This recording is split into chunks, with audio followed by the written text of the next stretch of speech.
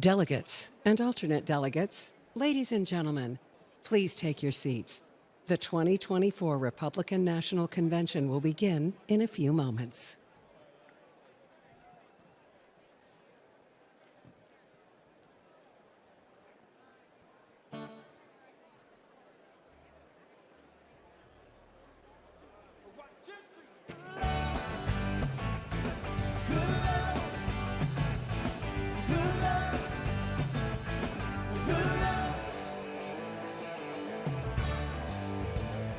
I was feeling so bad.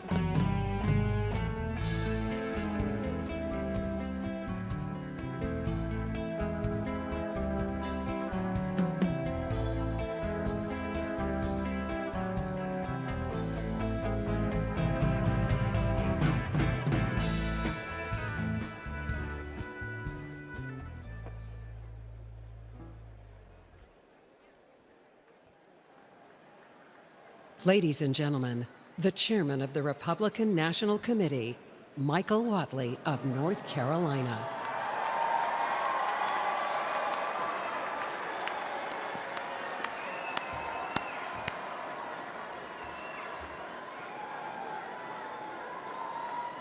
This convention will come to order.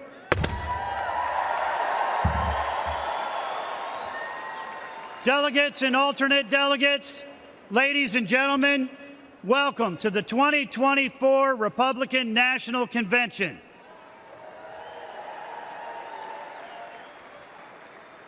Before we begin the official business of this convention, let us please take a moment of silence to reflect on the terrible events that took place in Butler, Pennsylvania, and to pray for the victims and their families.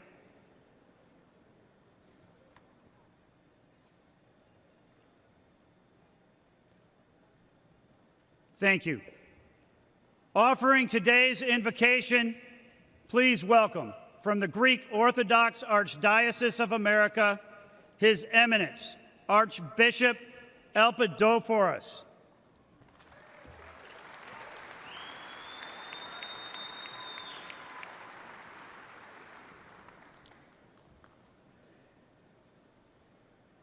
Let us pray to the Lord of all. Almighty and eternal God, in peace we come before you and implore your infinite goodness. Look upon this gathering of our nation's political leaders and grant them illumined hearts and minds to serve their fellow citizens through this Republican National Convention.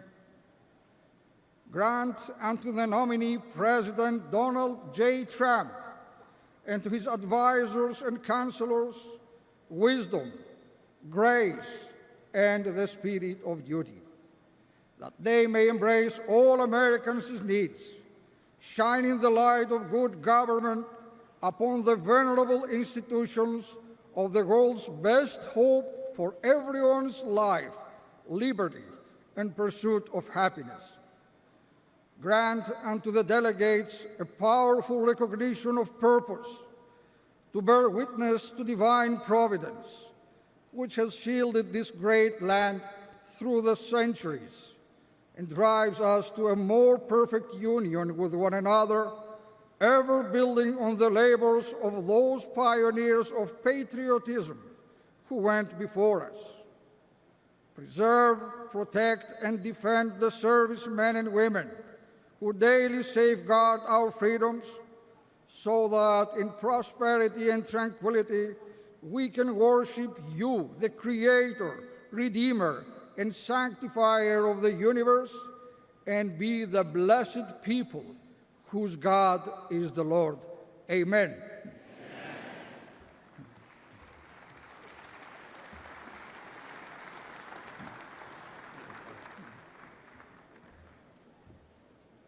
Would everyone please rise for the presentation of colors? The colors are presented by the Ozaukee County Sheriff Honor Guard. Let's give them a warm welcome.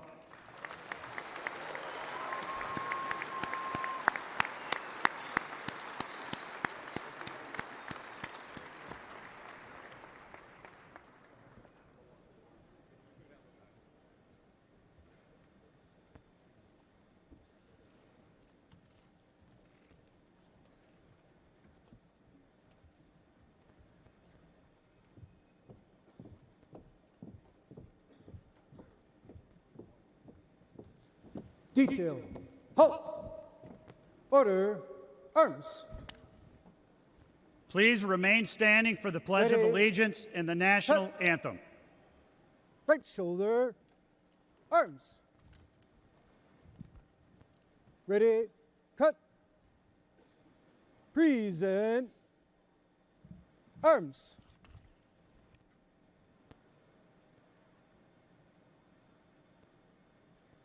It is my privilege to introduce Debbie Krolitis to lead us in the Pledge of Allegiance.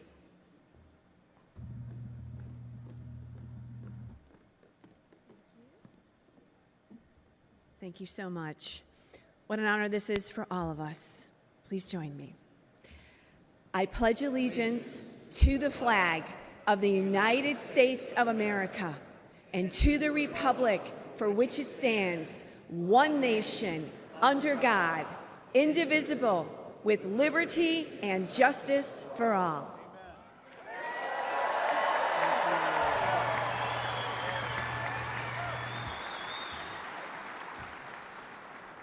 And now, to perform the national anthem, please welcome John Stanford.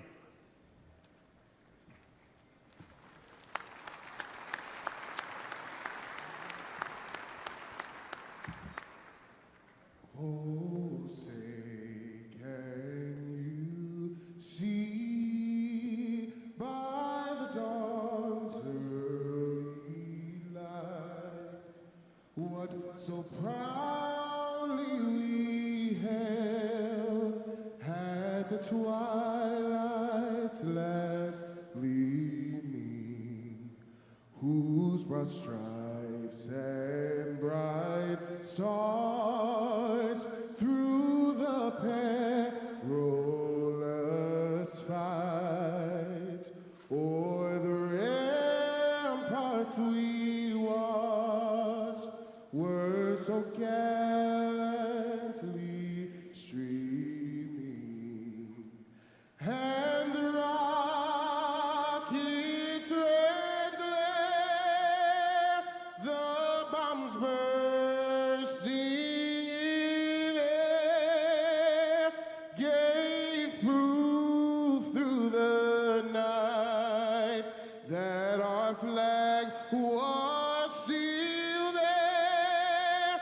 Oh, say does that star-spangled banner yet wave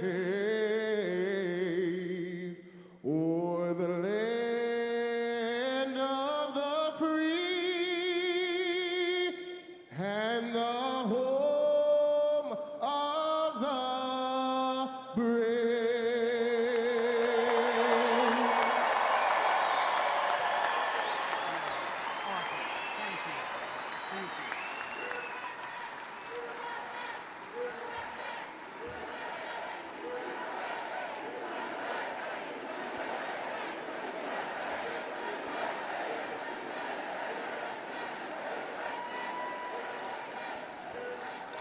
Please remain standing while the colors are retired. Arms.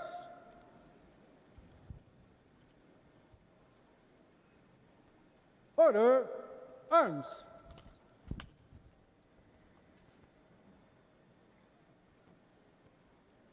Ready. Cut.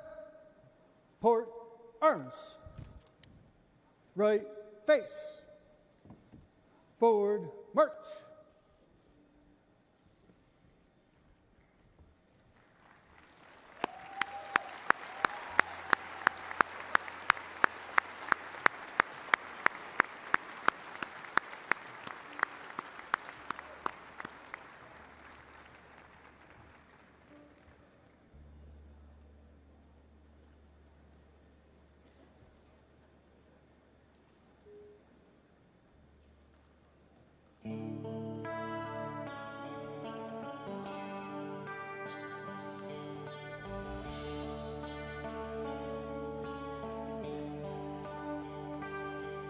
If tomorrow all the things were gone that I'd worked for all my life, I had to start again with just my children and my wife. I thank my lucky stars to be living here today, 'cause the flag still stands for freedom and they can't take that away. And I'm proud to be an American, where at least I know I'm free. And I won't forget the men who died, who gave that right to me. And I gladly stand up next to you and defend her still today, 'cause there ain't no doubt I love this land. God bless the USA.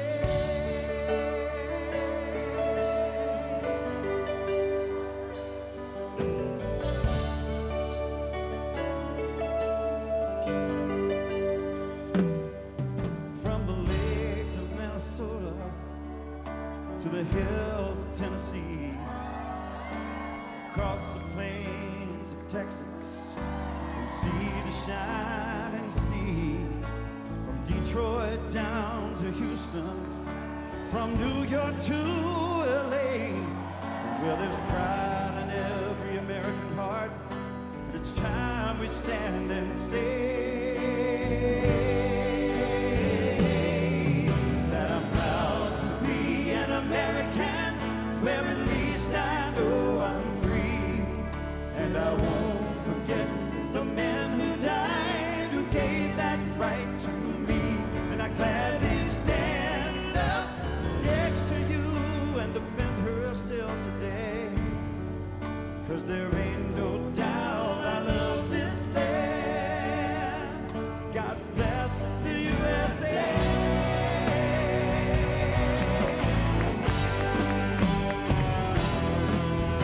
And I'm proud to be an American, where at least I know I'm free. And I won't forget the men who died, who gave that right to me. And I gladly stand up next to you and defend her still today. 'Cause there ain't no doubt I love this land. God bless the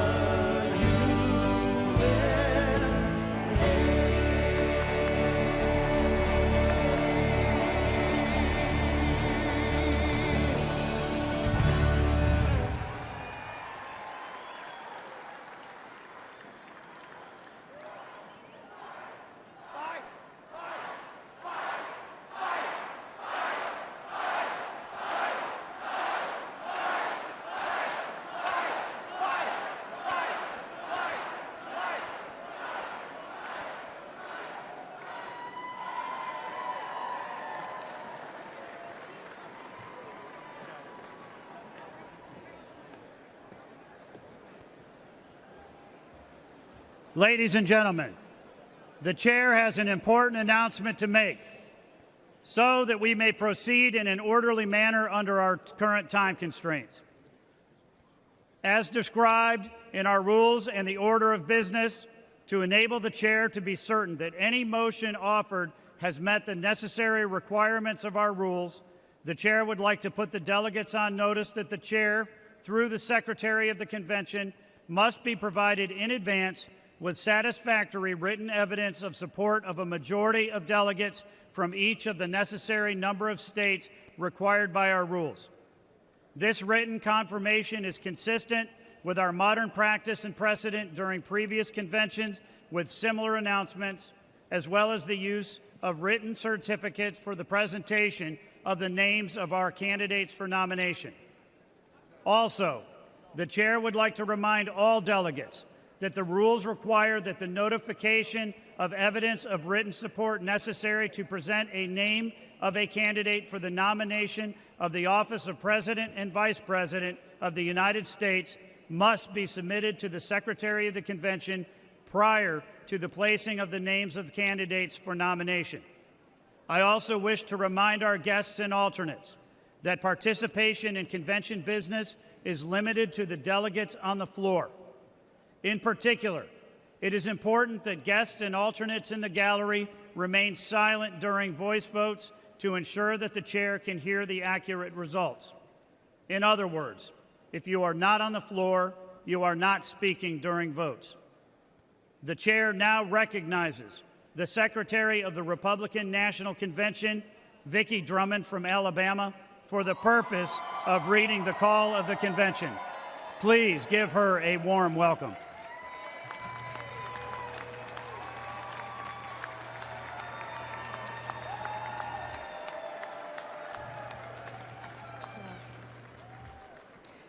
Thank you, Chairman Whiteley.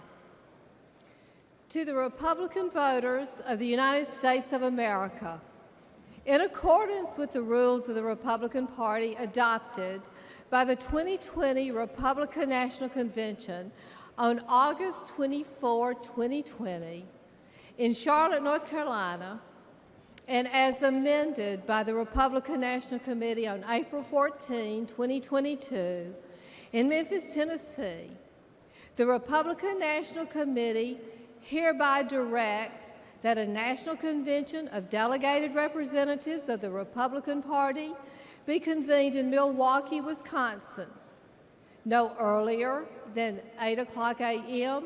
and no later than 9:00 p.m. Central Daylight Time on Monday, July 15, 2024, except in the case of an emergency as set forth herein, and to continue thereafter from day to day for as long as the purpose of nominating candidates for the President and Vice President to be voted for at the presidential election on Tuesday, November 5, 2024, and for transaction of other such business as may properly come before it.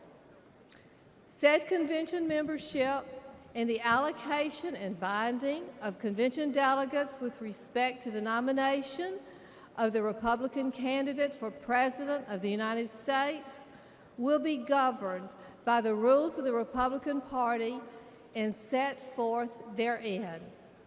Thank you.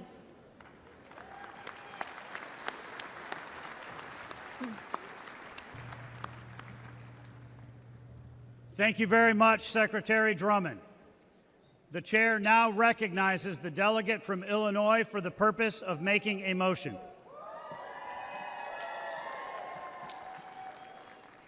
Mr. Chairman, I'm Mark Shaw from Illinois, and I move that further reading of the call be dispensed with, and that the Secretary be instructed to incorporate the call at this point in the convention proceedings with the same force and effect as though read in full.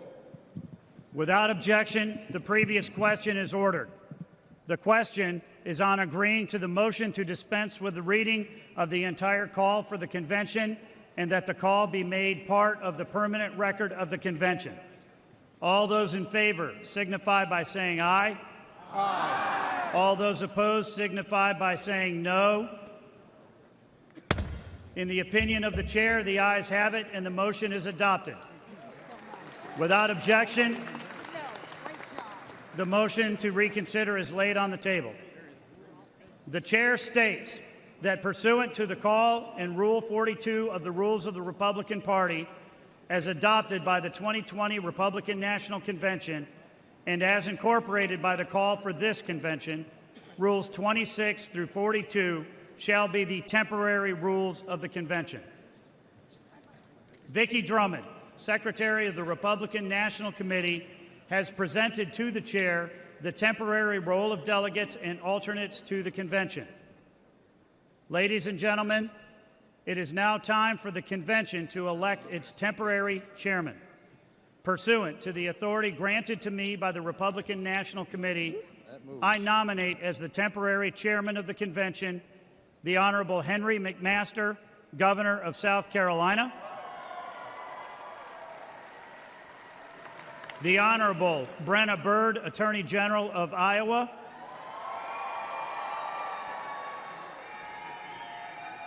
and the Honorable Mitch McConnell of Kentucky, Senate Republican Leader.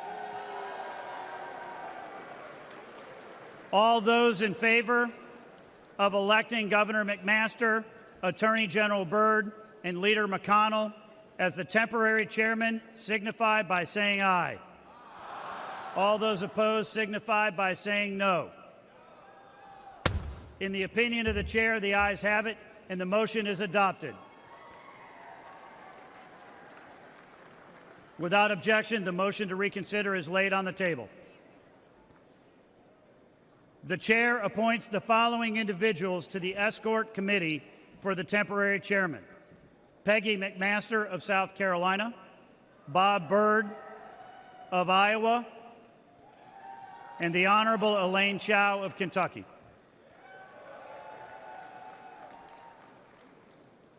The chair has been presented with the names of the temporary officers of the convention as prepared by the Republican National Committee. The chair now recognizes the delegate from Oklahoma for the purposes of offering a resolution. Mr. Chairman, I am Pam Pollard from Oklahoma, and I offer the following resolution for immediate consideration. Resolved that the officers presented and elected as temporary officers of the Republican National Convention. Mr. Chairman, I yield the balance of my time and move for the previous question of the resolution. Without objection, the previous question is ordered. The question is on the adoption of the resolution. All those in favor signify by saying aye. Aye. All those opposed signify by saying no. In the opinion of the chair, the ayes have it, and the resolution is adopted. Without objection, the motion to reconsider is laid on the table.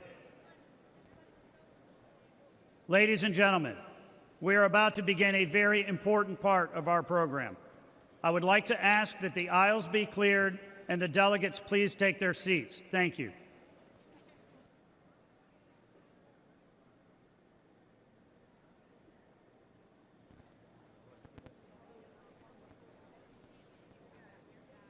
First, we will take up the report of the Committee on Credentials. And to do so, I am pleased to introduce Joe Gruters, delegate from Florida and chairman of the Committee on Credentials, to present the committee's report. Joining him is Jeannie Lucky, delegate from Mississippi and co-chair of the Committee on Credentials.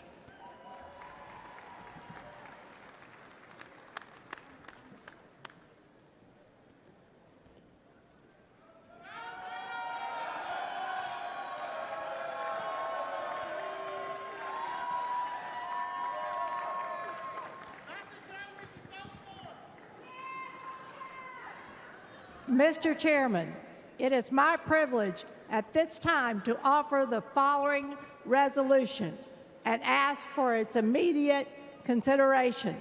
Resolved that the temporary role of delegates and alternate delegates as presented to the convention become the permanent role of the convention, and that the role be considered as read. Thank you, Mr. Chairman, and I am honored to yield my time to the chairman of the Committee on Credentials, Joe Gruters. Let's go, Team Florida.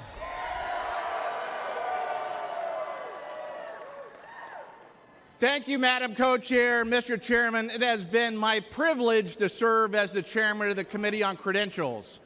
Alongside my co-chair, Jeannie Lucky, the Republican National Committee's contest meant to consider contests properly filed with the Secretary of the Republican National Committee.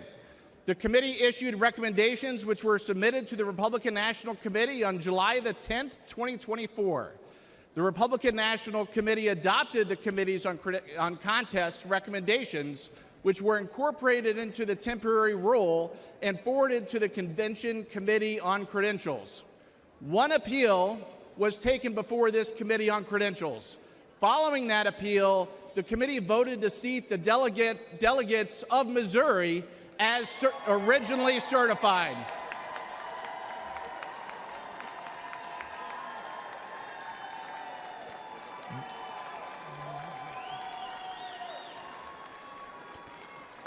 These changes were incorporated into the temporary rule.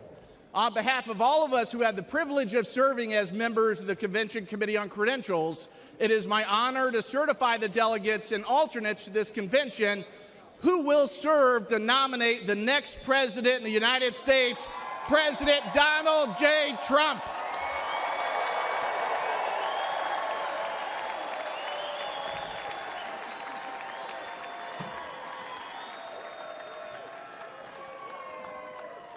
Mr. Chairman, I yield back the balance of my time and move the previous question on the resolution.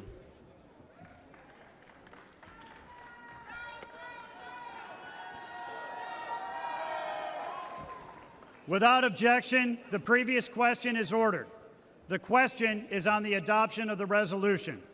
All those in favor signify by saying aye. All those opposed signify by saying no. In the opinion of the chair, the ayes have it, and the resolution is adopted. Without objection, the motion to reconsider is laid on the table. Congratulations to all of our delegates and alternates.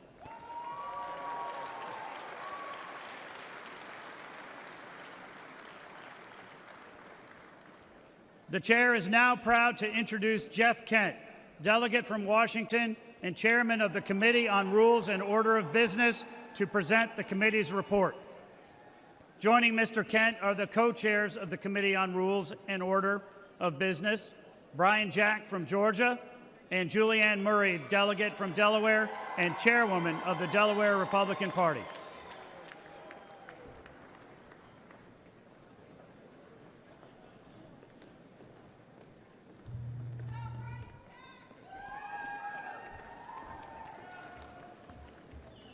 Mr. Chairman, fellow delegates, I offer the following resolution and ask for its immediate consideration.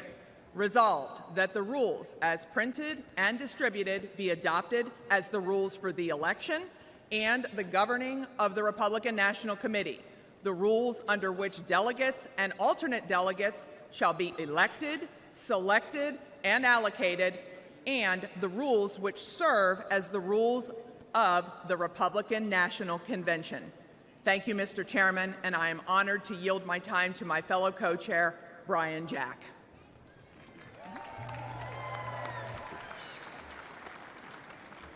Well, thank you, Co-Chair Murray. My name is Brian Jack. I'm from Fayette County, Georgia, and I've had the privilege of spending the last 8 years of my life working for the greatest president of our lifetime, President Donald J. Trump.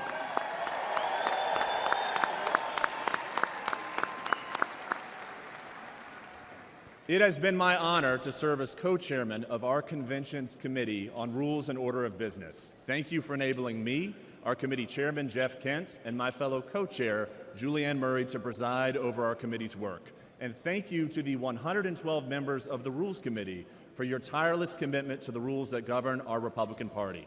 Each of you were first elected by your Republican Party constituents to serve as delegates to this convention, and then you were elected by your peers to spend an additional week in Milwaukee with us.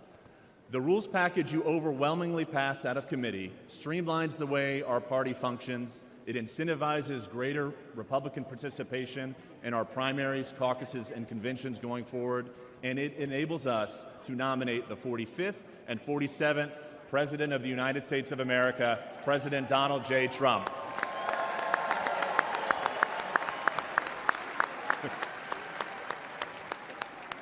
Congratulations on this committee's success, and I'm honored to yield my time to the chairman of the Committee on Rules and Order of Business, Jeff Kent. Thank you. Thank you, Mr. Co-Chair. Mr. Chairman and delegates of the convention, the report of the Committee on Rules and Order of Business has been printed and distributed to the delegates. These changes adopted by the Convention Committee on the Rules of Order and Business, and I am honored to have served as the chairman of this committee, and I am proud of the committee's work. Mr. Chairman, I yield back the balance of my time and move the previous question on the resolution.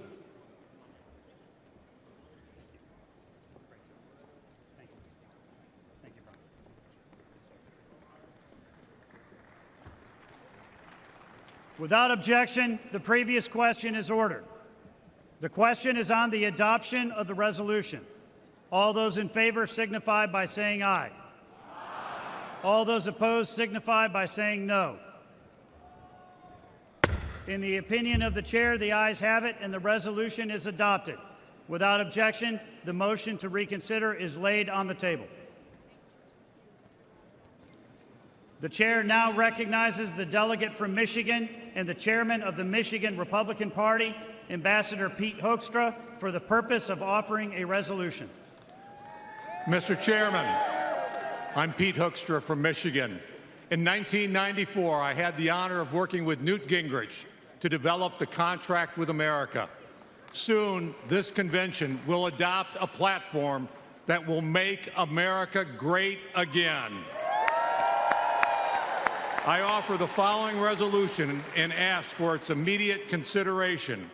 Resolved that the report of the Committee on the Platform be considered as adopted. Mr. Chairman, for purposes of explaining the report only, I am honored to yield to the committee chairman and co-chair, Senator Marsha Blackburn and Congressman Mike Waltz.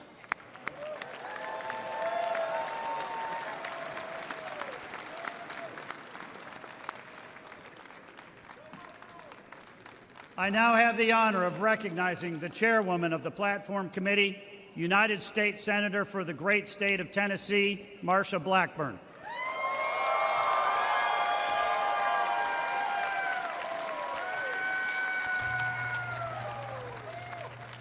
Delegates, I'm Marsha Blackburn from the great state of Tennessee.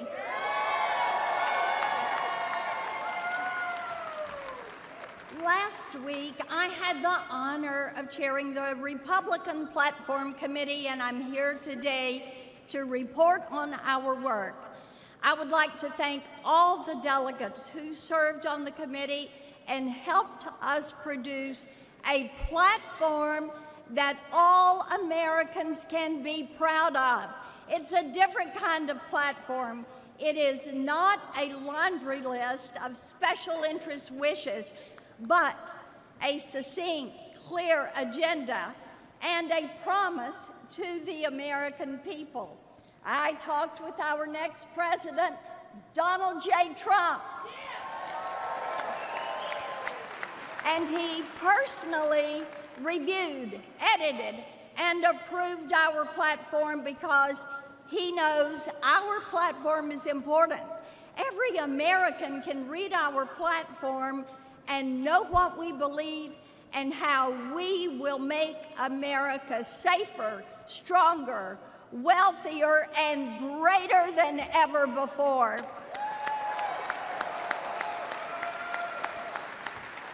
This platform is built on the values of our founders and great Republicans, from Lincoln and Reagan to Trump, who are committed to freedom, restrained government, and peace through strength. The platform contains 20 promises, including securing our border, getting inflation under control, restoring our energy dominance, defending our Constitution, protecting our Second Amendment rights, securing our country, restoring our military strength, and keeping boys out of girls' sports.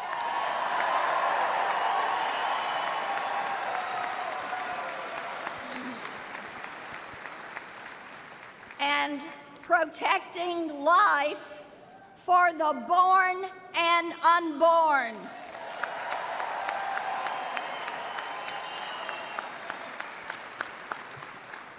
Our nation is in serious decline, taken there by the Biden-Harris policies that have put government first and the people last. The Democrats have forgotten who they serve. We are here this week to remind them and America that we Republicans serve the people and we will not forget them.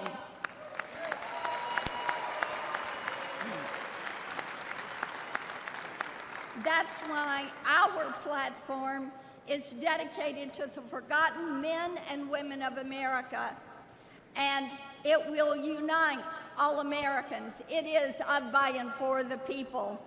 Our platform reflects the agenda of Donald Trump and the timeless values that have defined Republicans for generations. So let's unite and support our platform and our next president, Donald Trump.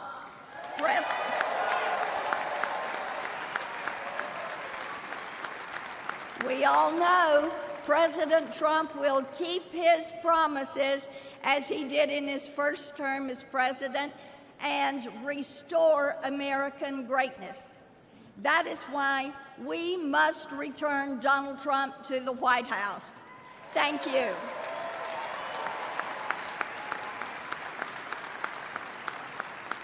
And now join me in welcoming the co-chair of the Platform Committee, the fantastic Congressman from Florida, Michael Waltz.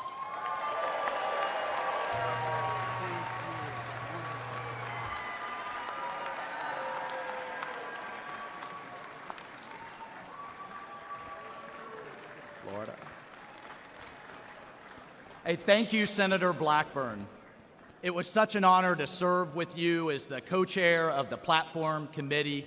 This platform is historic because it was written with one group of people in mind, the forgotten men and women of America, you. That means something to me. Many of you know, and I'm proud to say, I am the first Green Beret ever elected to Congress.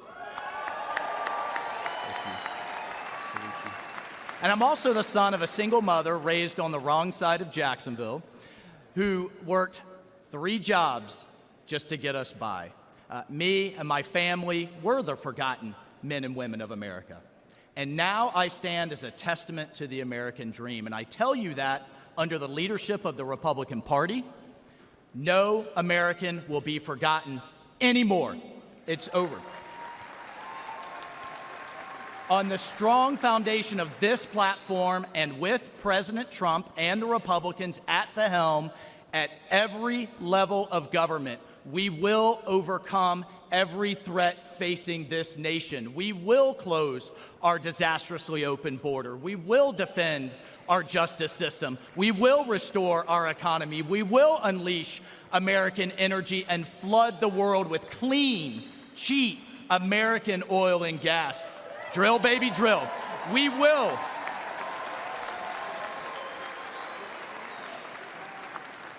And most of all, we will strengthen our depleted military and make it strong again. Folks, this platform, the leadership of President Trump, we will destroy inflation. We're going to send a cruise missile right into the heart of it, and we will bring back the American dream. Only in America can someone like me stand up on a stage like this. The Republican Party believes in the potential of every American, which is why this platform was personally approved by President Donald J. Trump. So I hope you will join me to support this platform, that we will propel our party and America to victory this November and get Donald J. Trump back in the White House. I thank you. And please join me in welcoming back our awesome RNC chairman, Mike Whatley.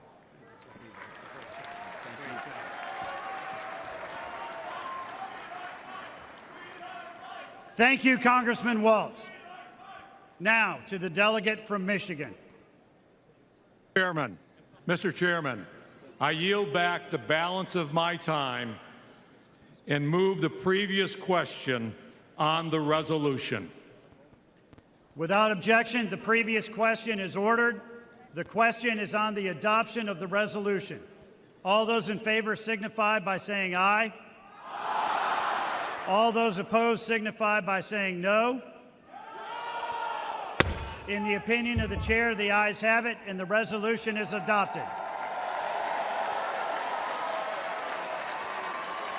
Without objection, the motion to reconsider is laid on the table. Now, it is my pleasure to introduce the chair and co-chair of the Committee on Permanent Organization. Please welcome Chairman J.L. Spray, National Committeeman from Nebraska, and co-chair Jessica Milan Patterson, Chairwoman of the California Republican Party. The chair will now recognize co-chair Patterson for the purpose of offering a resolution.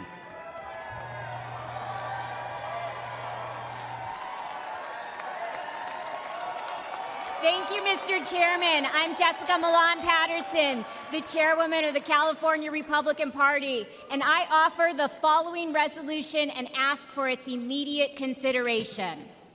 Resolved that the report of the Committee on Permanent Organization shall be considered as adopted.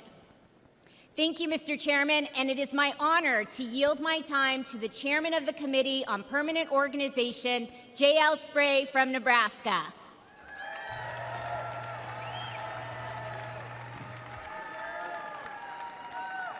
Thank you, Madam Co-Chair.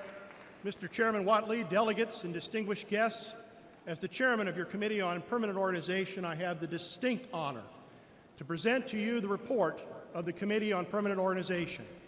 I'd like to begin by thanking the members of the Committee on Permanent Organization, the staff and volunteers. The committee met last week to recommend to the convention the slate of permanent officers for the 2024 Republican National Convention. The committee unanimously adopted the slate as its committee report. Delegates, you can find a copy of that list in the order of business placed at your seats. You will see that the committee unanimously recommends that the permanent chairman of the convention will be Speaker of the House of Representatives, Mike Johnson of Louisiana.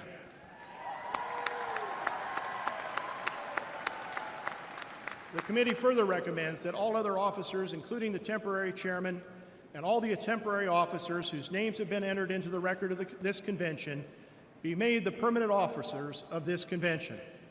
Mr. Chairman, I yield back the balance of my time and move the previous question on the resolution.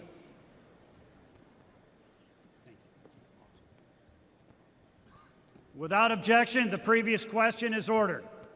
The question is on the adoption of the resolution. All those in favor signify by saying aye. Aye. All those opposed signify by saying no. In the opinion of the chair, the ayes have it, and the resolution is adopted. Without objection, the motion to reconsider is laid on the table. At this time, the chair would like to appoint Kelly Johnson from Louisiana to the Escort Committee for the permanent chairman. Thank you. Do I talk now? The chair now recognizes the delegate from Louisiana for the purpose of offering a resolution. Mr. Chairman, I'm Gina Gore from Louisiana, and I offer the following resolution and ask for its immediate consideration.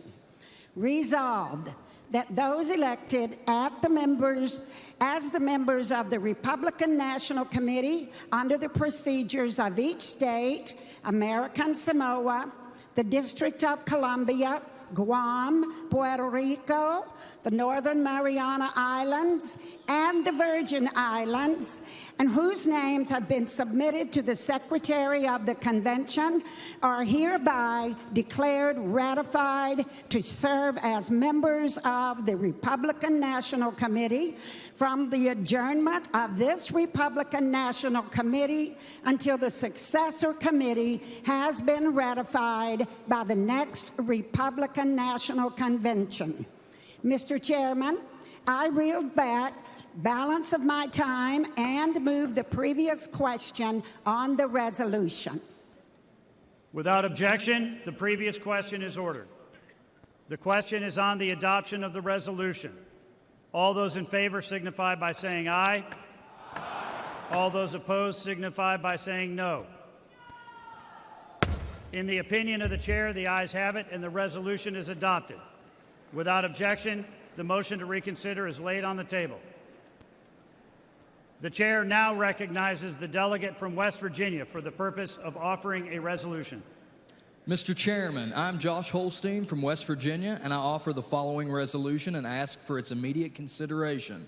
Resolved that the Secretary of the Convention is hereby directed to prepare and publish for the Convention a full and complete report of its official proceedings under the direction of the Republican National Committee, and is authorized to make all necessary clerical, grammatical corrections and to make technical and conforming amendments as necessary in reports, motions, and resolutions considered by the Convention to reflect its actions. Mr. Chairman, I yield back the balance of my time and move the previous question on the resolution. Without objection, the previous question is ordered. The question is on the adoption of the resolution. All those in favor signify by saying aye. Aye. All those opposed signify by saying no. In the opinion of the chair, the ayes have it, and the resolution is adopted. Without objection, the motion to reconsider is laid on the table. The chair now recognizes the delegate from West Virginia for the purpose of offering a resolution. Mr. Chairman, Without objection, the previous question is ordered. The question is on the adoption of the resolution. All those in favor signify by saying aye. All those opposed signify by saying no. In the opinion of the chair, the ayes have it, and the resolution is adopted. Without objection, the motion to reconsider is laid on the table.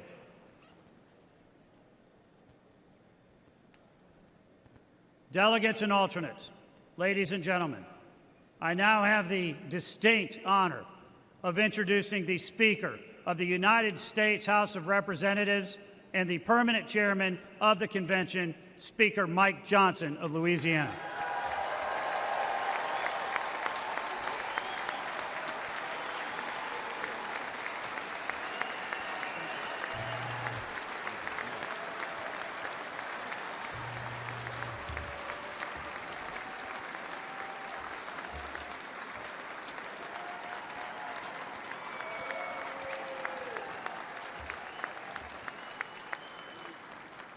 Good afternoon, everybody. It's such an honor to be here.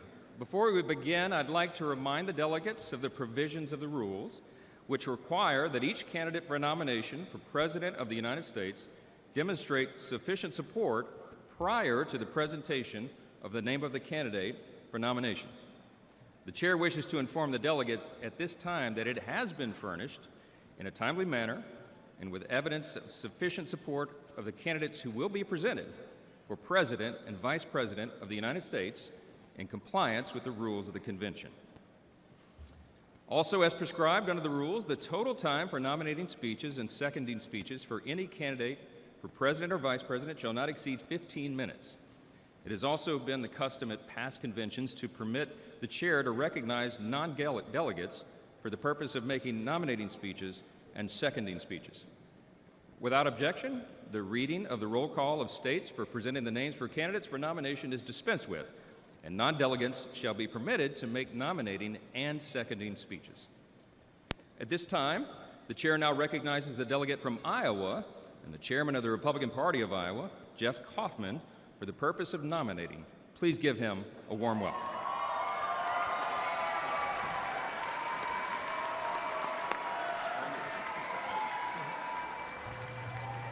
Good afternoon. I'm Jeff Kaufman, and I'm humbled and honored to stand before all of you this afternoon. As you've just heard, I come from Iowa, home of the First in the Nation caucus, where our party's nomination process begins. Our caucus is a part of a lengthy democratic process, in which everyday Americans listen to the candidates, consider what they have to say, and then make a profoundly important choice on who should lead the nation that we love. Earlier this year, Iowa Republicans overwhelmingly voted for Donald Trump.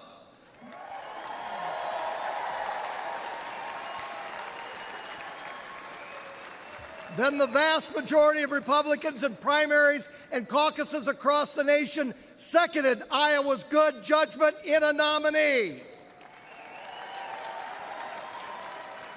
Today is the final step before Election Day in this venerable and time-honored process. As we all gather here in Milwaukee, it's important for us to remember that this is a grassroots party. It's a party of the people, not a party of the bosses. Donald Trump has earned the trust of the people. He has listened to them, and Donald Trump has kept his word. Over the next 4 days, we will hear about the many failures of the Biden-Harris administration. The sustained criticism does not proceed from a mean or narrow partisanship, but from the broad and sincere concern for the well-being and safety of our fellow Americans. It's part of our service to our country. More importantly, we will also hear about Donald Trump's broad and inspiring vision for our country. This is not a program just for Republicans, but one for all Americans. It reflects the value of America. It's a program that acknowledges that our nation has seen better days, and we can and we will blaze a brighter future. We love America, and we want to restore her security, her prosperity, and her excellence. I invite all of you to join me in supporting President Donald Trump in this great endeavor. This is an endeavor. This is an endeavor that's going to make America wealthy again. This is an endeavor to make America safe again. This is an endeavor to make America strong again. And say it with me, fellow Republicans, this is an endeavor to make America great again.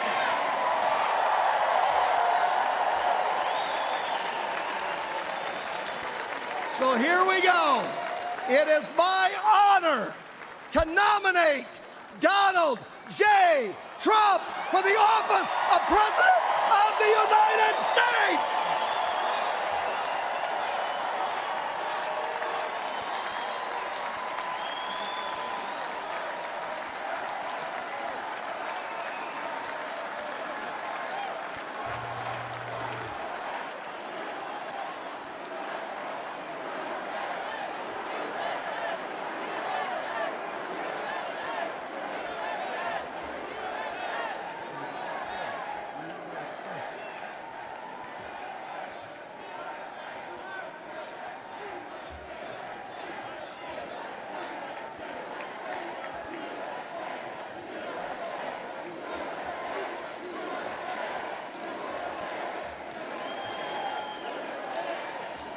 Amen to that. Amen to that.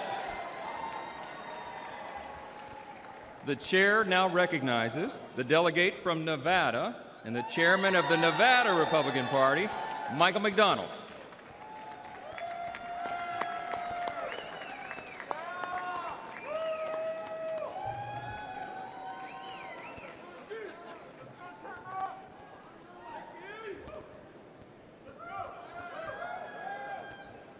Good afternoon. I'm Chairman Michael J. McDonald from the state of Nevada.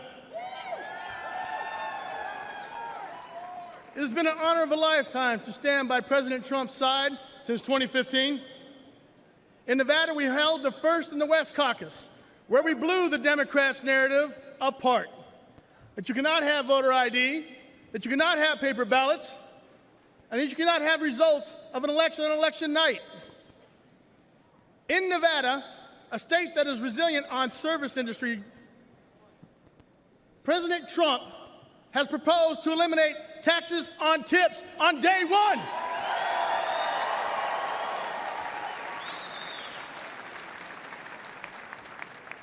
Unlike the Biden-Harris administration and the Democrats that increased taxes on tips,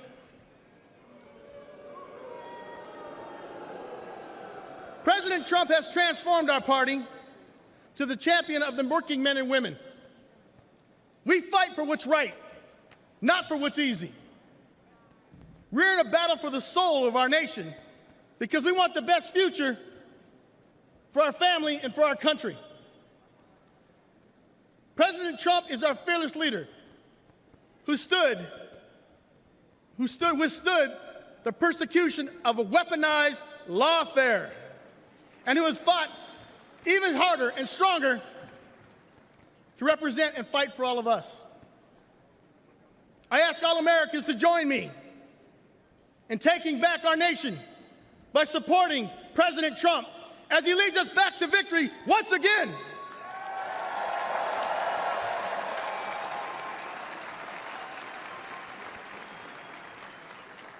It is my honor to second the nomination of Donald J. Trump for the office of the President of the United States of America.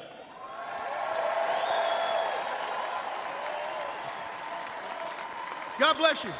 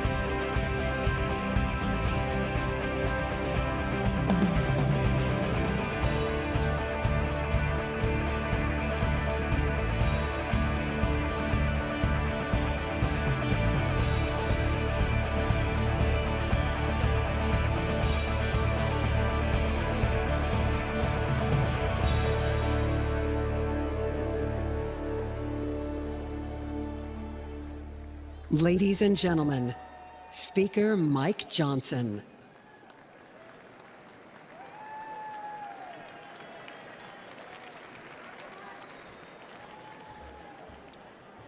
We will now proceed with the roll call of the states. As required by Rule 37 of the Convention rules, during the roll call, the states will be called in the order determined by the Secretary of the Convention. During the roll call, the chairs of each respective delegation or their designee will announce the vote of each state. During the roll call of the states, the Secretary will announce each state and that state's total number of available votes. Additionally, the Chair would like to remind all delegates that the Secretary will record delegates' votes in accordance with their obligations under Rule 16 of the Rules of the Republican Party, state law, or state party rules, regardless of the delegation's announcement. The official results from each state are those announced by the Secretary. Lastly, just one reminder. We want to remind all our delegates, our alternates, and guests that maintaining order during the roll call is extremely important. If the convention is not in order, it's difficult for the Secretary or presiding officer to hear the vote announcement. Now, without objection, the complete list of votes recorded for President shall be considered as announced. To conduct the roll call of the states, I'm pleased to announce and introduce at this time our distinguished Secretary of the Convention, Vicki Drummond.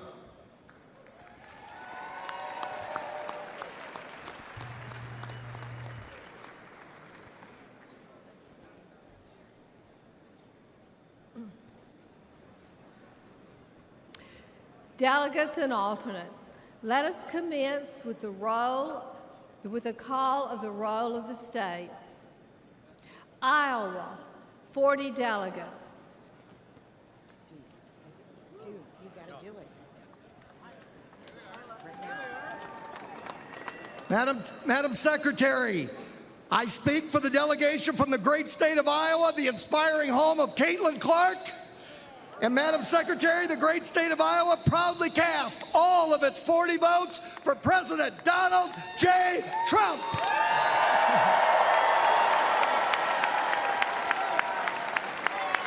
Pursuant to the announcement of the delegation and the rules and procedures of this convention, Iowa, 40 votes, President Trump.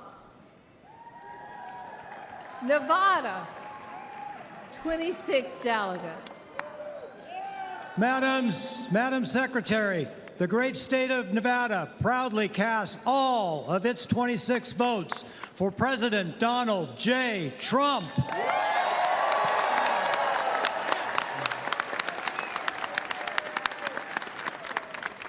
Pursuant to the announcement of the delegation and the rules and procedures of this convention, Nevada, 26 votes, President Trump.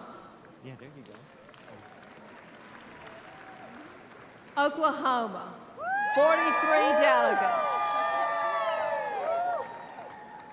Madam Secretary, I'm Nathan Dahm, Republican Party Chairman of the great state of Oklahoma, the crossroads of our country, and the first state to have a President Donald J. Trump highway, and the only state to have all 77 counties vote for President Trump 2 elections in a row, with a 3rd time coming up this November. Yeah! The state of Oklahoma proudly cast all of its 43 votes for President Donald J. Trump.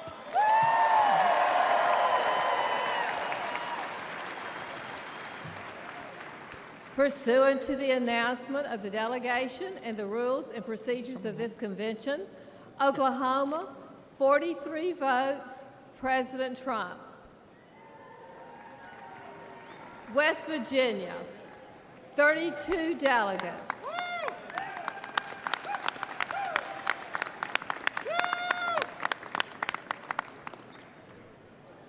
Madam Chairman, on behalf of the West Virginia delegation, my name is Patrick Morrissey, and I am very proud to cast all 32 votes for the Mountaineers, where we're always free, and to cast those 32 votes for our former and future president, Donald J. Trump.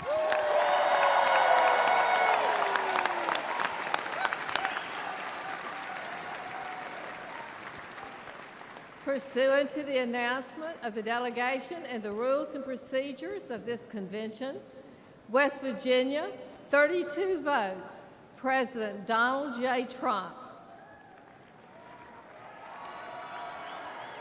New Hampshire, 22 delegates. Madam Secretary, my name is Corey Lewandowski, and I served as President Trump's campaign manager in 2016 for that historic victory. I stand before you today on behalf of the great state of New Hampshire, the Granite State, the first in the nation primary state, the state that delivered President Trump's first election victory way back in February of 2016. New Hampshire proudly casts all 22 votes for my good friend, the 45th and soon-to-be 47th President of the United States, Donald John Trump!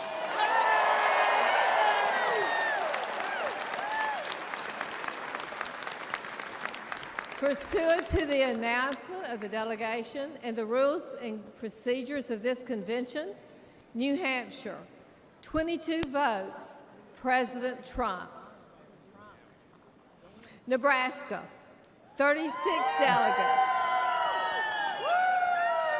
Madam Secretary, my name is Eric Underwood. I'm the chairman. I present the great state of Nebraska. The good life is our motto, where agriculture, beef and corn is the lifeblood of our economy, where our medical field and university are amongst the top in the nation. But it is our people that embody a Nebraska nice, modest lifestyle. Now to announce our delegate allocation, our delegation co-chair, John Tucker. Madam Secretary, the great state of Nebraska proudly casts all of its 36 votes for President Trump.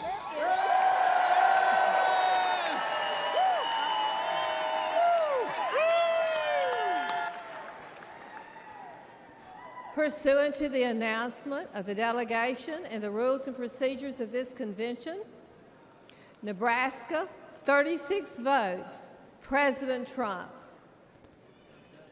California.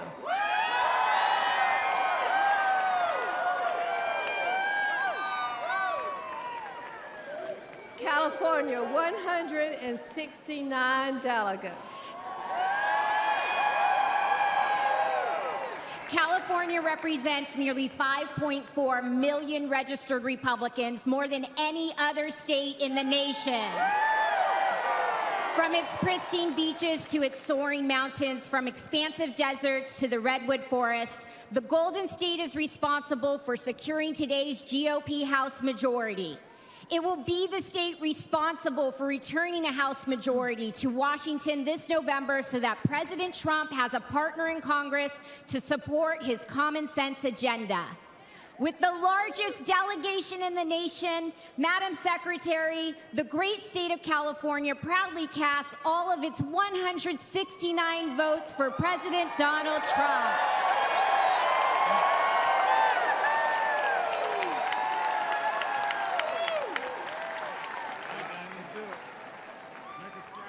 Pursuant to the announcement of the delegation and the rules and procedures of this convention, California, 169 votes, President Trump.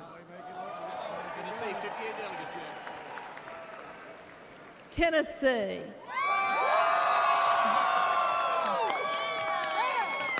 Tennessee, 58 delegates. Thank you, Madam Secretary. My name is Jack Johnson. I have the honor of serving as the Republican Majority Leader in the Tennessee State Senate. On behalf of our delegation chairman, the Honorable Bill Lee, the 50th Governor of the great state of Tennessee, I am happy to report that from the mighty Mississippi, Graceland and Bill Street, to the Grand Ole Opry, to the Great Smoky Mountains, Rocky Top and Dollywood, to Rock City and Lookout Mountain and Bristol Motor Speedway and all points in between, we proudly cast all 58 of our votes for the next President of the United States, Donald J. Trump.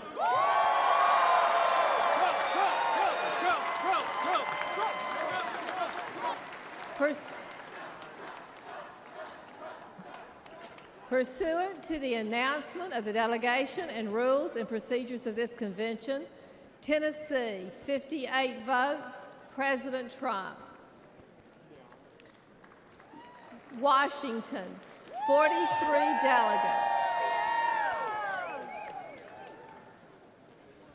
Madam Secretary, Washington State, the evergreen state, where the people support law enforcement by allowing them to pursue criminals, where the people support families and children by putting into law a Parents' Bill of Rights, where the people reform taxes so that families and young people and small businesses can thrive. Washington State casts all of its 43 votes for the next president, the past president, Donald J. Trump.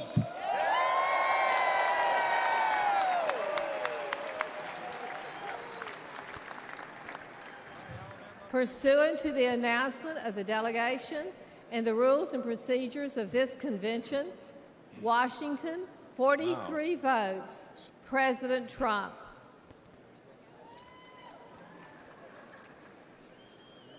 Alabama, 50 delegates. Madam Chair, I'm Coach Senator Tommy Tuberville and proud to represent the great state of Alabama, one of the most pro-military and pro-veteran states in the country. Huntsville, Alabama has sent somebody to the moon for the United States in the past. We will do it again in the very near future.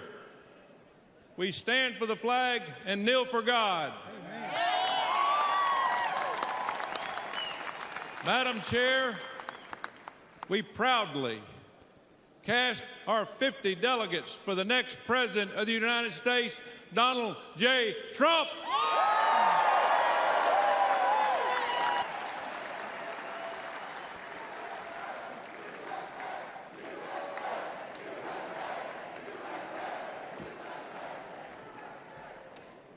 Pursuant to the announcement of the delegation and the rules and procedures of this convention, Alabama, 50 votes, President Trump. Massachusetts, 40 delegates.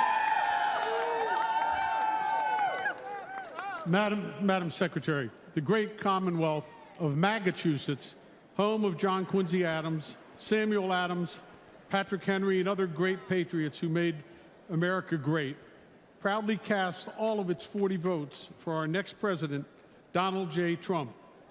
So together, we can work to make America great again.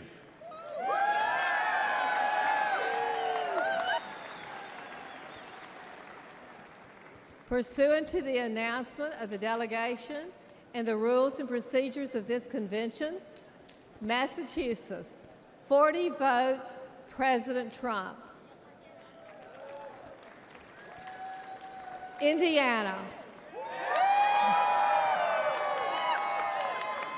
Madam Chair, I'm Jim 58 Banks. delegates. Madam Chair, I'm Jim Banks from the great state of Indiana. In Indiana, we believe in the American dream. We love America, and we love Donald J. Trump. As the son of a factory worker born in a trailer park, a veteran of the United States Navy, it's the honor of my life, on behalf of my great state, the Hoosier State, to cast all 58 votes for the greatest president of my lifetime and my friend, Donald Trump. Thank you.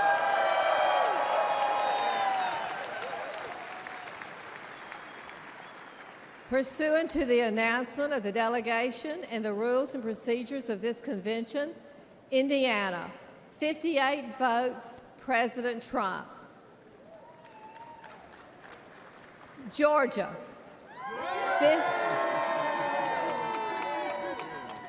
59 delegates. Madam Secretary, I'm Josh McCoon, Chairman of the Georgia Republican Party. Georgia, the Empire State of the South. Georgia, the #1 state to do business in the United States of America. On November 5th, the Peach State will send 16 electoral votes for the once and future President of the United States, Donald J. Trump. And today, we proudly cast all 59 votes for President Donald J. Trump.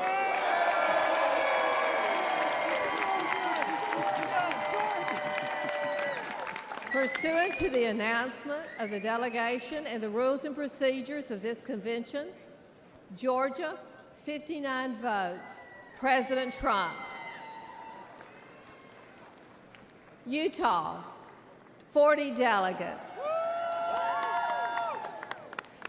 Madam Secretary, my name is Mike Lee. I'm a U.S. Senator representing Utah.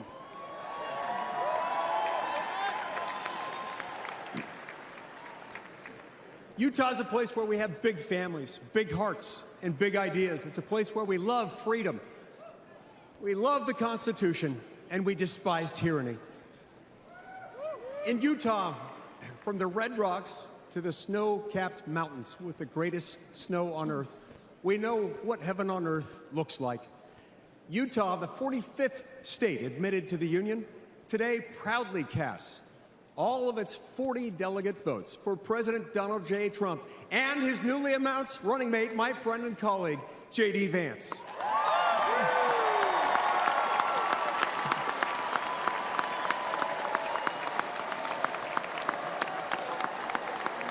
Well done.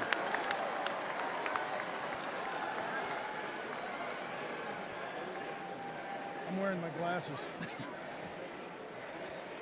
that okay? Thank you.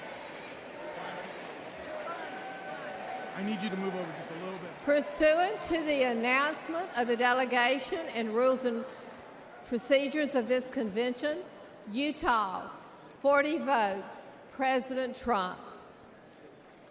Maryland, 37 delegates. Madam Secretary, my name is David Bossie.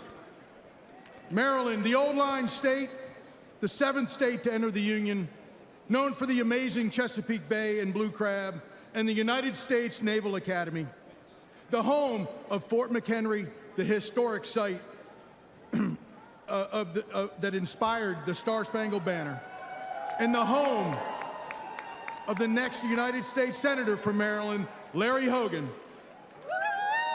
Maryland, proudly casts our 37 votes for my friend, the 45th and 47th President of the United States, Donald John Trump.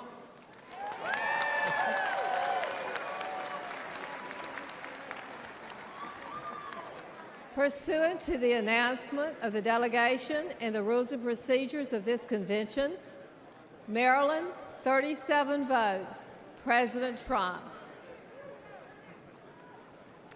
Texas.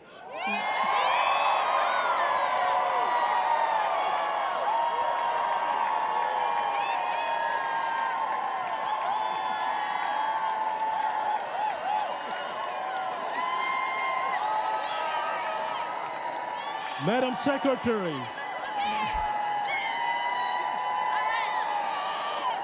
I'm Abraham George, Chairman of the Republican Party of Texas. Not only Texas is the economic powerhouse of America, where we back our police officers, back our oil and gas workers, and back our men and women in uniform. Not only Texas create more private jobs every month than Joe Biden could ever dream when he's sleeping at 8 o'clock.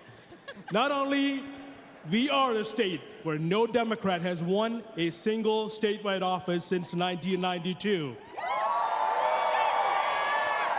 Behalf of our great Governor Greg Abbott, our Lieutenant Governor Dan Patrick, and our Attorney General Ken Paxton, and the Republican Party of Texas, and our entire delegation, we cast all 161 of our delegates for the 45th and the 47th President, Donald J. Trump. Thank you, and God bless you, and God bless Texas.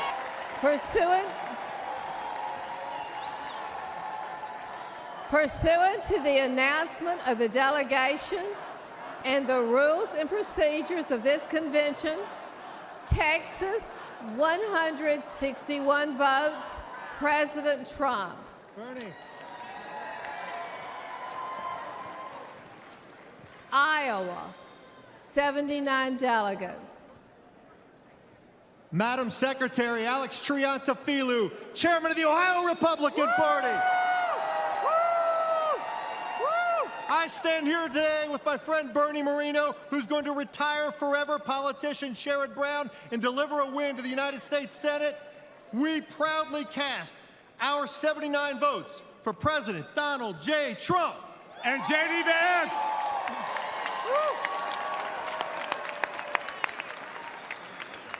Pursuant to the announcement of the delegation and the rules and procedures of this convention, Iowa, 79 votes, President Trump.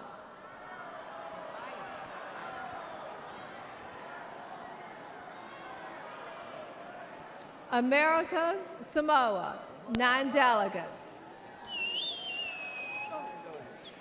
Talofa teleman mato tunu pele America Samoa, where our motto is God is first. Therefore, Madam Secretary, American Samoa proudly and with all our hearts cast our vote in favor of our next president, Donald J. Trump. American Samoa! Talumai! Talumai! Hey! Hey! Hey! Pursuant to the announcement of the delegation and the rules and procedures of this convention, America, Samoa, 9 votes, President Trump. Wisconsin, 41 delegates.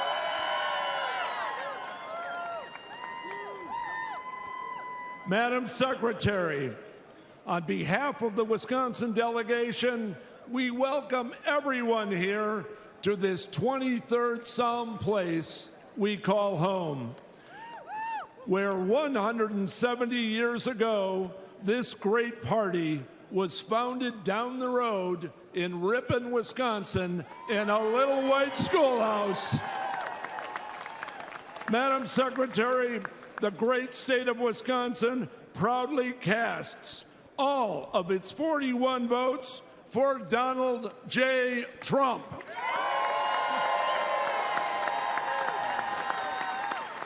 Pursuant to the announcement of the delegation and rules and procedures of this convention, Wisconsin, 41 votes, President Trump. New York, 91 votes.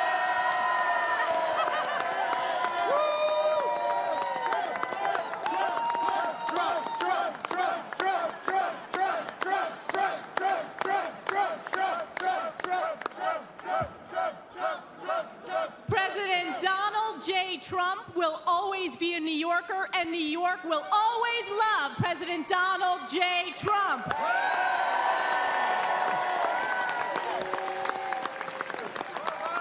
We believe that President Donald J. Trump will be the first Republican in a generation who will win New York State. It is my honor, as representative for New York's 21st Congressional District, House Republican Conference Chair, on behalf of the 91 New York delegates to the Republican National Convention, we proudly cast all 91 votes for President Donald J. Trump.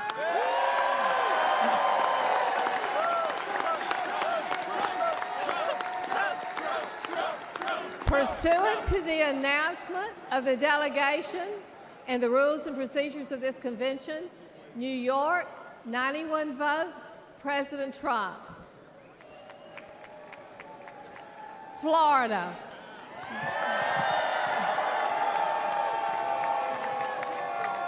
Florida, 125 delegates. Madam Secretary and everybody in this great city,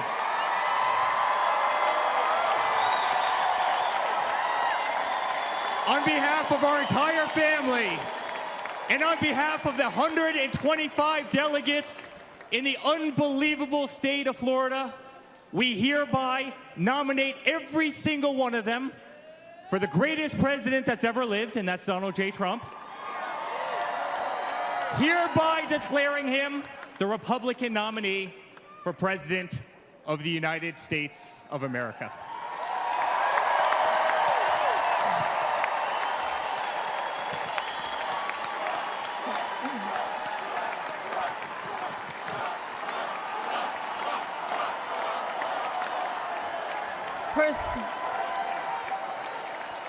Pursuant to the announcement of the delegation and the rules and procedures of this convention, Florida, 125 votes, President Trump.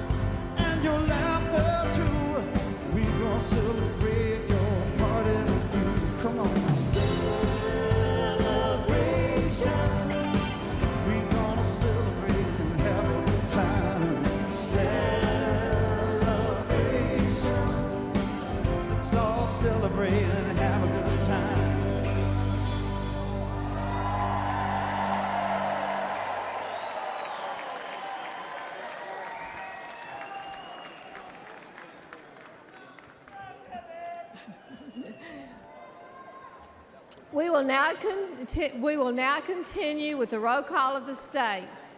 Puerto Rico, 23 delegates. Madam Chairman, I'm Angel Cintrón, State Chairman for the Republican Party of Puerto Rico, the great 51st Republican State of the Union, Puerto Rico, the shining star of the Caribbean, brothers and sisters of Florida, Texas, California, New York, and all the state. Proudly cast all of our 23 votes for our next President of the United States, Donald J. Trump.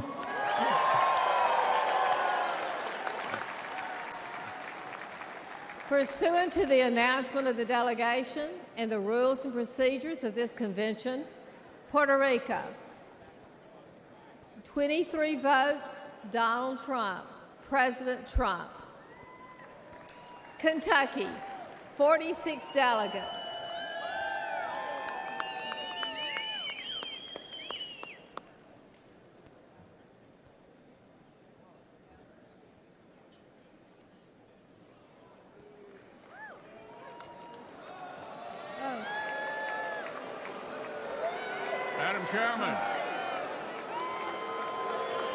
Madam Chairman, the Commonwealth of Kentucky proudly cast 46 votes for the next President, Donald J. Trump.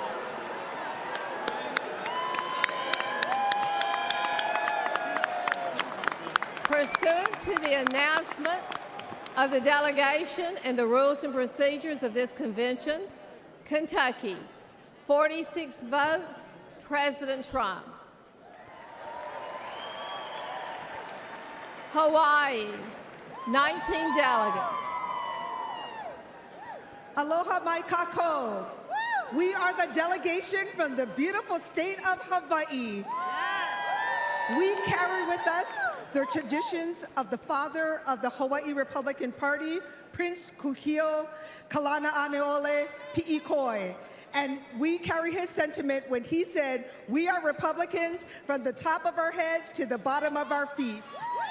Madam Secretary, the great state of Hawaii pledges all 19 votes for the future President of the United States, Donald J. Trump.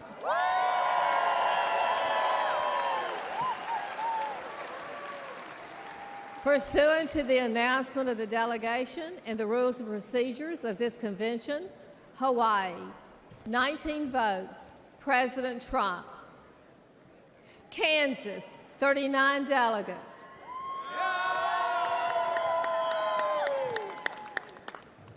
I am Mike Brown, chairman of the Republican Party of Kansas, the heartland of America and the breadbasket of the world.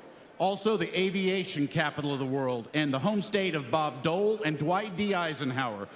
Madam Chair, the great state of Kansas proudly casts all 39 of its votes for the man, Donald J. Trump.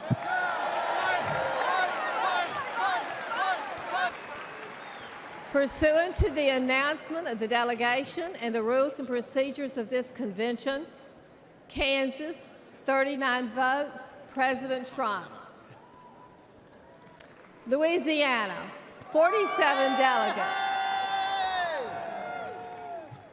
Madam Secretary, I am Eric Skermetta, Public Service Commissioner for the state of Louisiana and Delegation Chairman.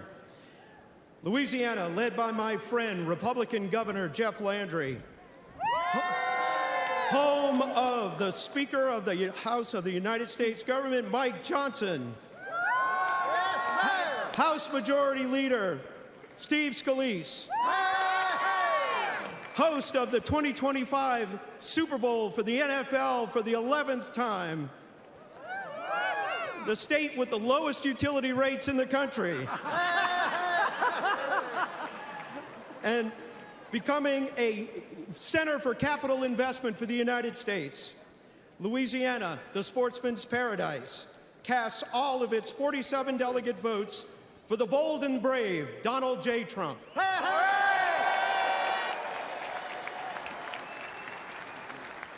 Pursuant to the announcement of the delegation and the rules and procedures of this convention, Louisiana, 47 votes, President Trump. Delaware, 16 delegates. Madam Secretary, my name is Julianne Murray, and I am the proud state chairman of the Delaware Republican Party. Delaware is a small and mighty state, but we are the first state. We are so proud of our nominee, and we are going to fight to deliver Delaware to Donald J. Trump. Madam Secretary, the great state of Delaware proudly casts all of its 16 votes for President Donald J. Trump.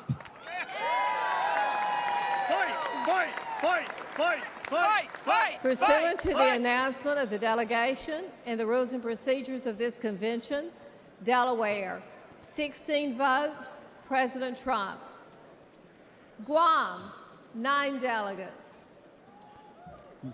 Madam Chairman, half a day, I'm Felix Camacho, former governor of Guam.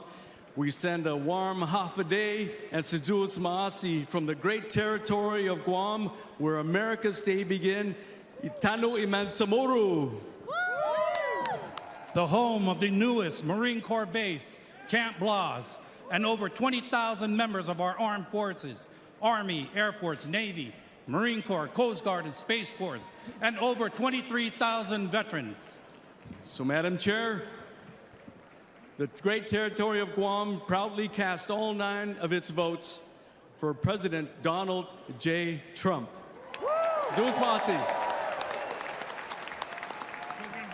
Pursuant to the announcement of the delegation and the rules and procedures of this convention, Guam, 9 votes, President Trump.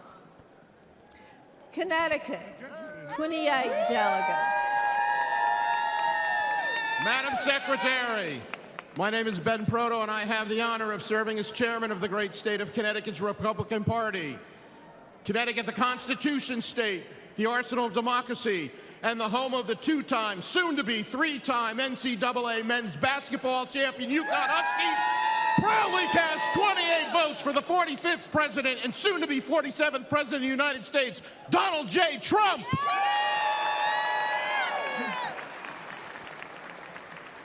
Pursuant to the announcement of the delegation and the rules and procedures of this convention, Connecticut, 28 votes, President Trump. Alaska, 29 delegates. The great state of Alaska pledges all of its 29 delegate votes to Donald J. Trump. The state of Alaska, the largest state in the nation, 2.5 times the size of our fellow state, Texas. The furthest northern state, western state, and eastern state, the largest bears in the country, largest moose, biggest military, more retired veterans per capita. Once again, we pledge all of our votes, 29 delegates, to Donald Trump, the next president of the United States of America.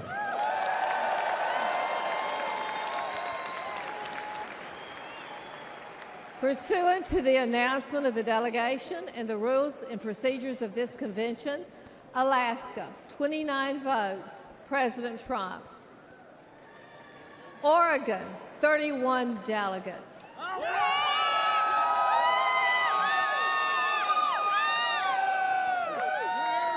Madam Secretary, I'm Tracy Hunnell, National Committee Woman for Oregon, home of Congresswoman Lori Chavez DeRemer and Congressman Cliff Benz, home of the Beavers. Oregon is also home of the deepest lake in the country and the deepest canyon in the country. We have the third most climbed mountain in the world, and we're the wind sailing capital of the world. Oregon is an outdoor lover's paradise with every geographical terrain on the planet within our border. Madam Secretary, the great state of Oregon proudly casts our 31 votes for President Donald J. Trump. Yeah.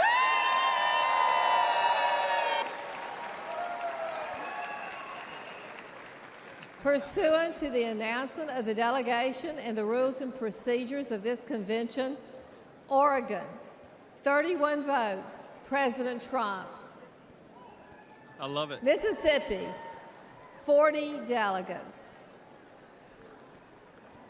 Thank you, Madam Secretary. Governor Tate Reeves, on behalf of the great state of Mississippi, the hospitality state, the birthplace of America's music, home to B.B. King, Elvis, Faulkner, and the best catfish in the entire world, where our food is fried and our tea is sweet, where breaking economic development and employment records daily is as common as college baseball national championship teams. Woo!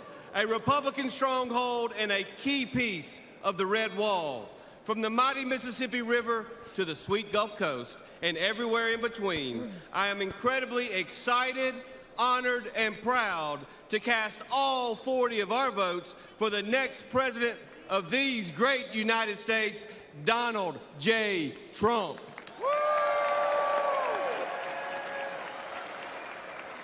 Pursuant to the announcement of the delegation and the rules and procedures of this convention, Mississippi, 40 votes, President Trump.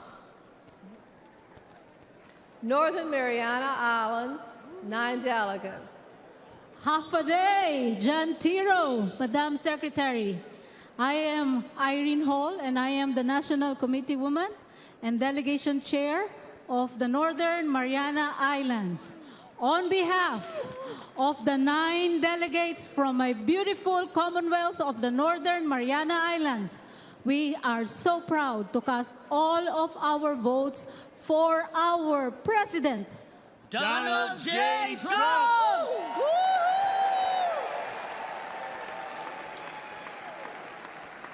Pursuant to the announcement of the delegation and the rules and procedures of this convention, Northern Mariana Islands, 9 votes, President Trump.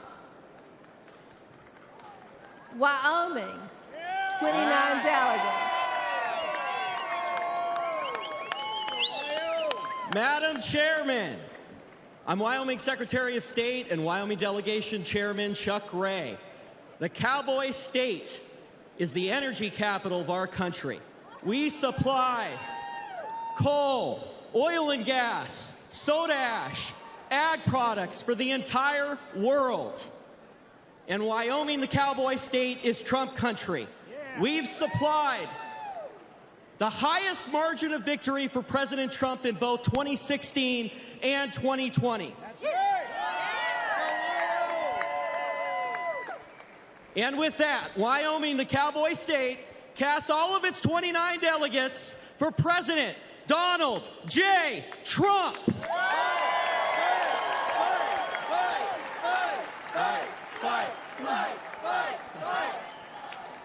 Pursuant to the announcement of the delegation and the rules and procedures of this convention, Wyoming, 29 votes, President Trump. Maine, 20 delegates.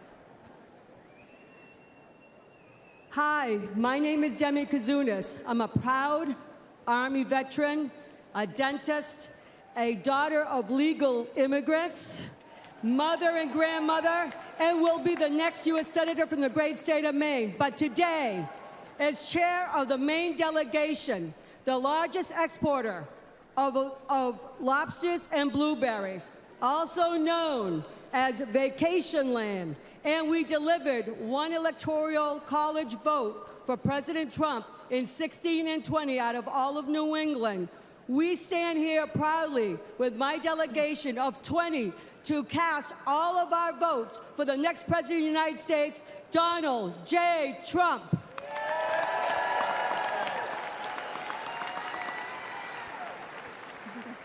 Pursuant to the announcement of the delegation and the rules and procedures of this convention, Maine, 20 votes, President Trump.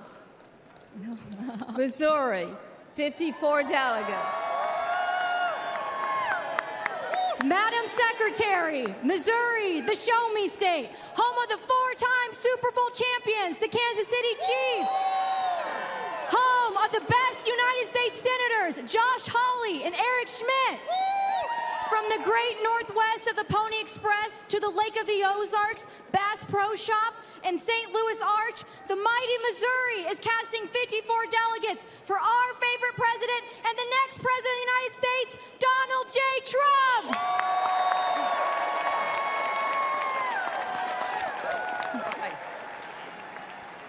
Pursuant to the announcement of the delegation and the rules and procedures of this convention, Missouri, 54 votes, President Trump. Idaho, 32 delegates.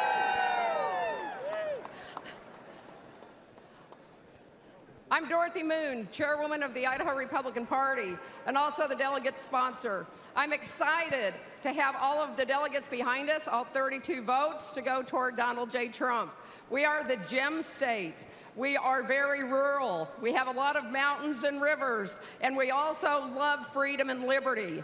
And we love a fighter, and Donald Trump is a proven fighter, and we want him to be our next president with our 32 delegates. We need to be with him. Fight, fight, fight, fight, fight, fight, fight, fight, fight, fight, fight, fight, fight. Pursuant to the announcement of the delegation and the rules and procedures of this convention, Idaho, 32 votes, President Trump. All right. Hey, we're up. Illinois, 64 delegates.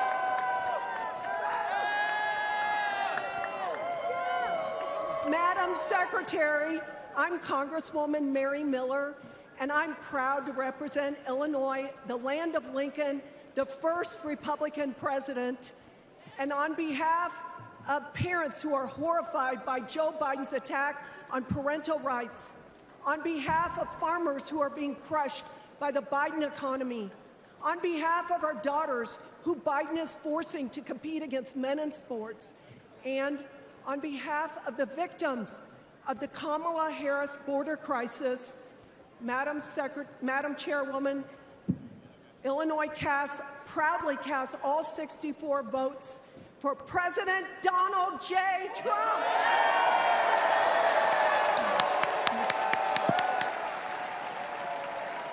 Pursuant to the announcement of the delegation and the rules and procedures of this convention, Illinois, 64 votes, President Trump. North Dakota, 29 delegates. Madam Secretary, I'm North Dakota State Auditor Josh Gallion and chair of our delegation. I'm a United States Air Force veteran. I'm here with our chairwoman, Sandy Sanford, and the rest of our delegation. North Dakota, we love our farmers. We love our energy producers. We back the blue. We are very appreciative of our military installations, Minot Air Force Base and Grand Forks Air Force Base. We feed the world. We fuel the world. We defend the world. The great state of North Dakota proudly casts all of its 29 votes for President Donald J. Trump.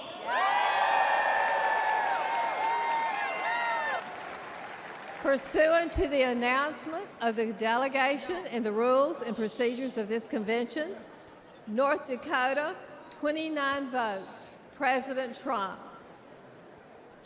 Arizona, 43 delegates. Arizona needs to secure its southern border to prevent the atrocities that are happening and fix its broken election system.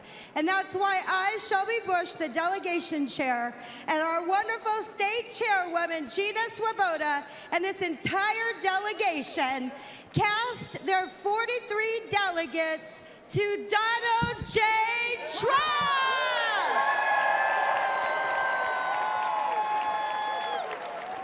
Pursuant to the announcement of the delegation and rules and procedures of this convention, Arizona, 43 votes, President Trump. New Jersey, 12 delegates.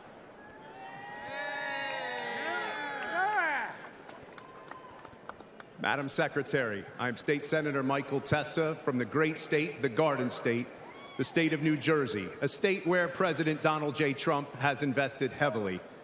And we think and we know that he can win New Jersey this year. Let's go! Yeah! Let's go! Madam Secretary, we should all be thankful right now that we are able to cast our votes for President Donald J. Trump after what took place on Saturday. Bless. So the state of New Jersey is extremely proud to cast all of its delegate votes for the 45th and soon to be 47th President of these United States, President Donald J. Trump.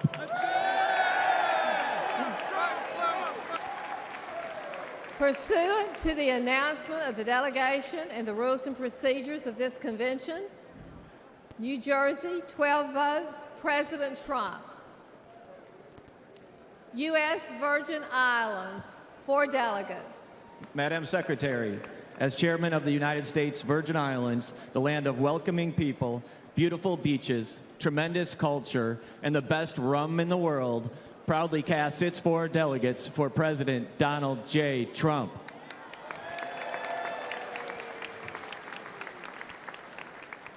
Pursuant to the announcement of the delegation and the rules and procedures, the U.S. Virgin Islands, 4 votes, President Trump.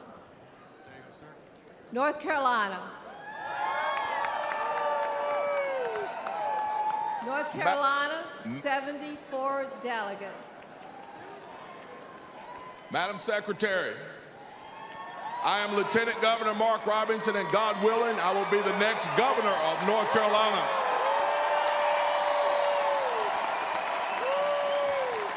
North Carolina is the Tar Heel state. North Carolina is the home of the longleaf pine, and North Carolina is indeed, woo, the state that is and always will be first in flight. Mr. Chairman, on behalf of the state of North Carolina, I am directed that the state to cast 62 votes for America's Braveheart and the next president of the United States of America, Donald J. Trump, for president, and 12 votes in accordance with the rules. North Carolina, 62 votes, President Trump, 12 votes to be cast pursuant to the rules and procedures of this convention. Arkansas, 40 delegates. Madam Secretary, Chairman Wadley, I am Joseph Wood, Chairman of the Republican Party of Arkansas, the natural state, the land of opportunity, home of the 47th Governor, Sarah Huckabee Sanders. Yes, Also home of the National Federation of Republican Women, Julie Harris, Johnny Cash, Al Green, and the Little Rock 9 Civil Rights Movement. We cast our 40 votes to continue to fight and save America with Donald J. Trump. Our votes for Donald J. Trump. Woo big Salee!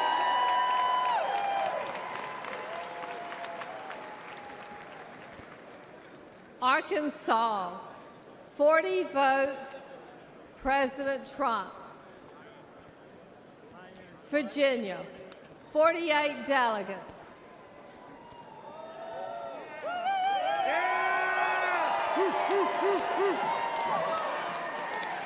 Madam Secretary, on behalf of the great Commonwealth of Virginia, named last week by CNBC as America's top place to do business. Home to 850,000 of the greatest Americans, our military and veteran heroes.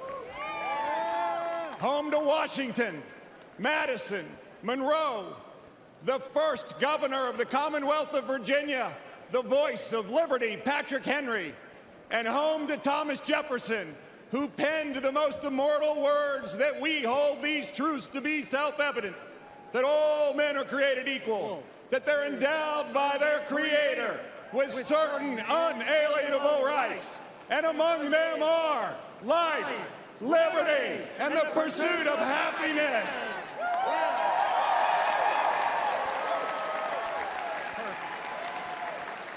Proudly, as governor of Virginia, along with our great chairman of the Republican Party of Virginia, Rich Anderson, we cast our delegate votes for the next president of the United States, Donald J. Trump, and his vice president, J.D. Vance.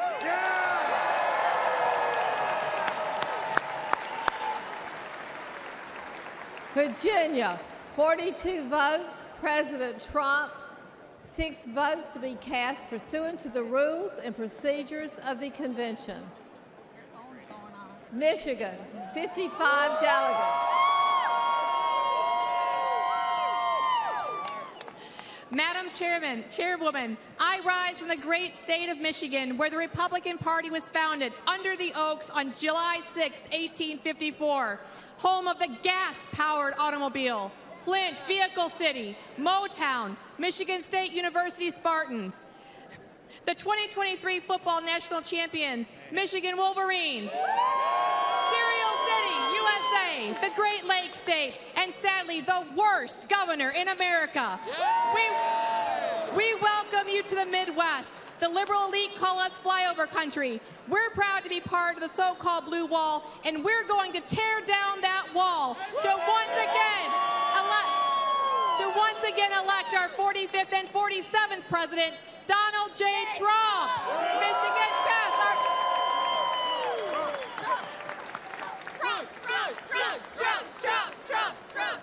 Trump. All right.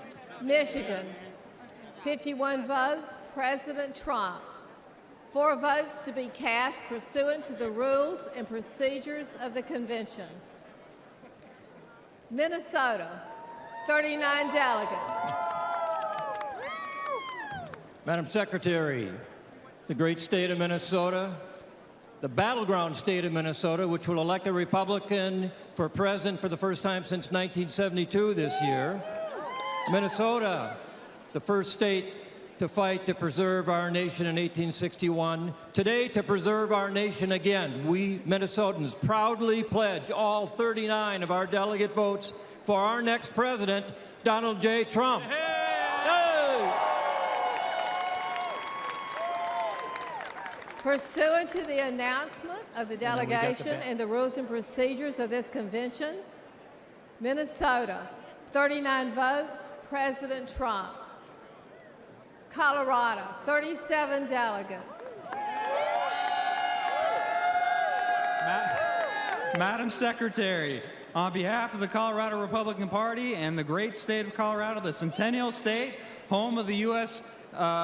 Air Force Academy and Space Command, along with the best Rocky Mountain peaks and powder skiing in the world, I have the honor of announcing that our delegation, with unity and purpose, while responding to our president's call to fight, fight, fight, unanimously votes for the 45th and soon-to-be 47th President of the United States, Donald J. Trump. Pursuant to the announcement of the delegation and rules and procedures of this convention, Colorado, 37 votes, President Trump. Rhode Island, 19 delegates.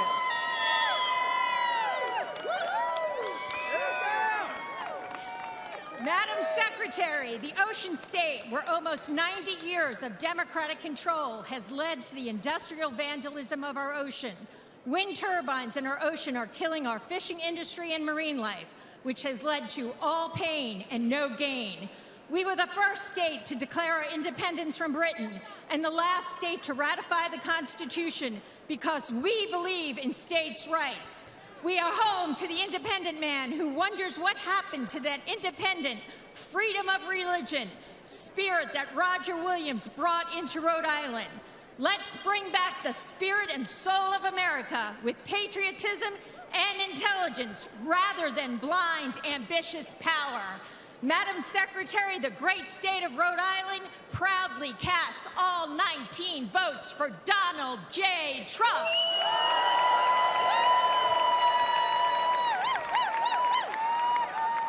Pursuant to the announcement of the delegation and the rules and procedures of this convention, Rhode Island, 19 votes, President Trump. Pennsylvania, 67 delegates.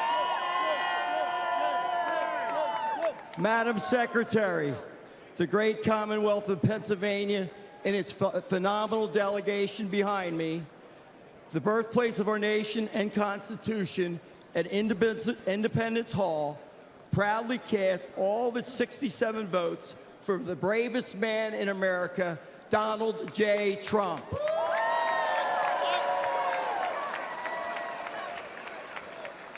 Pursuant to the announcement of the delegation and and rules and procedures of this convention, Pennsylvania, 67 votes, President Trump. South Dakota, 29 delegates.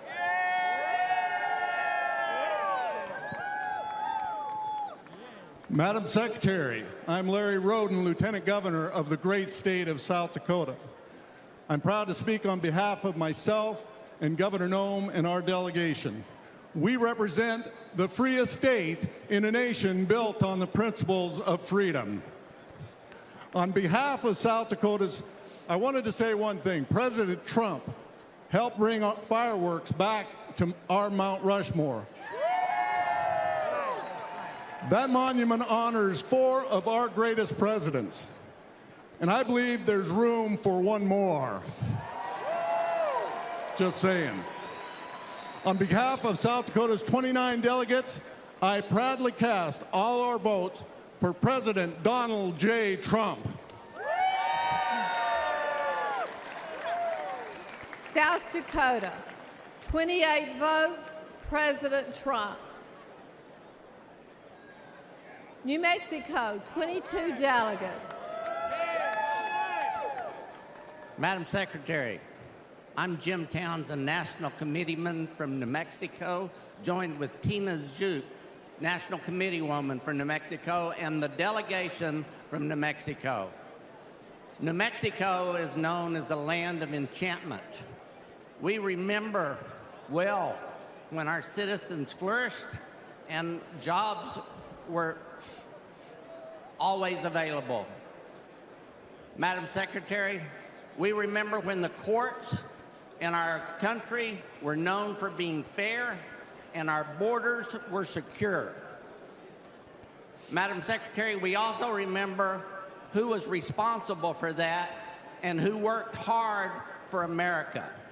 That's why today, New Mexico casts all 22 votes for the next President of the United States, Donald J. Trump.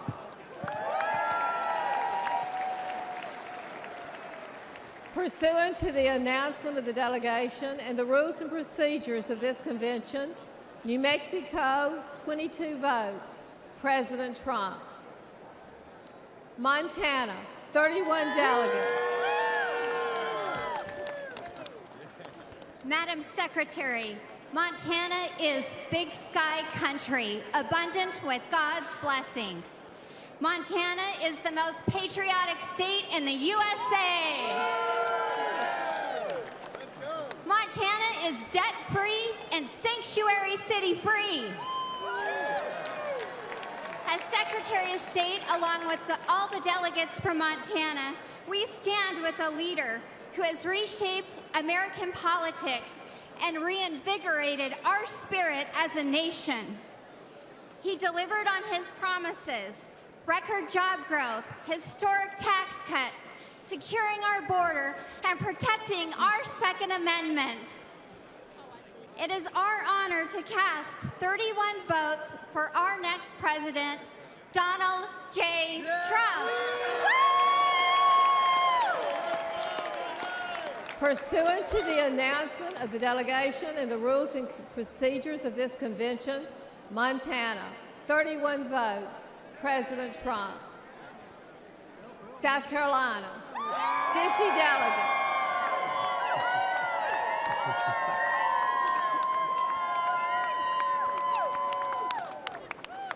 Madam Secretary, I'm Henry McMaster, proud, happy governor of the state of South Carolina, lucky husband of First Lady Peggy Jean Maccabee McMaster. Great state of South Carolina, the Palmetto State, from the mountains to the sea, where we've been fighting for liberty since 1670, where the Revolutionary War was won, where in 2016 Donald Trump won his first primary victory ever, ushering in the Trump era of American history. The great state of South Carolina proudly casts all 50 of its votes for President Donald J. Trump. Pursuant to the announcement of the delegation and the rules and procedures of this convention, South Carolina, 50 votes, President Trump. Vermont, 17 delegates.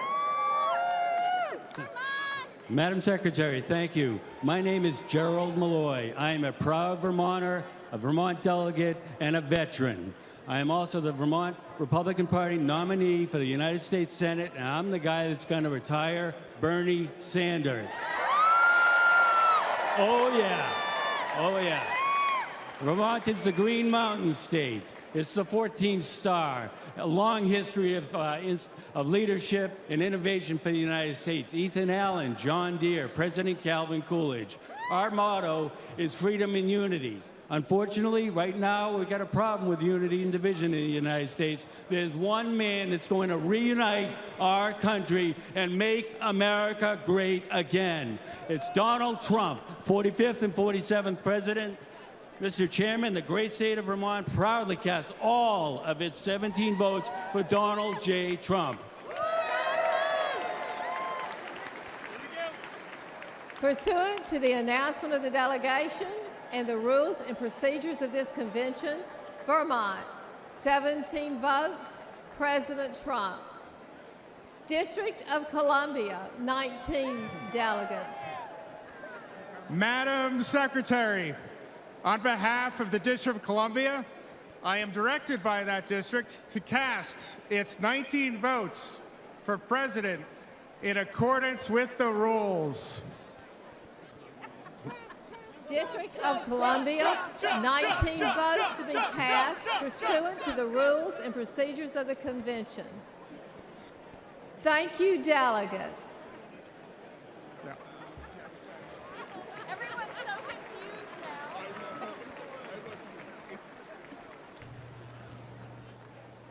Ladies and gentlemen, Speaker Johnson.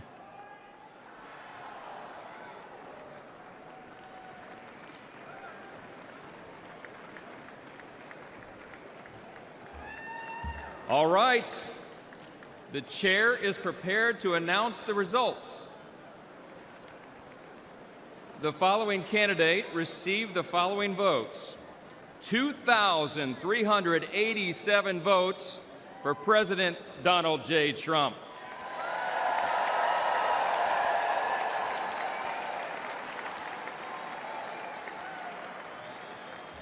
Let's make it official. Accordingly, the chair announces that President Donald J. Trump, having received a majority of the votes entitled to be cast at the convention, has been selected as the Republican Party nominee for President of the United States.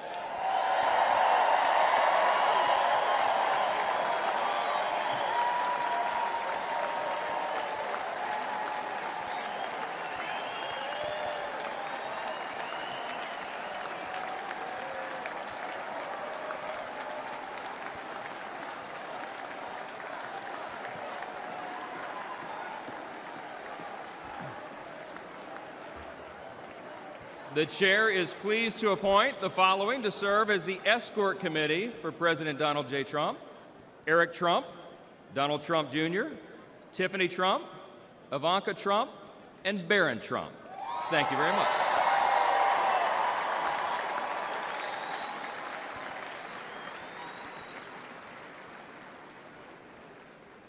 Ladies and gentlemen, it is now my honor to introduce the Attorney General, and there goes the teleprompter.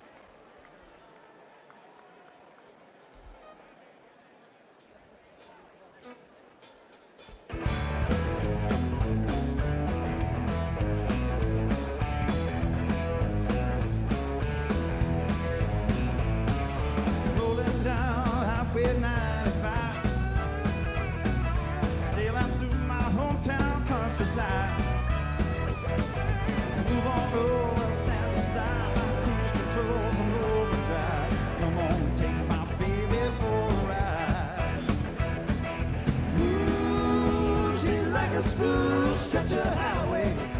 Ooh, she's like a cool summer breeze. If our motor's running right, we might lose control tonight. Got the shape I love to squeeze. Looks that bring me to my knees. Oh, please, let it roll tonight.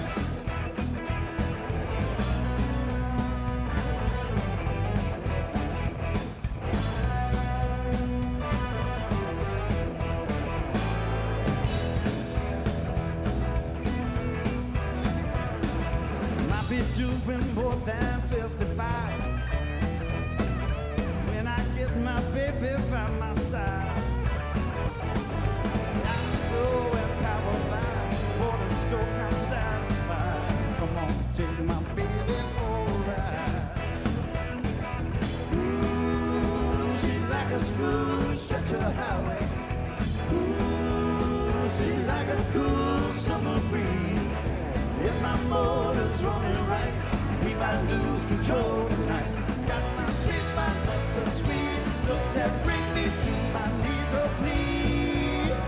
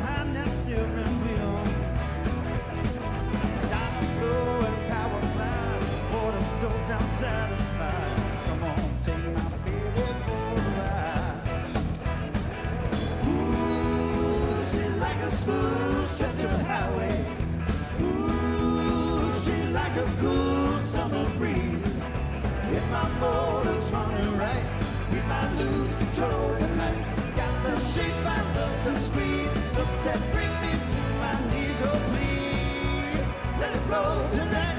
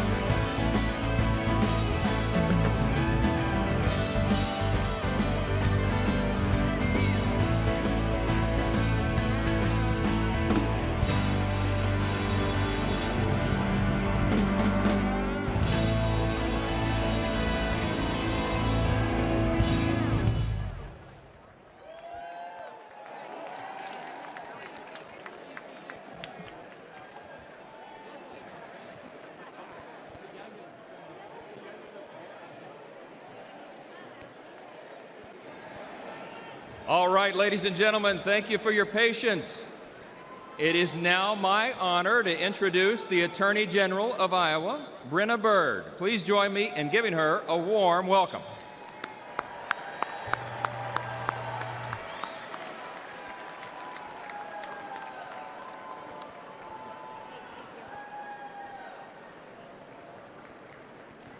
Well, thank you, Mr. Chairman. Ladies and gentlemen, it is now time for us to determine our nominee for the office of Vice President of the United States, Senator J.D. Vance.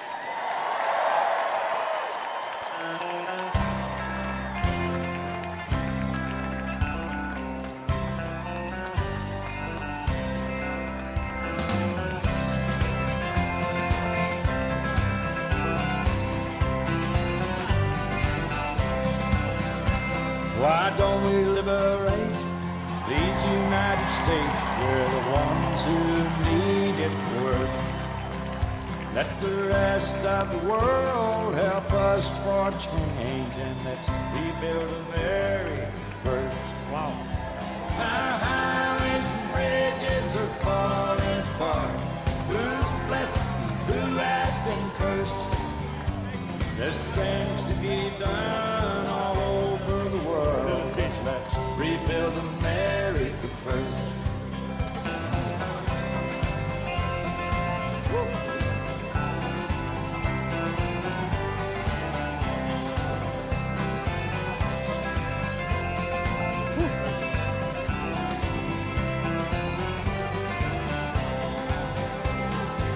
Who's on the hill and who's watching the valley?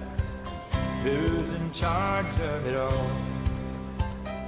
God bless the Army and God bless our liberty. That got the rest of it all. Yeah, men in position are backing away. Freedom is stuck in reverse. Let's get out of Iraq, get back on the track, and let's rebuild America first.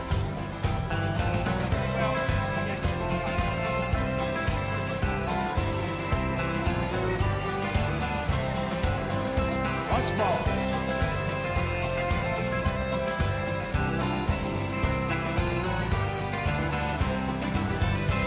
Why don't we liberate these United States? We're the ones who need it the most. You think I'm blowing smoke? Boys, it ain't no joke. I make 20 trips a year coast to coast.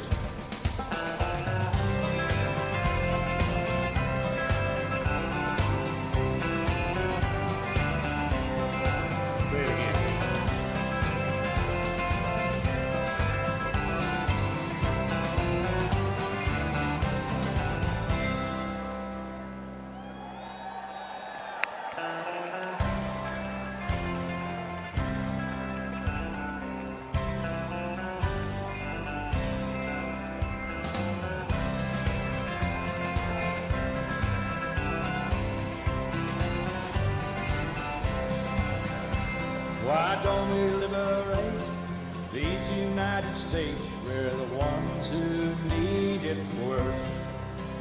Let the rest of the world help us for change, and let's rebuild America first.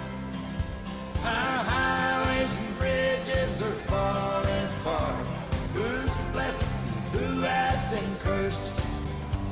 There's things to be done all over the world, but let's rebuild America first.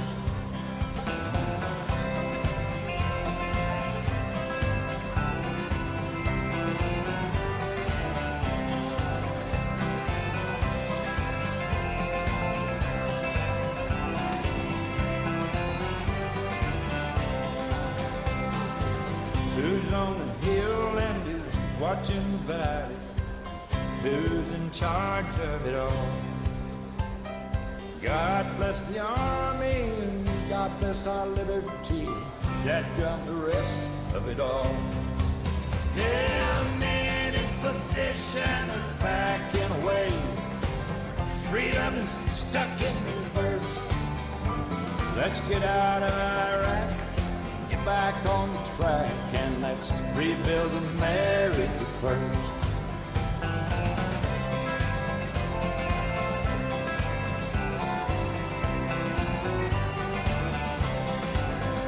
Once more.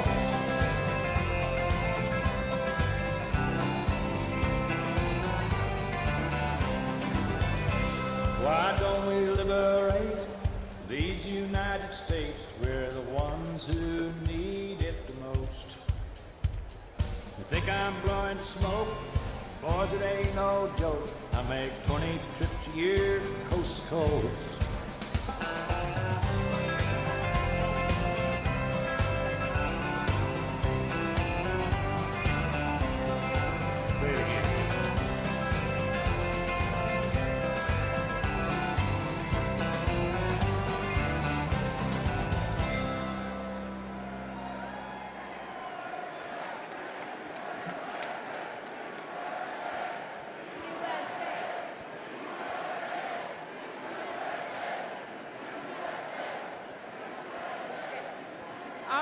Time for a little convention business here. The chair states that in compliance with Rule 40B, the chair has been furnished with evidence that a plurality of the delegates from each of 5 or more states severally support the candidate who will be presented for the nomination for Vice President of the United States. The chair would like to remind delegates of the provisions of Rule 40A, which provide that in part, if there is only one candidate for nomination for Vice President of the United States who has demonstrated the support required by this paragraph B of this rule, a motion to nominate for such office by acclamation shall be in order, and no calling of the roll with respect to such office shall be required. At this time, the chair states that she has been furnished with evidence that there is only one candidate for nomination for the office of Vice President who has demonstrated the support required under Rule 40B of the Rules of the Convention. Delegates and alternates, the chair recognizes and is pleased to introduce John Husted, Lieutenant Governor of Ohio, for the purpose of nominating. Please give him a warm welcome.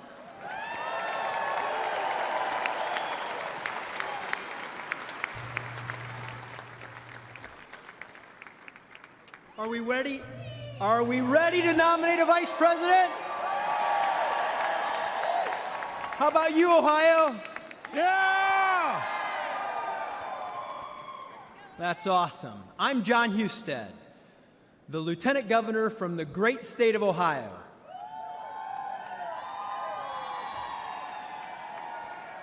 It is an honor to speak to you all this afternoon to formally nominate the Republican nominee for Vice President of the United States.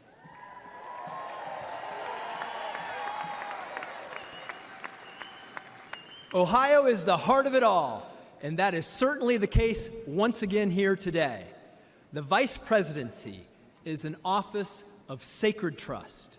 The man who accepts this nomination accepts with it the awesome responsibility to give wise counsel to the president, to represent America abroad, to preside over the Senate, and to be ready to lead our nation at a moment's notice. Such a man must have an America first attitude in his heart. He must, amen.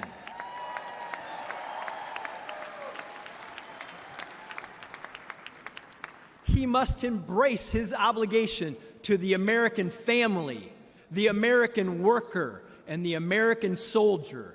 He must believe that America is exceptional.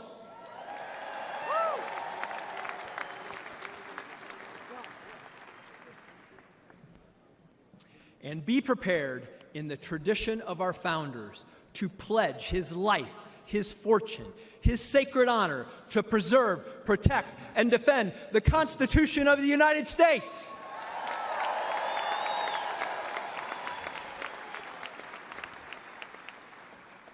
He must share the values and principles of our presidential nominee and be trusted to faithfully implement the will of the people. J.D. Vance is such a man.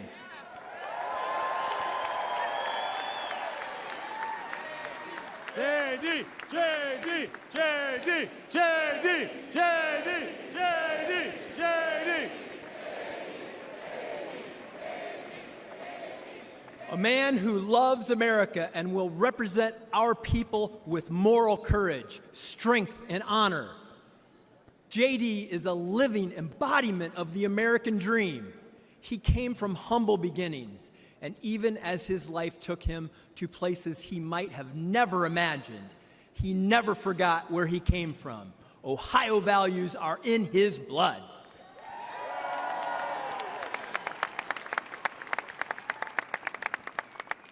He served our nation in the United States Marine Corps.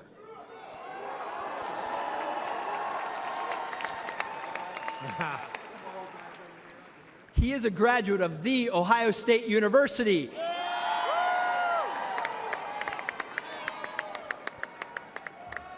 He graduated summa cum laude from Yale Law School and is the author of the best-selling book Hillbilly Elegy.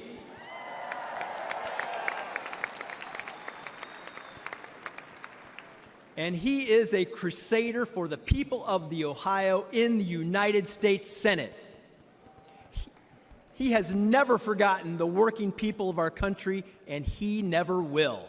He fought to bring investment to Middle America as a businessman and has fought to defend them every single day in the Senate.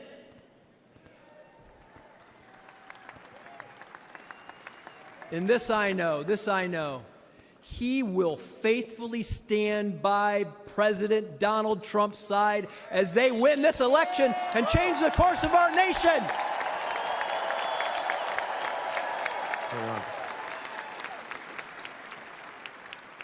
They will change the course of our nation to the benefit of all American citizens and truly make our country great again.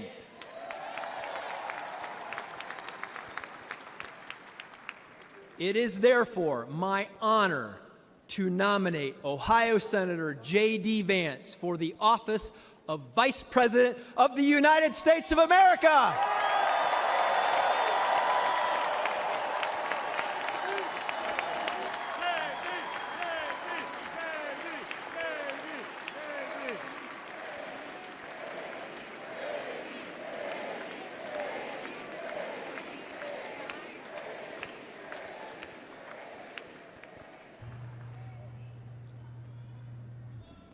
Delegates and alternates, pursuant to Rule 40A, a motion to nominate by acclamation is now in order.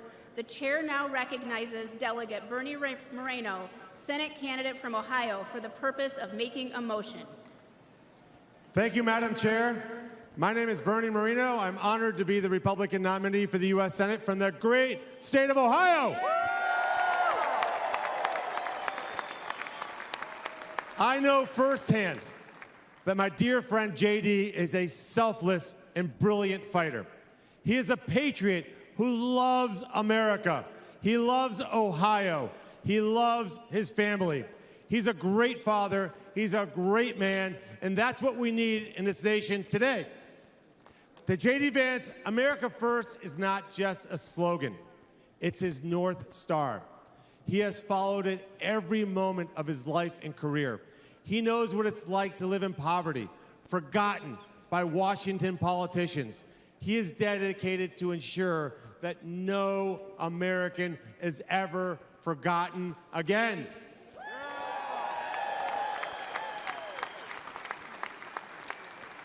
Madam Chair, it is a great honor to move that J.D. Vance be nominated by acclamation by this Republican National Convention as its candidate for the office of Vice President of the United States of America.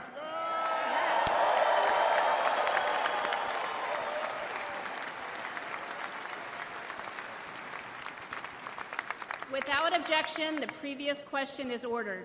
The question is on the motion that Senator J.D. Vance be nominated by acclamation.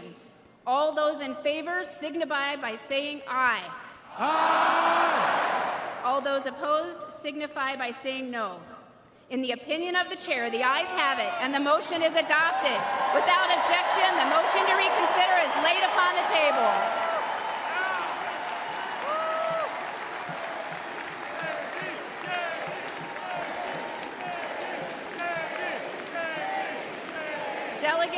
alternates, ladies and gentlemen, I am proud to announce that Senator J.D. Vance has the overwhelming support of this convention to be the next Vice President of the United States.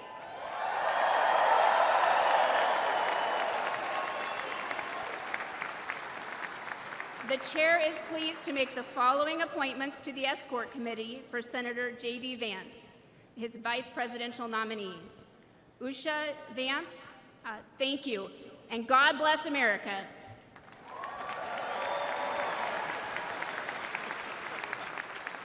Ladies and gentlemen, please welcome back Speaker Johnson.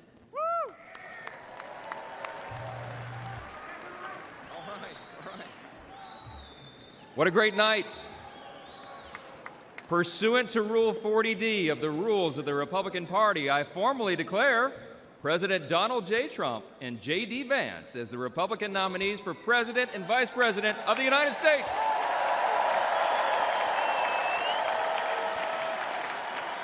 Ladies and gentlemen, please welcome back RNC Chairman Michael Whatley.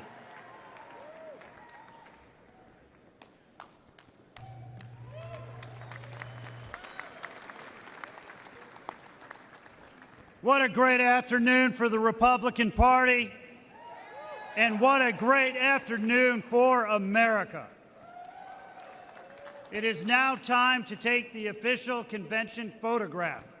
If all of the delegates would please stand and turn to the center camera directly opposite the stage, we will take the official photograph.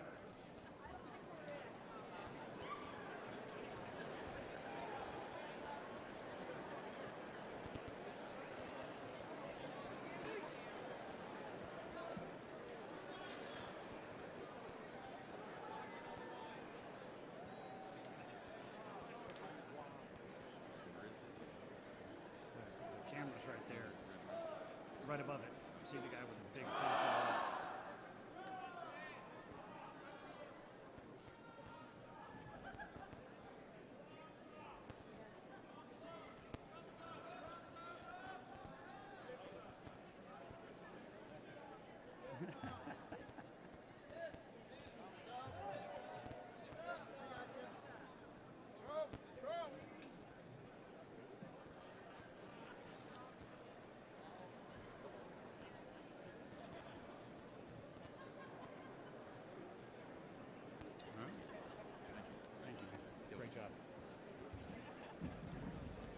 Thank you, delegates.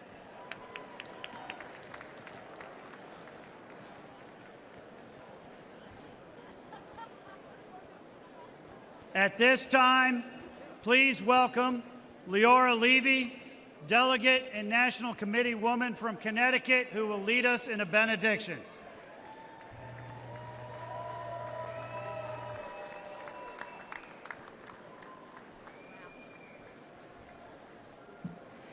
Let us pray. That means be quiet. Bow your heads. Heavenly Father, we thank you for the life and the strength of President Donald Trump and pray that you continue to protect his family. We pray for Corey Comparatori and his family. May his memory always be a blessing. We pray for the 2 patriotic Americans who were wounded and for their speedy, complete recovery. King of the universe, who knows all, sees all, please watch over us as we embark on the work for which we have gathered here today. We are here to elect President Donald J. Trump, a leader with wisdom, strength, courage, and the experience to repair what has been badly broken. Lord, please bless the leaders of our great Republican Party.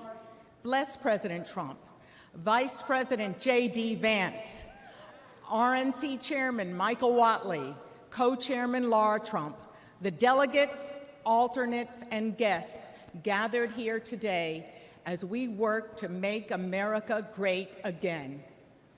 May we remember your word in Deuteronomy 31:6. Be strong and courageous.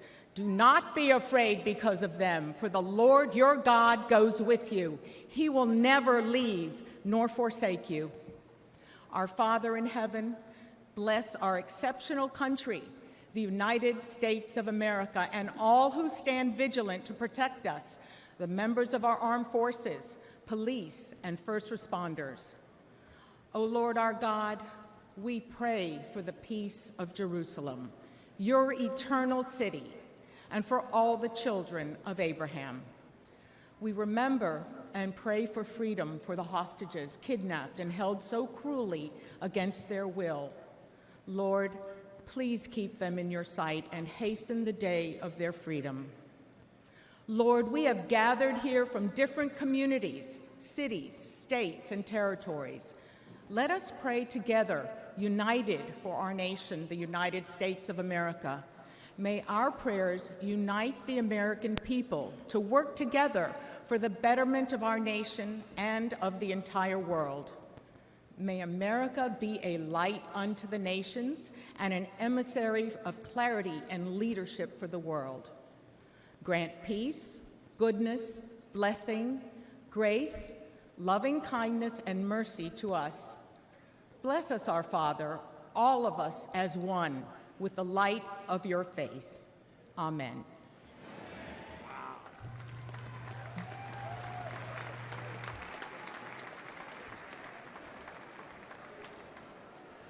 In a moment, we will recess until this evening's session. This evening's session will reconvene at approximately 5:45. However, I will instruct delegates to please return to the hall at 5:30 p.m. in order to be in your seats by 5:45 p.m. I thank you for consideration. The chair declares that the 2024 Republican National Convention is in recess, subject to the call of the chair.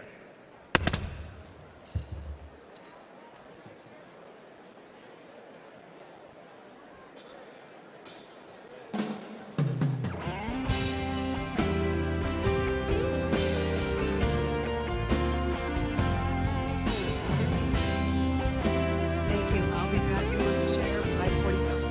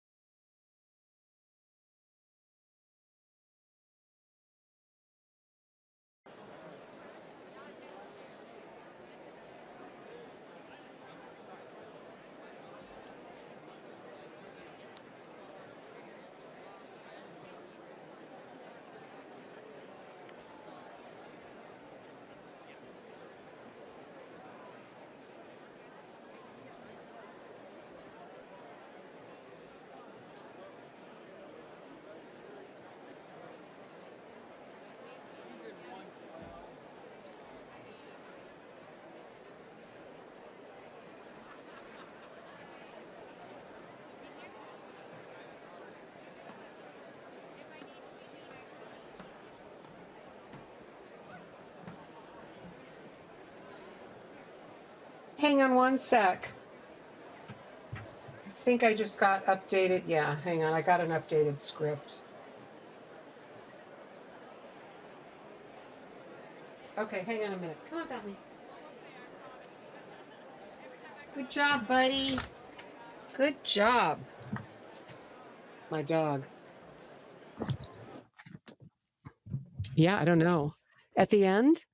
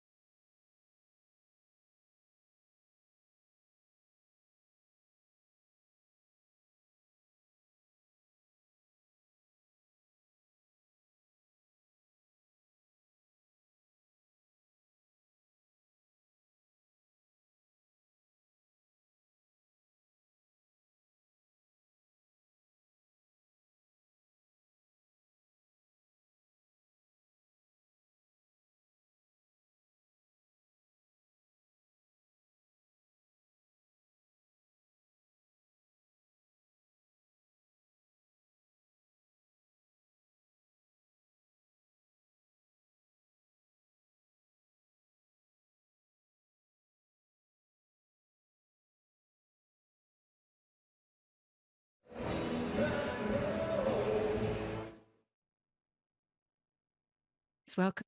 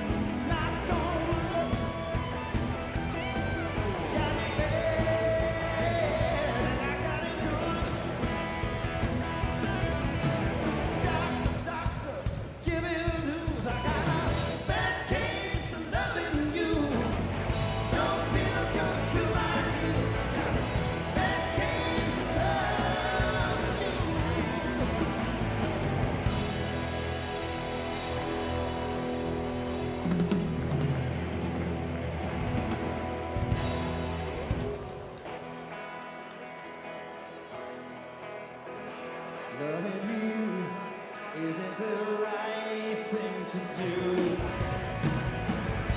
How can I ever change things that I feel?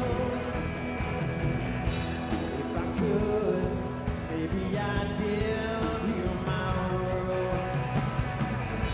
How can I, when you won't take it from me? You can go your own way.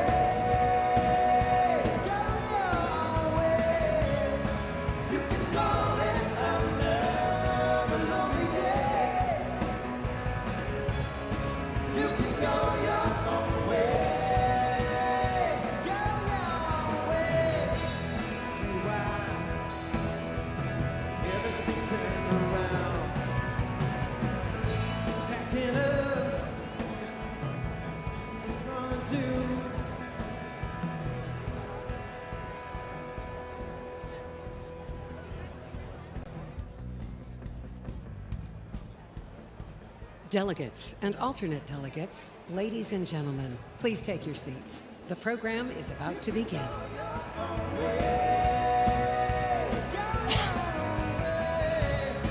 You can call it another lonely day. You can go your own way. Go your own way.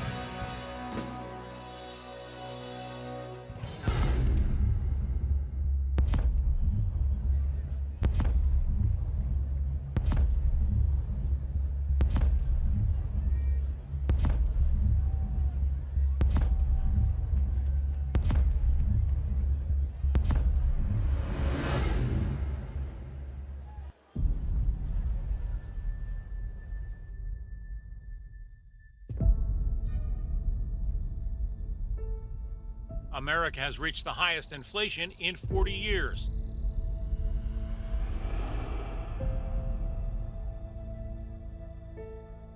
The Wall Street Journal has reported today that Americans' incomes have gone down 3 straight years.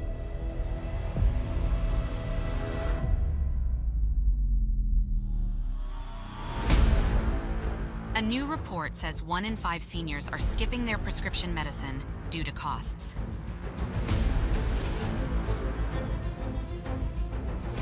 Gas prices today reached the highest in history, over $5 a gallon.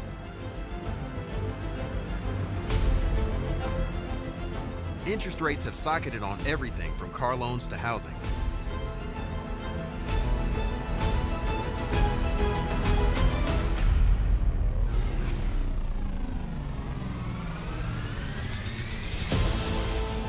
Credit debt has reached a new record, and the majority of Americans say they are living paycheck to paycheck.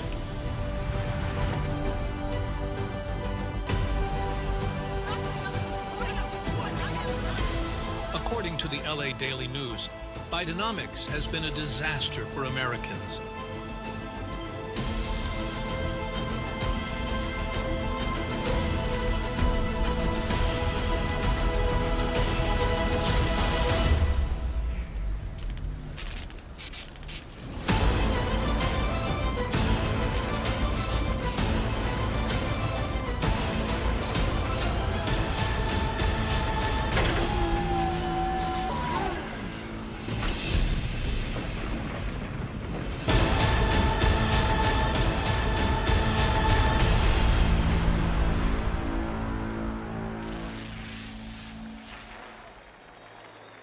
Ladies and gentlemen, the chairman of the Republican National Committee, Michael Whatley of North Carolina.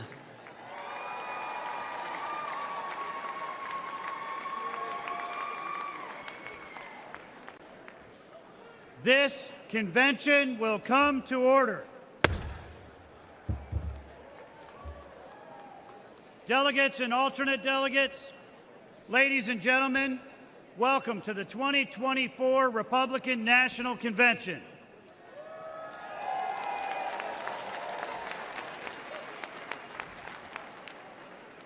To give the invocation, please welcome Most Reverend Jerome Listecki, Catholic Archbishop of Milwaukee.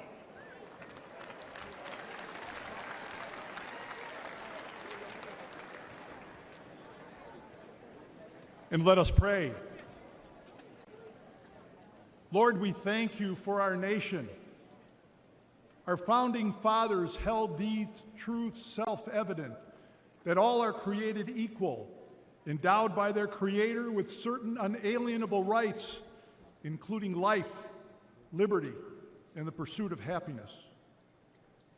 For 248 years, we have sustained this vision to guard the dignity of every life from conception to natural death, to protect their liberty, especially to speak freely and to worship you, and to support their pursuit of happiness through this life to the next. We pray that you assist our elected officials and candidates always to protect our freedoms, to preserve our democracy, and to govern fairly.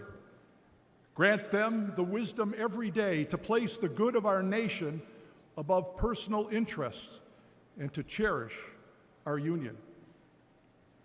Teach us all to respect justice and our equality before the law. Lord, protect our military.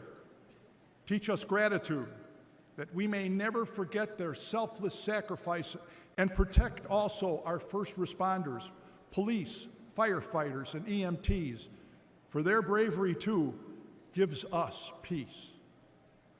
There is a sacrifice that all Americans make to participate in the political process. We ask you to receive his servant, Corey Compantadere, and we pray for those who were injured, demonstrating their commitment to our democratic process. Let us offer a moment of silence.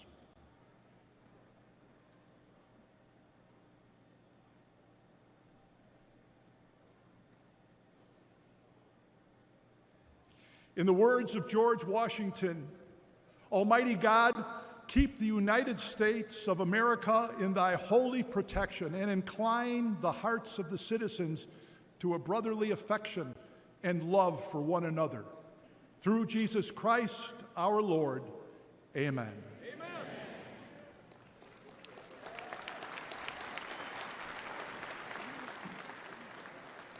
Please rise for the presentation of colors. The colors are presented by the Hartford Police Department Honor Guard.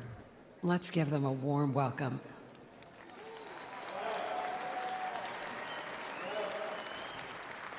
Left, left, left, left, left, left, left, left, left.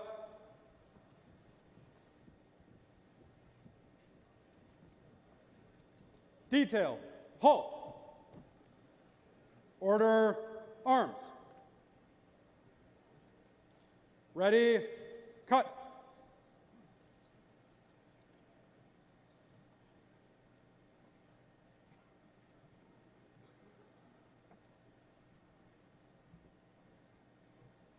Please remain standing for the Pledge of Allegiance and the national anthem.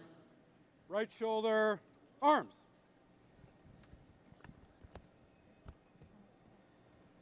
Present, arms.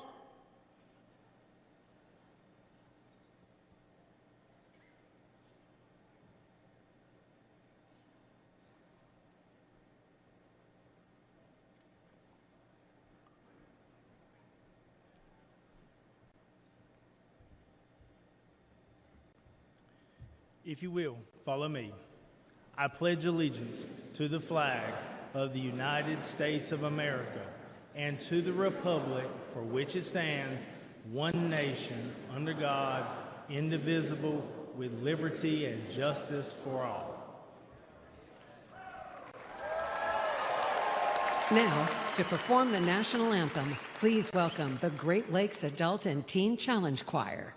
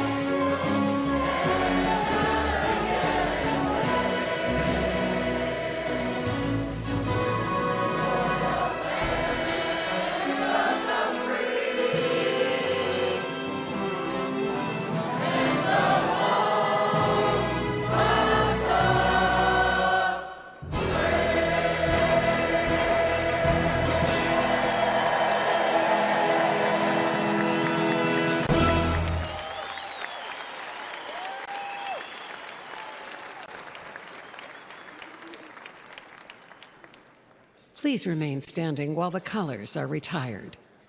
Right face. Forward march. Left. Left. Left. Left. Left. Left.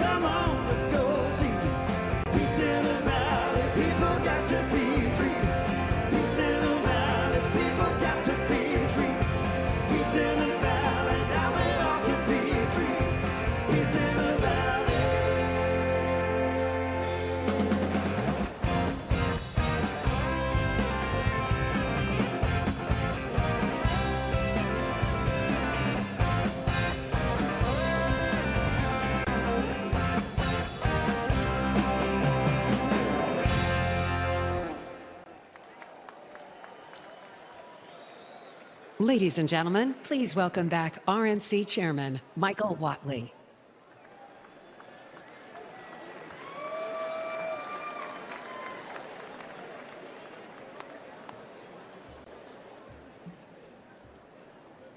Delegates, guests, elected officials, and Republicans across the country, welcome to the 2024 Republican National Convention. We are honored to have you here in Milwaukee.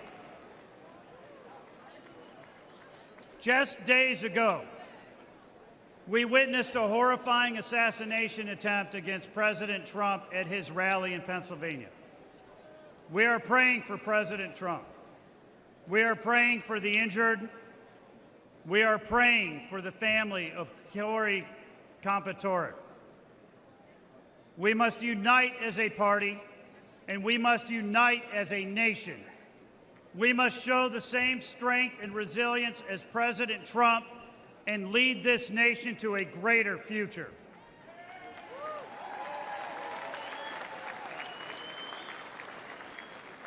Four years ago, Europe and the Middle East were at peace. Our southern border was secure, and our military was stronger than ever. 4 years ago, America was respected abroad, and Americans could afford groceries at home. Tonight, everything is different.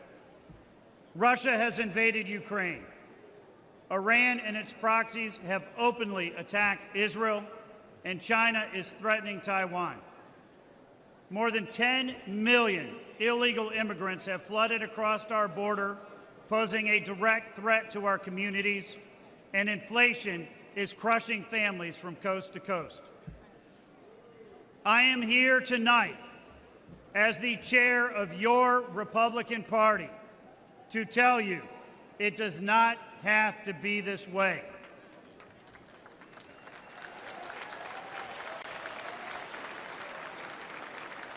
And I am here tonight to tell you that we have a solution. Elect Donald J. Trump as the 47th President of the United States.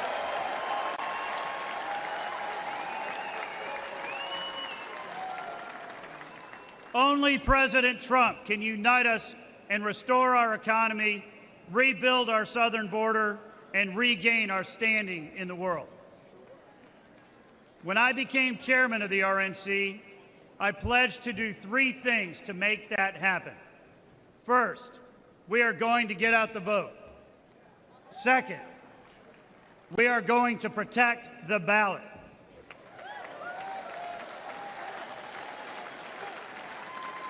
And third, we are going to hold a world-class convention. As long as I am your chairman, these will be the RNC's only priorities, because our #1 objective is to win this election.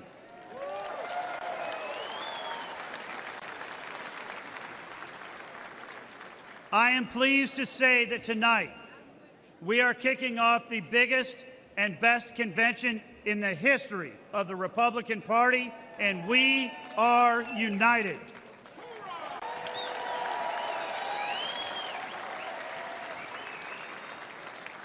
This election is not just about the next 4 years. It's about future generations of Americans to come. I am so proud to serve as the chairman of your Republican National Committee and to open this convention. And I am so proud to work with all of you to elect Donald J. Trump as our president and J.D. Vance as our vice president.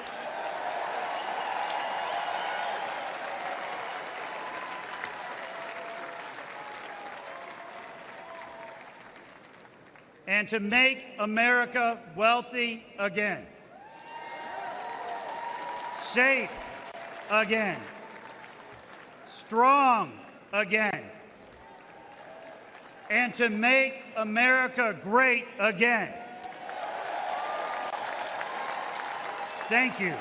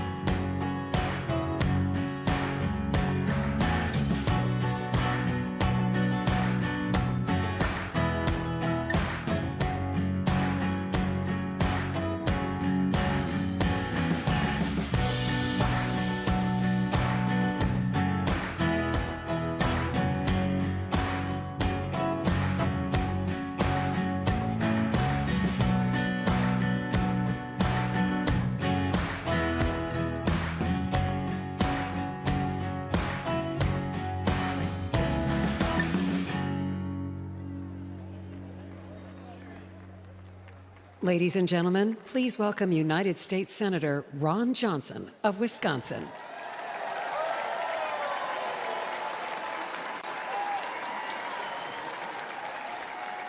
Thank you, thank you, thank you, thank you. Welcome to Wisconsin.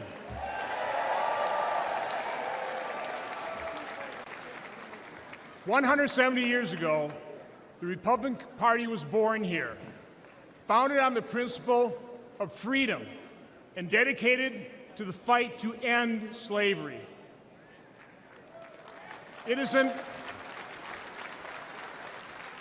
an honor and privilege to represent the good, decent, hardworking, and very nice people of Wisconsin in the U.S. Senate. Like most Americans, they believe the purpose of government is to help improve lives, not make them more difficult. Unfortunately, Vice President Harris and President Biden have made our lives less safe and far more expensive. In other words, a lot more difficult. Back in 2008, Joe Biden ran on a ticket promising to, quote, fundamentally transform America, unquote. They weren't joking. That was the Democrats' new radical far-left agenda. Today's Democrat Party is not the party of our parents and grandparents. That party cared about workers and people struggling to get by. Now they are the party of open borders, reckless spending, weaponized government, and weakness on the world stage. This fringe agenda includes biological males competing against girls,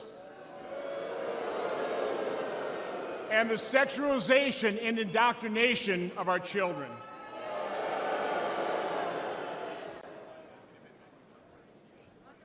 Today's Democrat agenda, their policies, are a clear and present danger to America, to our institutions, our values, and our people.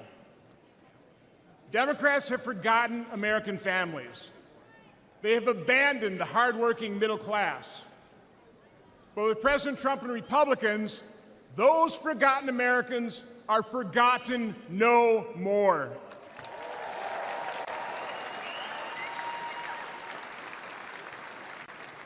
Republicans are the party of opportunity, liberty, and prosperity for all. We proved we know how to make life better for all Americans, and we can do it again. With a secure border, smaller government, less regulation, and lower taxes. Republicans understand that Americans don't want welfare, they want work. They don't want woke equity, they want God-given equality.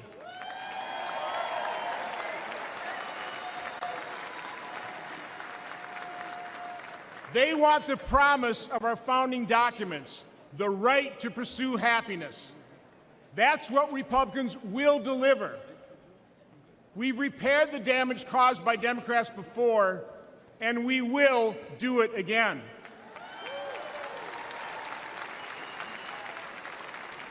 We will complete the mission President Trump first articulated in 2016 to make America great again.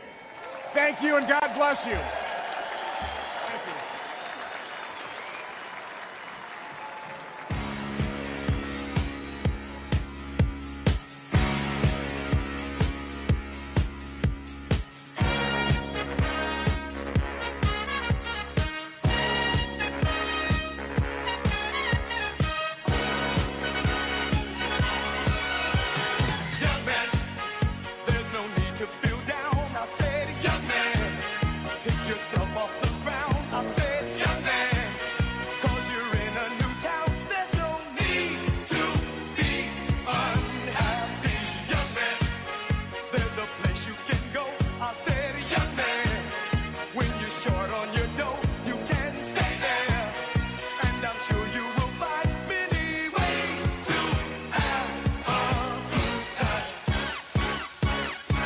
It's fun to stay at the YMCA.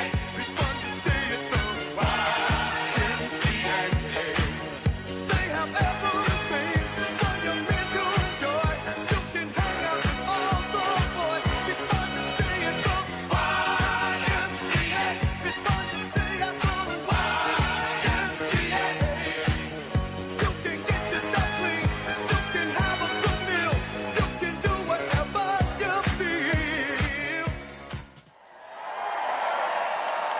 Please welcome Chris Jansen.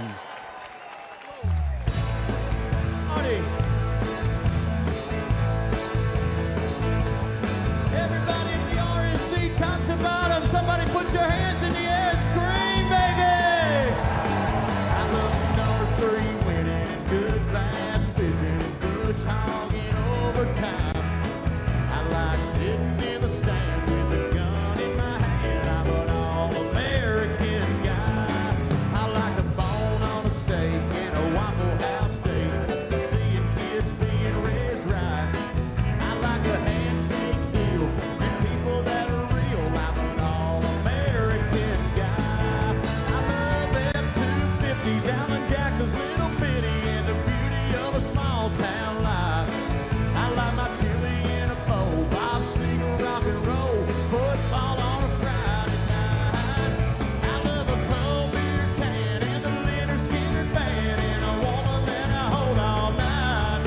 Yeah, I'm a pretty simple man, ain't too hard to understand. I'm an all-American guy. I like America's best and rowdy rednecks and blue silver suits and ties. I love Jesus and the hag and a girl who loves her dad. I'm an all-American guy. I love F-250s, Alan Jackson's Little Bitty, and the beauty of a small town life. I like my chili in a bowl, Bob Seger, rock and roll, football on a Friday night. I love a cold beer can and the Charlie Daniels band, and a woman that I hold all night. Yes, I'm a pretty simple man, ain't too hard to understand. I want to hear you scream one time.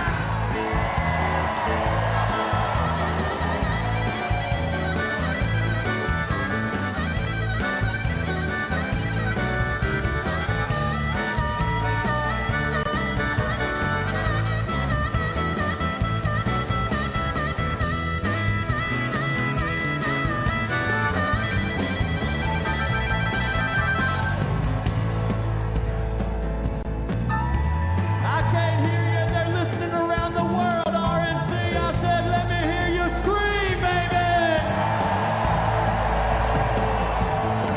I love my Bass Pro cap, love my country and my flag, and the ones who made the sacrifice. They're serving military time in the thin blue line. All-American guy.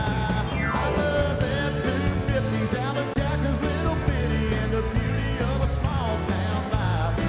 I like my chili in a bowl, Bob Seger, rock and roll, football on a Friday night. I love a cold beer can and the Marshall Tucker band, and a woman that I call my wife. Yeah, I'm a pretty simple man, ain't hard to understand. I'm an all-American guy. You know, I'm a pretty simple man, I ain't too hard to understand. Just an all-American guy. That's right.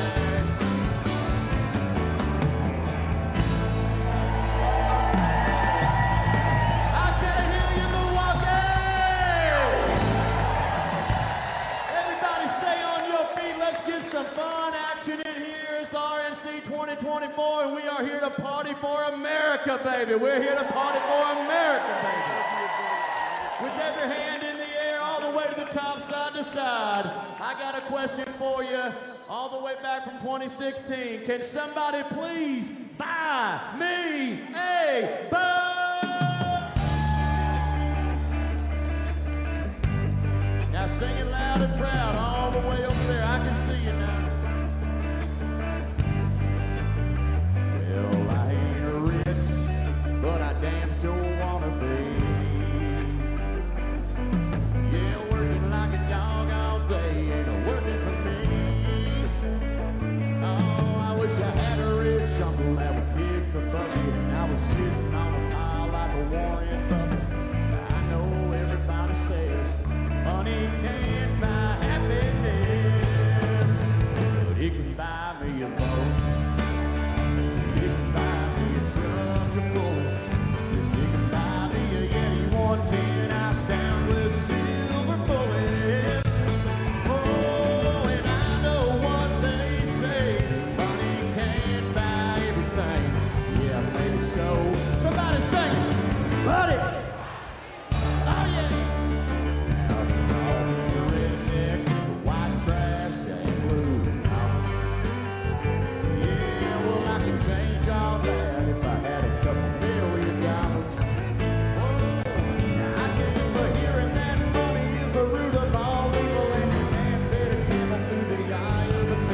I'm sure that's probably true, but it still sounds pretty cool. You can buy me a boat, you can buy me a truck to pull, you can buy me any 110 ash down with silver bullets. Whoa, and I know what they say, money can't buy everything. Yeah, maybe so. Come on, baby. But you can buy me a boat to float down on the water with a beer. I hear the Powerball lottery sitting on 100 mil. Yeah, that'll buy me a brand new rod and reel. Or you can buy me a boat. RNC, you can buy me a truck to pull it. Come on.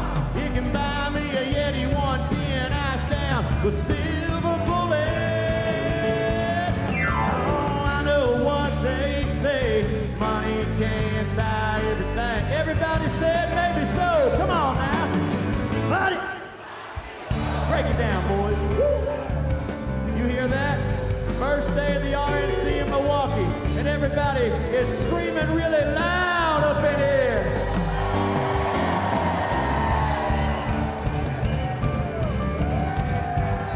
I can see your hands. Everybody on your feet. Let's go. Get them up, get them up. We say, hey, hey, oh, whoa. I say, woo, woo,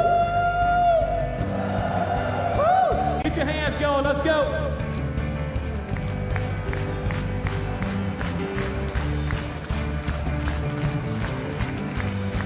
Watch this.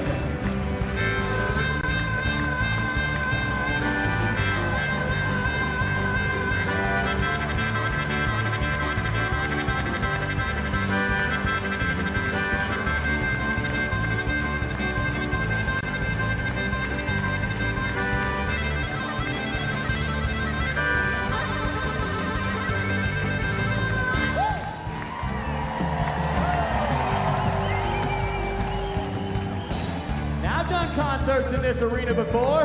We might as well have a concert right now. The louder you get, the better I play. I said the louder you scream, the better we're gonna do. Let's go! I can't hear you! Let's go!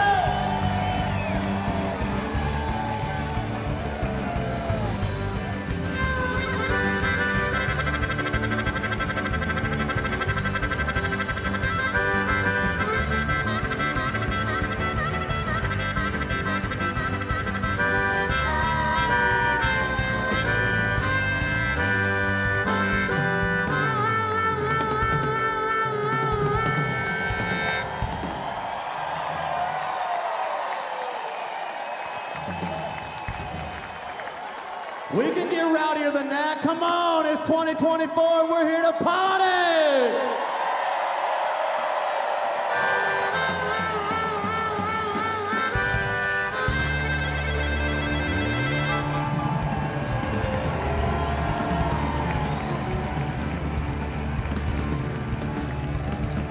While everybody's on their feet, by a show of hands, who feels blessed to be an American every single day of the week?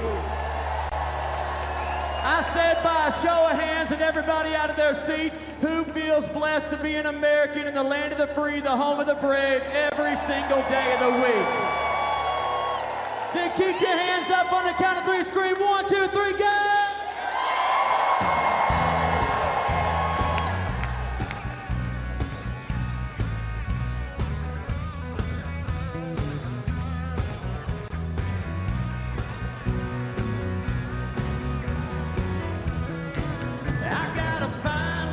Woman got a house full of kids, truck that keeps her running, a job that pays the bills, bunch of fishing poles and ponds that I can fish. Even when it rains, I always tell you this: hell, I'm alive and I'm free. Well, I get up in the morning and get to being me. I'm a mess, but I'm blessed, and I count my blessings every day. Every day.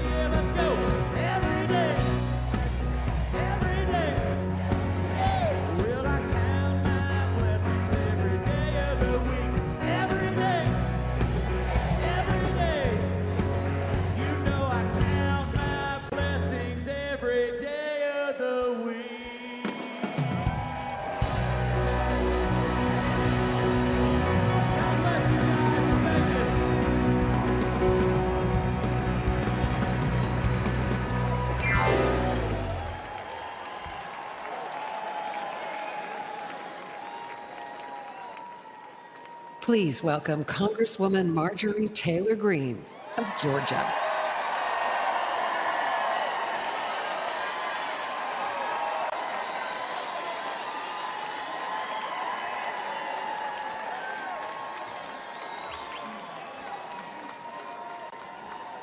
Thank you.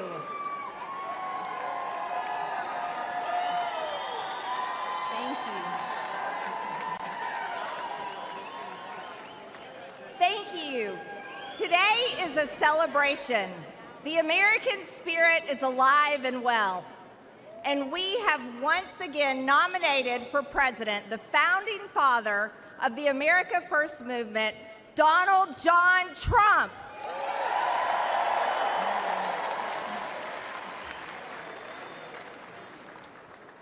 Unfortunately, this is also a somber moment for our nation.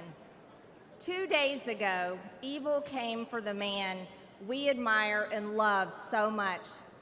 I thank God that his hand was on President Trump.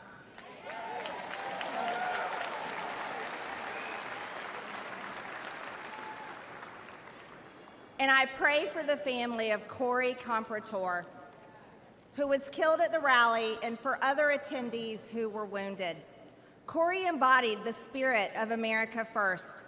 He displayed the ultimate show of love when he shielded his wife and daughter, sacrificing his own life. He reminded America of what we must be, a people who will do whatever it takes to defend the people and the nation that we love.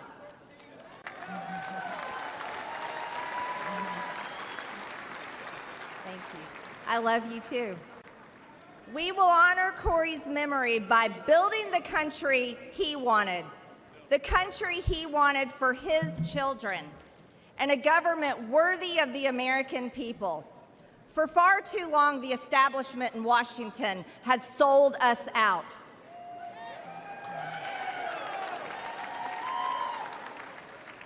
They promised unity and delivered division.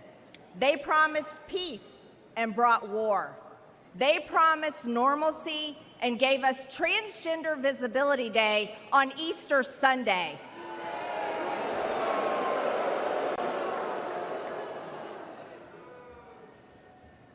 And let me state this clearly. There are only two genders.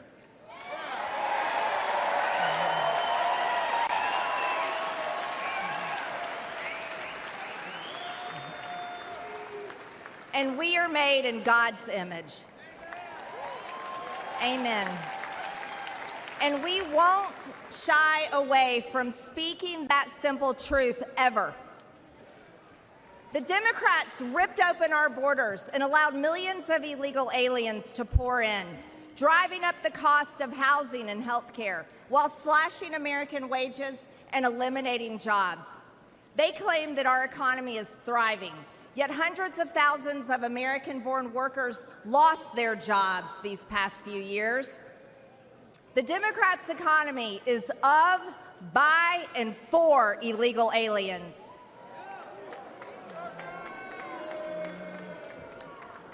Our open borders have also unleashed the worst drug crisis in American history. Yet while hundreds of thousands of Americans are suffering, the Democrats spent over $175 billion, your tax dollars, to secure Ukraine's borders. But they tell us the border wall is too expensive. But an American government that serves the interests not of the wealthy, the globalist, or the powerful few, but of all hardworking Americans is within our grasp.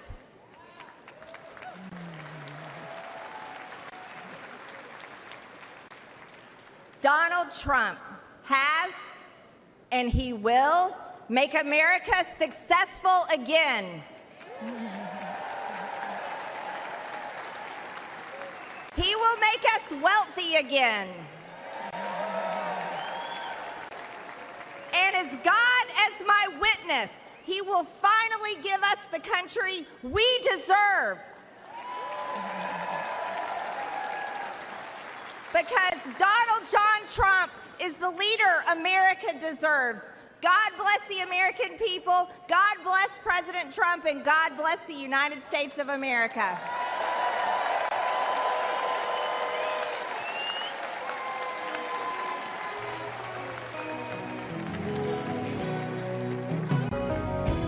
Day after day, I'm more confused, and I look for the light in the pouring rain. No, that's a game that I hate to lose. Feeling the strain, ain't it a shame? Oh, give me the beat, boys, and free my soul. Wanna get lost in your rock and roll and drift away. Give me the beat, boys, and free my soul. Wanna get lost in your rock and roll and drift away.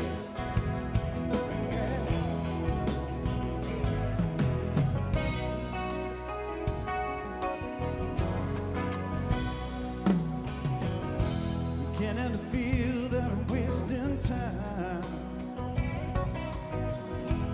Don't understand all the things I do. The world outside is so unkind. I'm counting on you, carry me through. Oh, give me the beat, boys, and free my soul. I wanna get lost in your rock and roll and drift away. Give me the beat, boys, and free my soul. I wanna get lost in your rock and roll and drift away. Yeah, I want to drift away.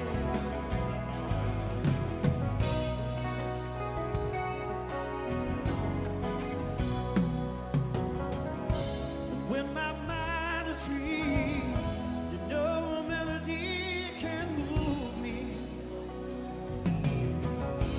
When I'm feeling blue, guitar coming through to me. Thanks for the joy that you're giving me. I want you to know that I believe in your song. Rhythm and rhyme and harmony. I want you along, making me strong. Oh, give me the beat, boys, and free my soul. I wanna get lost in your rock and roll and drift away. Yeah. Give me the beat, boys, and free my soul. I wanna get lost in your rock and roll and drift away. I know we got some singers tonight here in the RNC. Let's hear you one time, everybody. Here we go. Sing it. Give me the beat.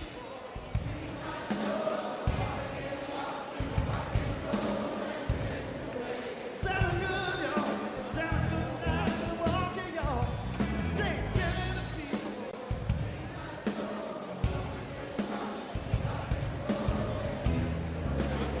Feel the beat tonight, y'all. Give me the beat, boys, and free my soul. I wanna get lost in your rock and roll and drift away. Hey, give me the beat, boys, and free my soul. I wanna get lost in your rock and roll and drift away.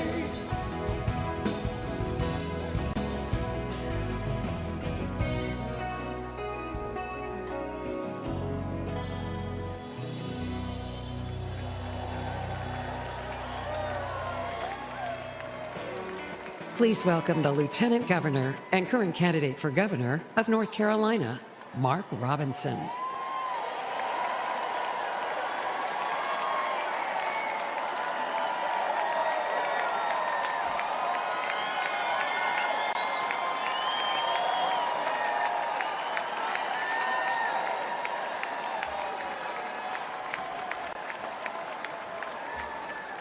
Thank you, thank you, thank you. First and foremost, I want to give thanks to my Lord and Savior Jesus Christ for giving us my life and health and strength, allowing me to be here and allowing us to live in this blessed and prosperous land.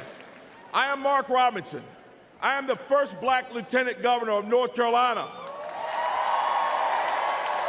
And come November, I plan on being the first black governor of North Carolina.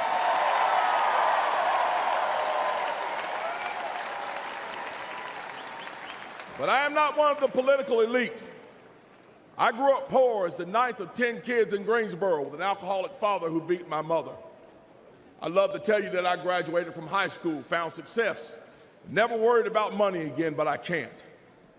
I lost 2 jobs, 2 manufacturing jobs because of NAFTA, which, by the way, Joe Biden voted for. Politicians in D.C. made bad decisions. People like me suffered. I lost my car and my house. I was desperate. But you know, my story isn't unique. A couple of months ago in my travels, I stopped at a gas station. As I was leaving, a man walked out with a beard, and he looked very stressed. He got in his car, and I could see him holding an envelope. My heart dropped, because years ago, I held one just like it. It was bankruptcy papers. I could see the fear on his face. And it took me back to lying awake at night with that gnawing worrying, debating which bills weren't going to get paid. Unfortunately, many families today are having that same experience. Under Joe Biden, grocery prices have skyrocketed, and gas has nearly doubled. In North Carolina, factories just like the one I worked at are closing, leaving families feeling hopeless. But there is hope, and I'm proof. My wife and I never gave up. We kept our faith. We worked hard and made it through those tough times. Now I stand before you on the verge of becoming the first black governor of North Carolina.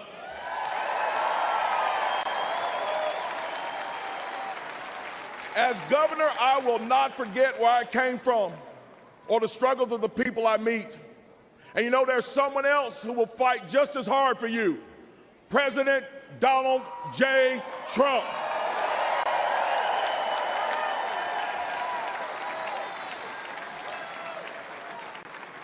The brave heart of our time, President Trump, had our economy roaring. Gas was up below $2. Unemployment was at a historic low. People could afford homes. And we had a president who protected manufacturing jobs. Under President Trump, the American dream was alive and well. Under President Trump, there was hope. And we need that now more than ever. So this November, let's select the brave heart of our time, Donald J. Trump, to get our economy back on track, restore the American dream, and make America great again. God bless you all, and God bless the United States of America. Thank you.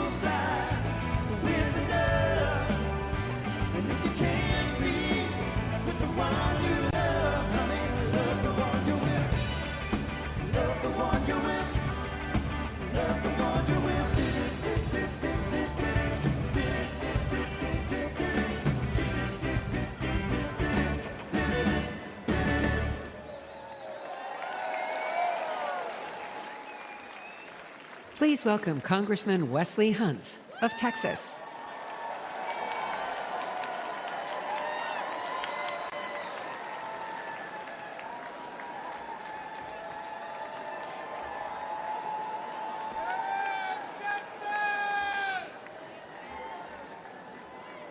Thank you. Thank you. Thank you, Texas. Love you. Love you, Texas.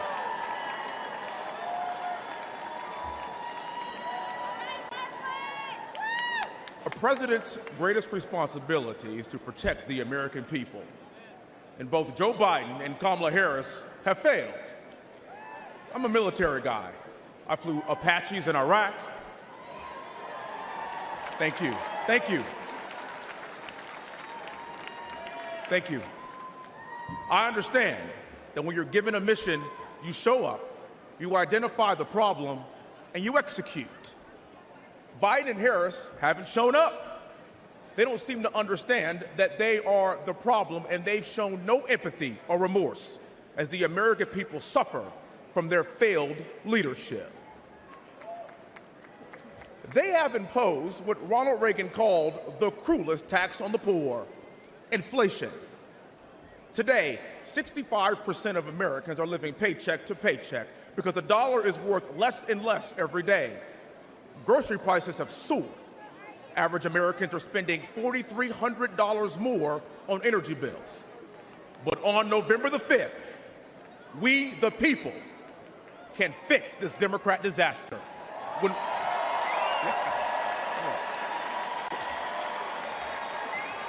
Well, we can fix this disaster when we re-elect Donald John Trump as president and send him right back to where he belongs, the White House.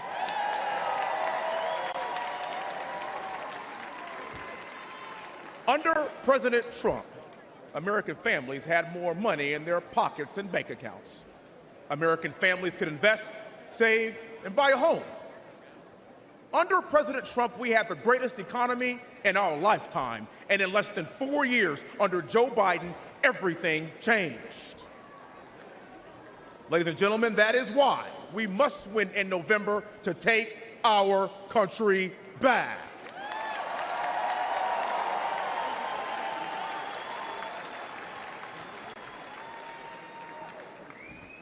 We owe it to future generations to embrace this pivotal moment. I owe it to my two daughters, Victoria and Olivia. I owe it to my one-year-old little boy, Willie, and I owe it to all American children and their future.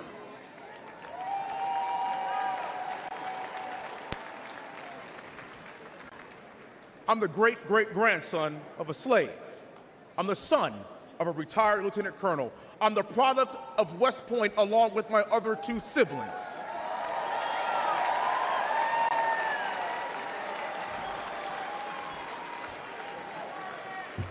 And I risked my life in combat to preserve our nation. Now,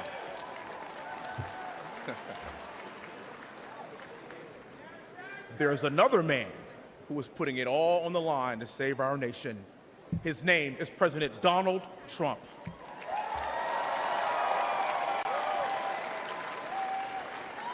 And with your help in November, and with his unbending resolve, together we will make America great again.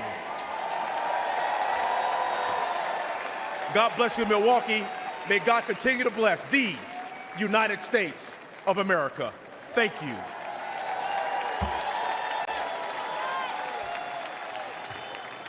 Please welcome U.S. Army veteran, Representative John James from Michigan's 10th Congressional District.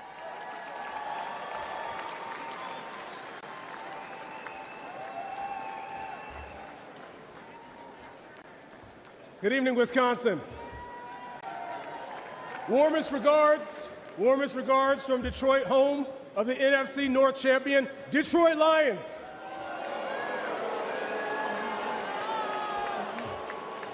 Well, in seriousness, didn't Wesley do a great job? One of my West Point classmates, class of 2004, and there's another Midwestern boy who did a great job. our vice presidential nominee, J.D. Vance. Another Midwestern boy. You know, he's going to need some help when he comes up to Michigan. I'll do everything I can, but he might be the first Buckeye to win in Michigan since last time Trump was in office. But those are two great American dream stories from the Hunt family and from the Vance family, but I have another American dream story to tell you about. It's about a little boy from Starkville, Mississippi, who lived directly across the street from Mississippi State University, but he couldn't go there because he was black. Despite growing up in the Jim Crow South, he refused to let vulnerability become victimhood. He paid his way through college, served honorably in Vietnam, and started a trucking company with one truck, one trailer, and no excuses, hauling beer back and forth between Detroit and Milwaukee. I grew up in awe of that story because it's my dad's story. It's part of my story. He and my mother raised me never telling me that this is a racist country. Never. Never.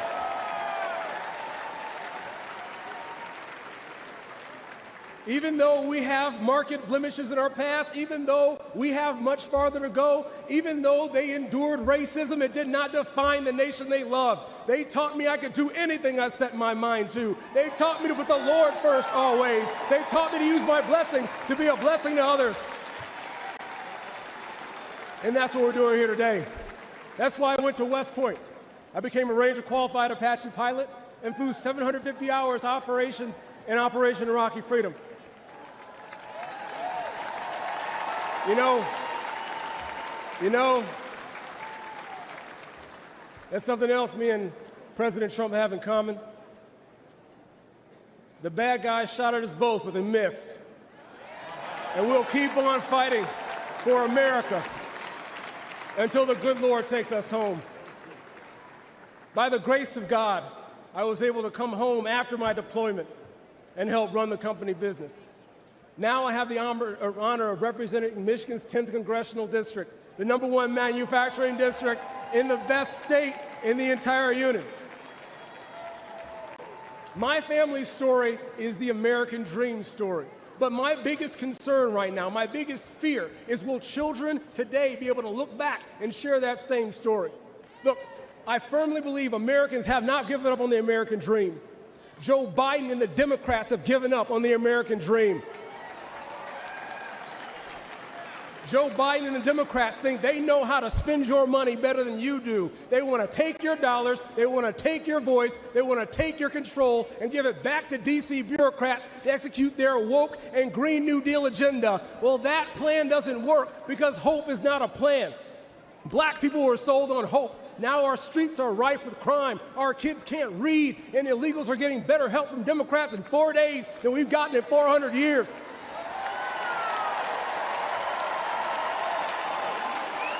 Look, our daughters were sold on hope, and now they're being forced on the playing fields and changing rooms of biological males. America was sold on hope, and now the world's on fire. Our borders are wide open, and Americans are going into debt to pay for their groceries. But look. We don't even have to imagine a brighter day. We just have to remember, under President Donald J. Trump, we had a secure border.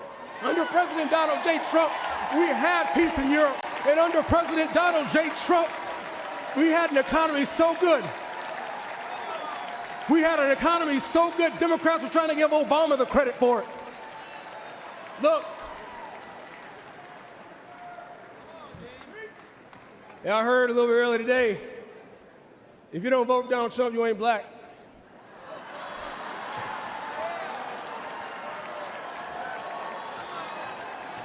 But see, here's the thing.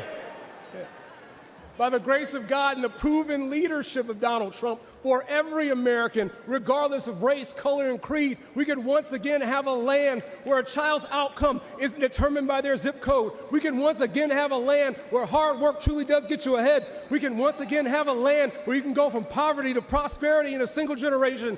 I believe that land is still America. America is the greatest idea that's ever been.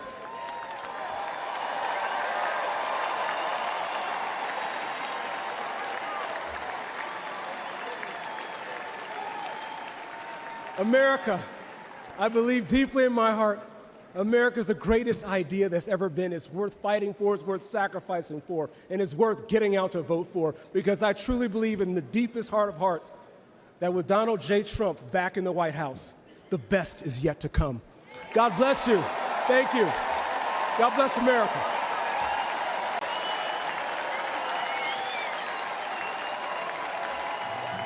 To show families just how much more they're spending on gas under Biden and Harris than they did under President Trump, we placed these signs at gas pumps. When President Trump left office, gas cost only $2.20.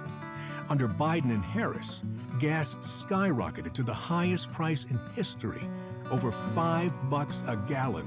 $5 a gallon is the highest historically it's ever been. It hurts my heart, it hurts my budget, it just hurts. I've never seen it this high before, with the gas prices being the way that they are. They're terrible. They're outrageous, overpriced. Our paychecks are like a third of what they used to be just because of gas prices. We have to choose between, am I going to fill up my car all the way or am I going to buy a prescription? Whenever Trump was in office, it took me about $45 to fill up, and now it's about $75 to $80. A lot of pain every time you go to the gas pump, and I know I'm not the only one that feels it. Within my first year of driving, I'm having to deal with an average of 503 across the nation. I feel it every time I fill up. Well, it certainly affects my saving because it's hard to save when everything you're making is going out for groceries and gasoline. With the gas costing more, of course, the food costs more, and also cuts into doing charitable activities, like try to deliver food to needy children. Families right now are living paycheck to paycheck, and it's going to get worse. How people with families do it on a normal average income, I don't see how they can pay it and have any money left over even to pay for gas. I don't think Bidenomics works for anybody. My family can't afford any more of him. It's impossible to pay $5.03. We need to care about our people better than that. There are going to be 41 million new Gen Z voters this upcoming election, and when they go to cast their vote, I mean, that's definitely going to take a toll on which way they lean. I'm voting for Trump because me and my family want to pay this amount for gasoline. We don't need any more of this. We need more of this.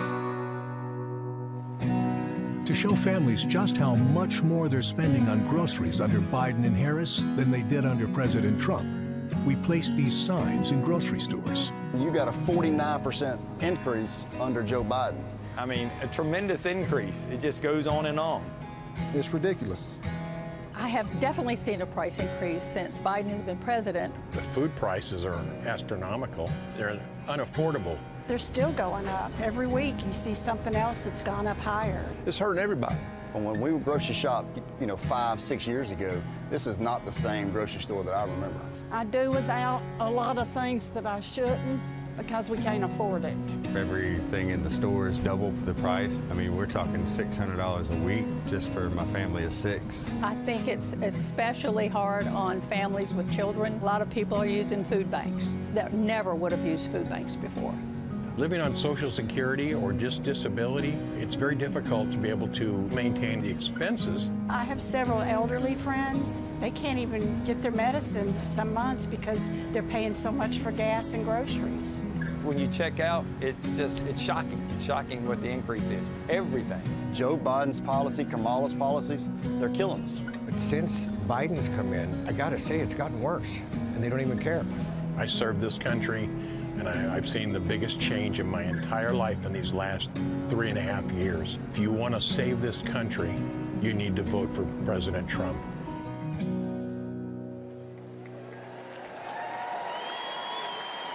Please welcome American mother, Sarah Workman.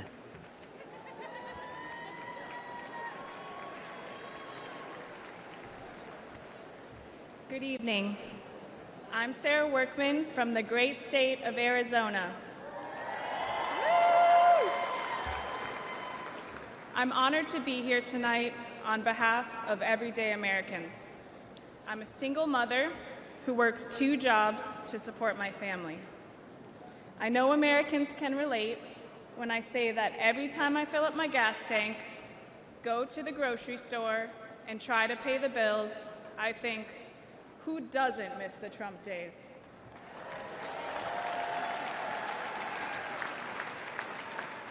But it's not just the economic pain we're all feeling under Joe Biden. It's how they're destroying the American spirit. Everywhere we look, there's pain, chaos, and crisis. Inflation, open borders, woke indoctrination in our schools, violence in our cities, and unjust rulings in our courts. All of it is eroding one of America's greatest strengths, our optimism.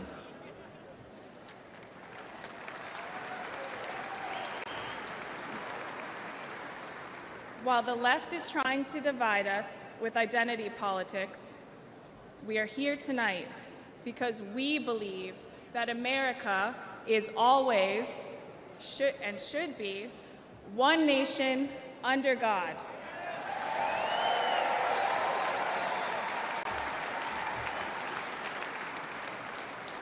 In addition to the economic pain, the Democrats' open border policies have shattered my family. With drugs so readily available, my husband fell victim to the drug epidemic. It tore our family apart, and now I raise my son alone. But I know there is hope.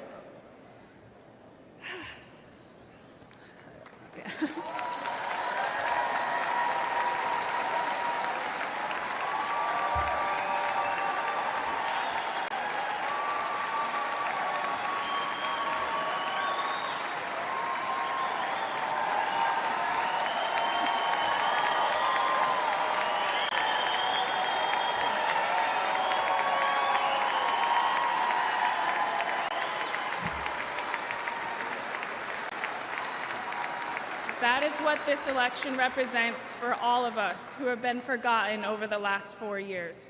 Hope. We need God in our hearts and Donald Trump back in the White House.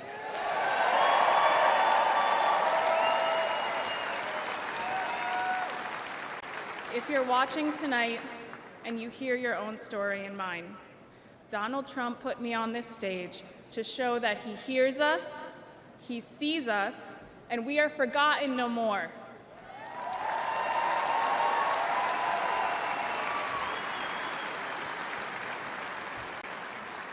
I find peace in God's promise that says, if my people who are called by my name would humble themselves and pray, I will heal your nation. Amen.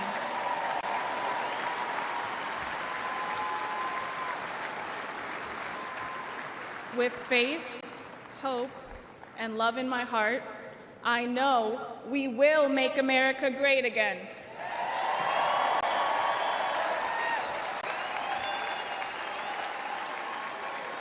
Please welcome United States Senator Katie Britt of Alabama.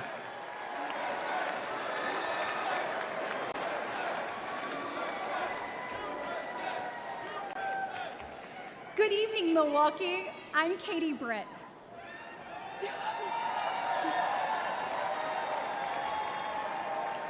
We are all here tonight for one reason. We need to change the direction of our nation. And Donald Trump is the change we need. To my fellow moms and dads across America, I think we all know that raising a family is hard. Add in smartphones and social media, and we already had plenty to worry about. But then Joe Biden and Kamala Harris came around. Now our lives are that much more difficult and way more expensive. Under Biden-Harris, prices are high, and expectations, well, they're low. Grocery prices are up more than 21%. Electricity is up 31%. Gas is up 48%. Mortgage rates have more than doubled, and rent is skyrocketing. To me, these aren't just numbers. This is pain for millions of Americans. It means that so many American families have to live with so much less. This is too high a price to pay for an administration that has brought us to such lows. The American people won't have the wool pulled over our eyes. We see how Biden and Harris keep making things worse. And we know the current president is not capable of turning things around.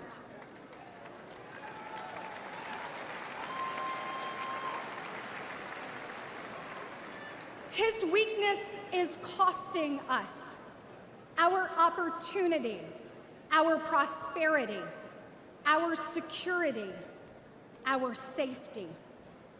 Each diminished, all in decline, just like the man in the Oval Office.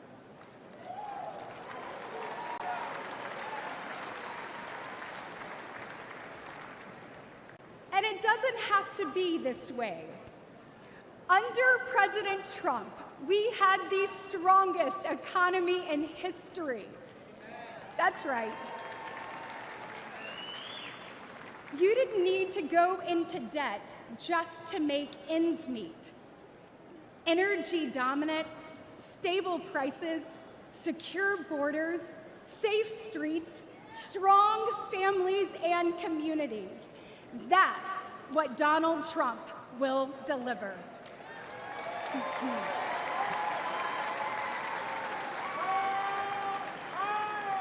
With President Trump, the tough choice was which job offer to accept. Now, it's which second job to take just to pay the bills. Your family can't afford this costly and dangerous decline for 4 more years. 4 more years of Biden-Harris will impose a lifetime of financial damage on our children and our nation. It is time to return President Trump to the White House. Yes. Republicans will put parents, families, and hard-working Americans first. With President Trump back in the White House, we will reawaken the exceptionalism of the greatest nation ever known.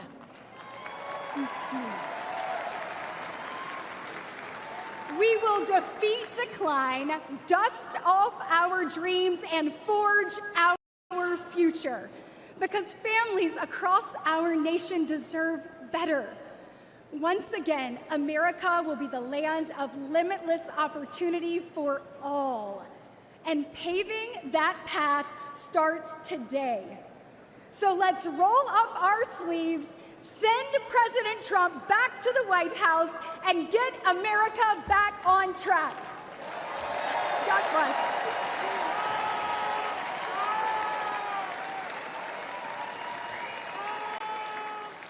Ladies and gentlemen, please welcome United States Senator Tim Scott of South Carolina.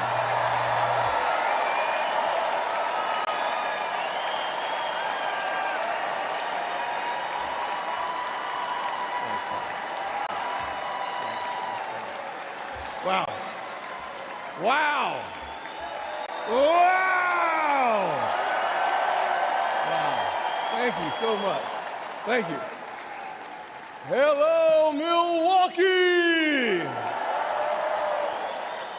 Are you ready for 4 more years of Donald Trump? Oh, me too. Listen, if you didn't believe in miracles before Saturday, you better be believing right now.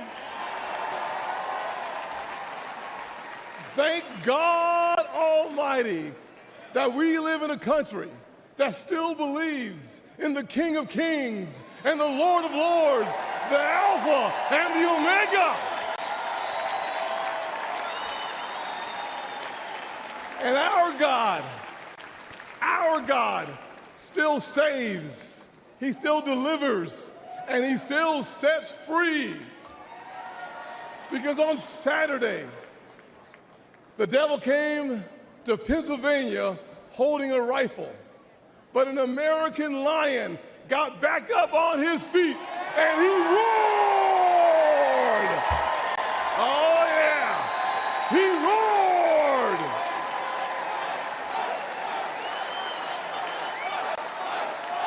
Yeah, yes he did.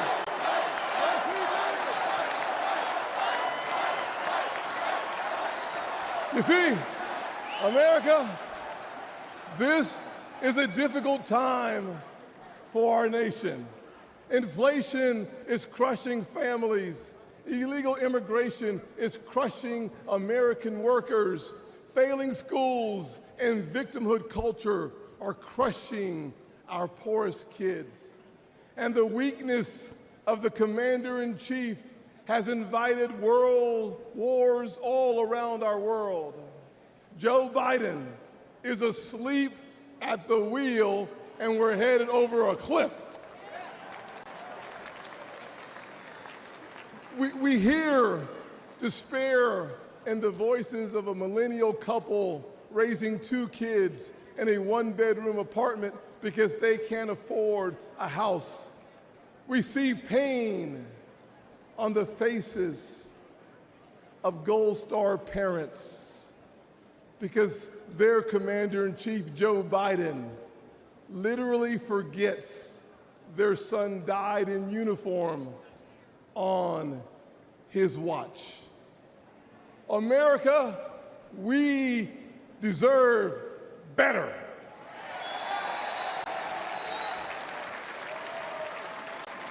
We deserve so much better.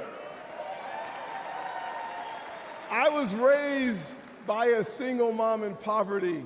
We had plastic spoons, not silver spoons. But she taught me to work hard, to take responsibility, and reject victimhood. Thank God for my wonderful mama. I know this is going to offend the liberal elites. Every time I say it, it offends them. But let me say it one more time. America is not a racist country.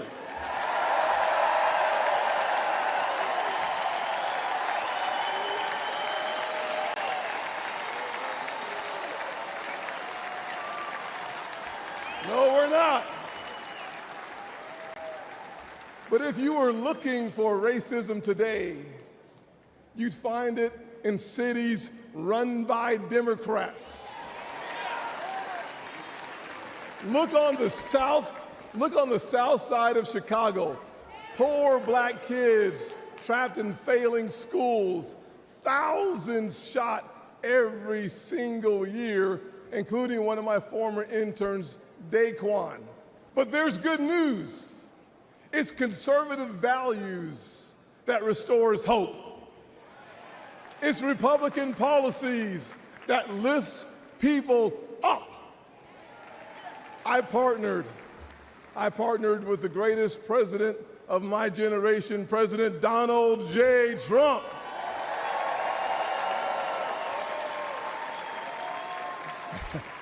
On the biggest tax cuts ever for working people and single moms, and opportunity zones for neighborhoods that need them most. But Joe Biden and Kamala Harris, they give illegal immigrants free hotel rooms while our veterans sleep on the streets. Disgusting, disgusting. Trump secured our border once, and Donald Trump will secure it again.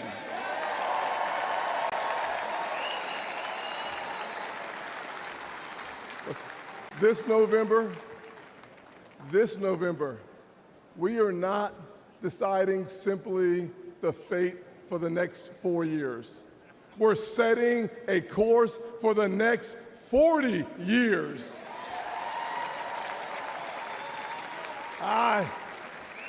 I see our heartland filled with huge American factories powered by abundant American energy, building what America needs, creating generational wealth for blue-collar workers. You see, we are the Republican Party of Frederick Douglass and of Abraham Lincoln, of Ronald Reagan and Donald Trump. But we, 4 more years. I love it.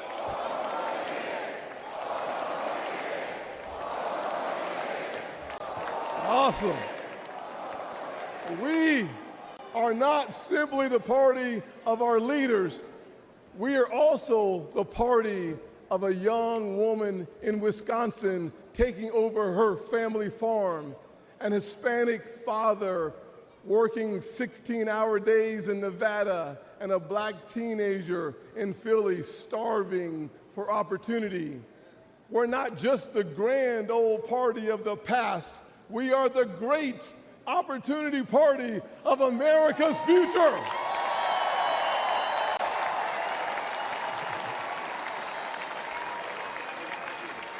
And there's only, hear me clearly, and there's only one person who can make that vision a reality: Donald J. Trump. God bless America.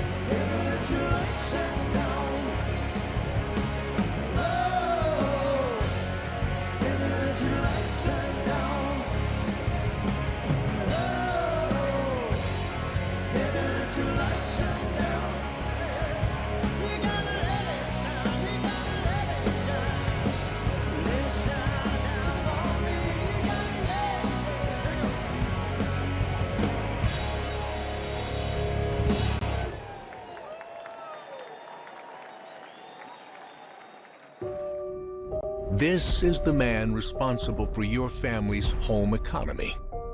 He can't even walk up steps or put on his own coat. Biden's incompetence is financially crushing Americans. One of Biden's first acts as president was to raise taxes, then create a new army of IRS agents to go get the money. Biden's inflation tax costs American families more than $11,000 a year. Under Biden, the highest inflation in 40 years, sickening grocery prices, highest gas prices in history, while Americans' incomes have fallen 3 straight years. Now, Biden's proposing a new $4.9 trillion tax hike, the largest ever, $36,000 per American family, and an end to the Trump tax cuts. It's obvious Biden must be fired. President Trump didn't just give us the strongest economy in the world, he gave us the largest tax cuts in history. And he'll do it again, including bringing back the Trump tax cuts for your family. President Trump's also going to provide economic relief for millions of American service workers who have been ignored by Biden.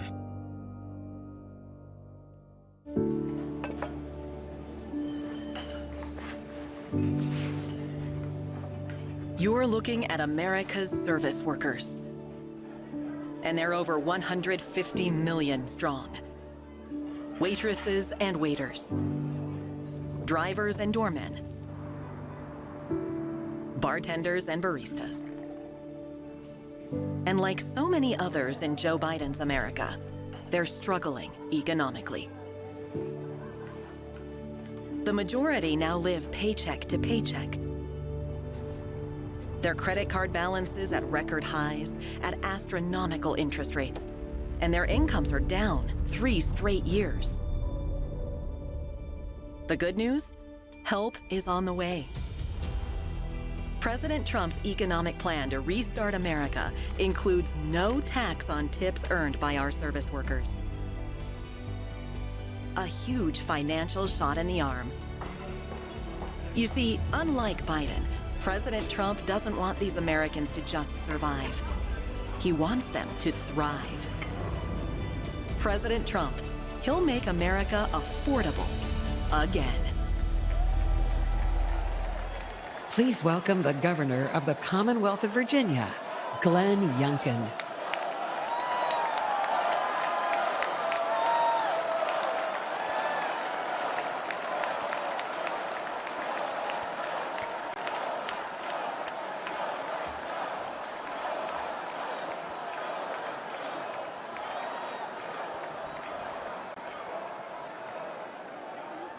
Yes, Joe must go.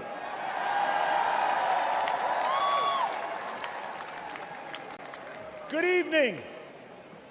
I'm Glenn Youngkin, the governor. The governor of the home of Washington, Jefferson, Madison, and Monroe, the great Commonwealth of Virginia.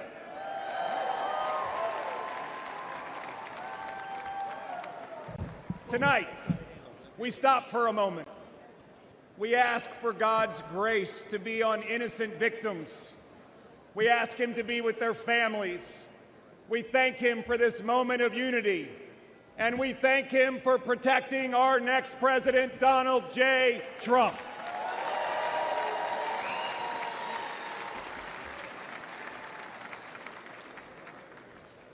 And tonight, our nation can have the conversation that so many families have at their kitchen tables.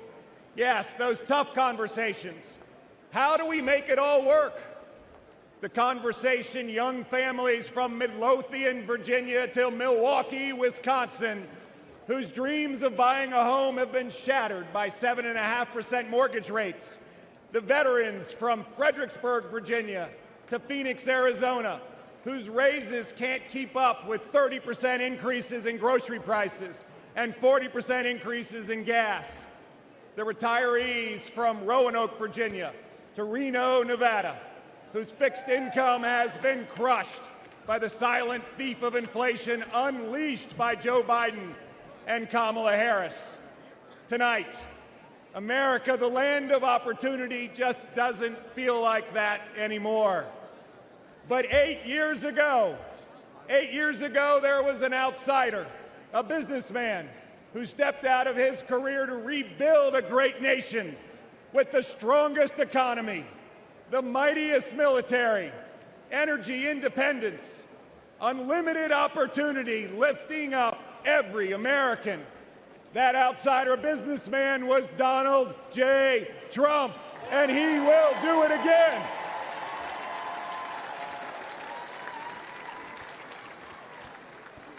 I'm proud to be a homegrown Virginian, from a family like a lot of families, with ups and downs and highs and lows. My mom was a nurse, and she was my hero. She pulled our family together after my dad lost his job. At 15, washing dishes and flipping eggs, I learned that there is dignity in work.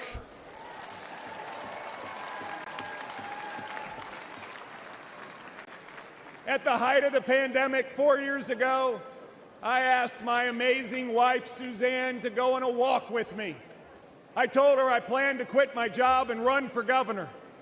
She looked at me with tears in her eyes and a quivering lip and asked, "Governor of what?" We prayed together, and we asked God for guidance and wisdom, and we said if elected, we would serve.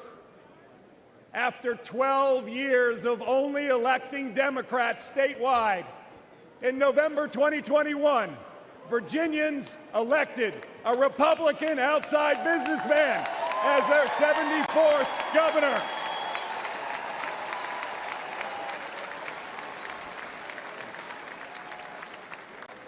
And I believe this year, Virginia will elect another Republican outside businessman as President of the United States.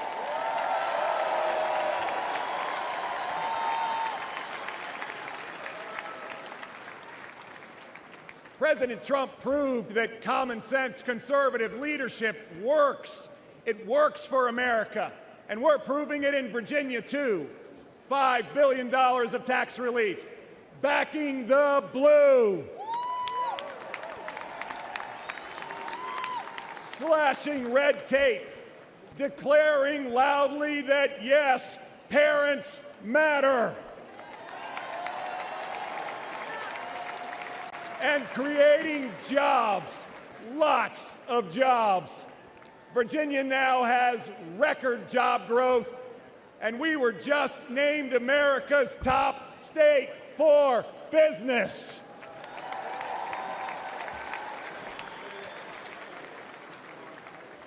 Friends, could this election be more simple? It's common sense versus chaos. It's strength versus weakness. Friends, it's not just Republicans who see this. It's Republicans, independents, and lots of Democrats. It's Americans. Under President Trump, America had high growth and low inflation. Under Joe Biden, America has low growth and high inflation. 66% of Americans now live paycheck to paycheck. Moms and dads worrying, can they buy new shoes for their kids going back to school? Can they write the tuition check for college? Will they ever be able to retire? Under President Trump, 2.4 million Americans were lifted out of poverty.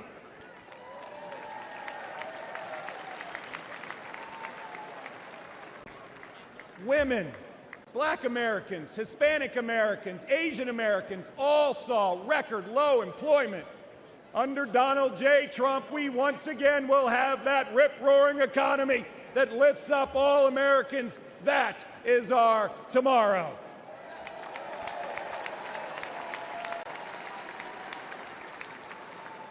A tomorrow where work is celebrated, where taxes are cut, and inflation is slashed, where we cut red tape, where we unleash American energy dominance, where businesses proudly say, "Made in America."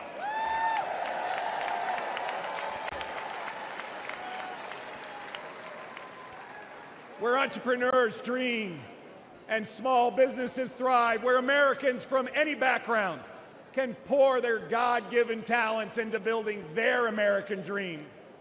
This is the moment. This is our moment to make America the land of opportunity again.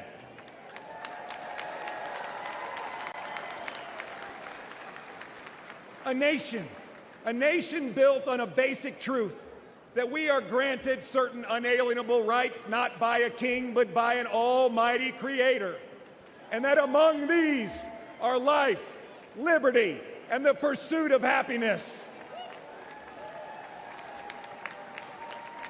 Our foundational principles are non-negotiable. They are inscribed on our national soul. My fellow Americans, the spirit of hope is spreading.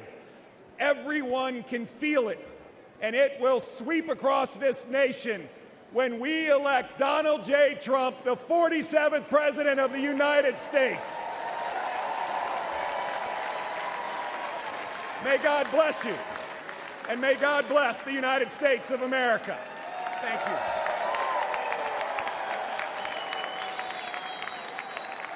Please welcome the CEO of Goya Foods, America First Policy Institute board member, and chairman of the Hispanic Leadership Coalition, Mr. Bob Unanue.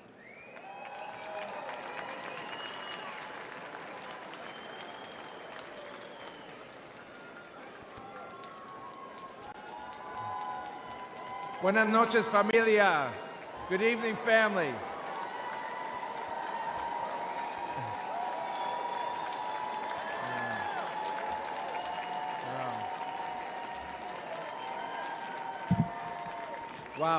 Wow.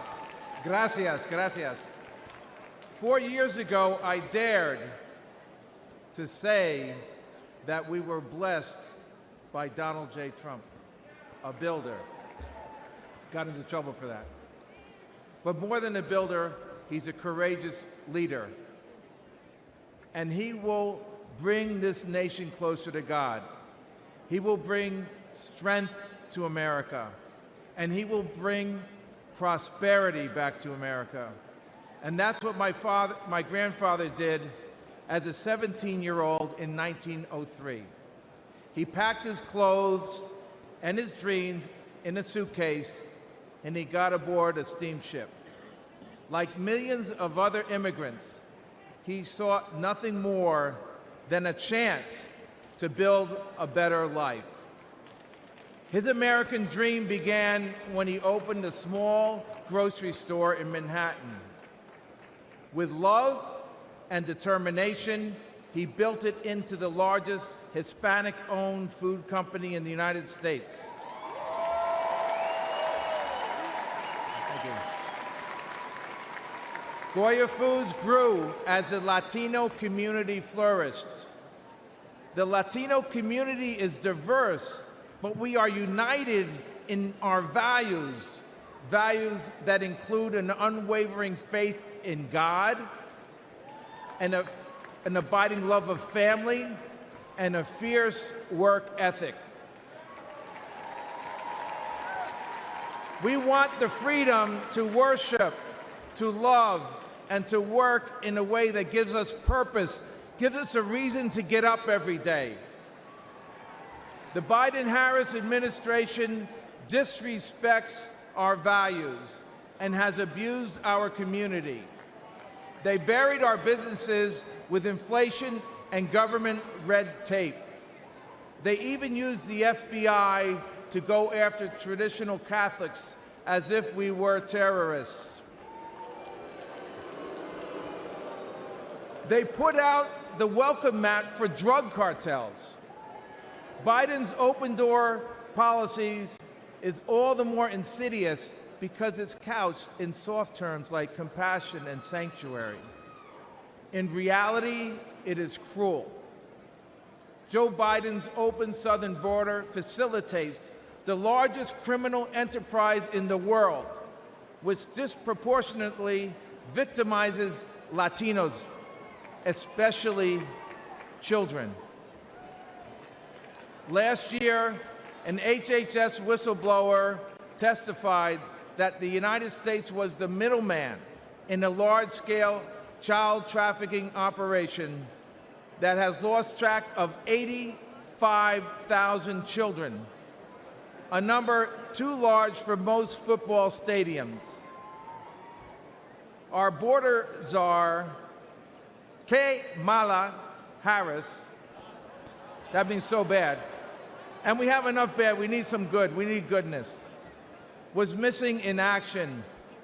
Many Latinos came to America from countries where the few exploit and control the many. Today's Democratic Party sees this as their path to maintain power.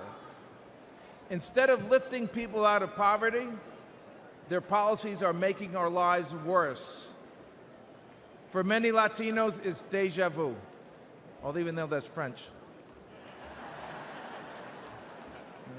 I don't know how to say that in Spanish, I'm sorry.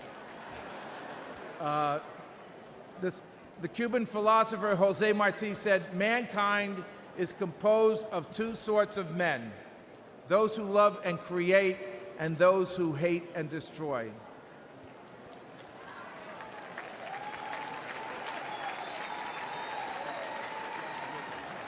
Joe Biden and his allies show contempt for anyone who disagrees with them. Their hatred of Donald Trump knows no bounds. Their radical policies are wrecking our economy and destroying our lives. On the other hand, Donald Trump loves this country.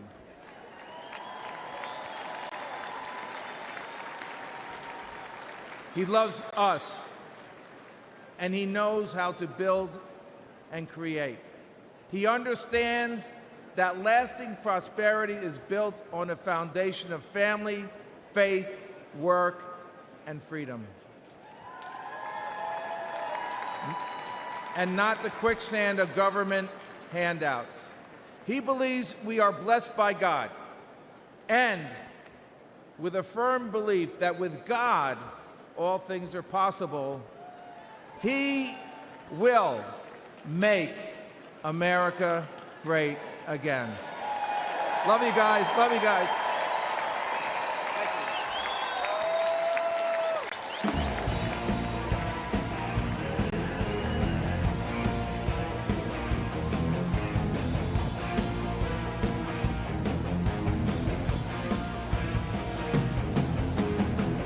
Everyone's watching.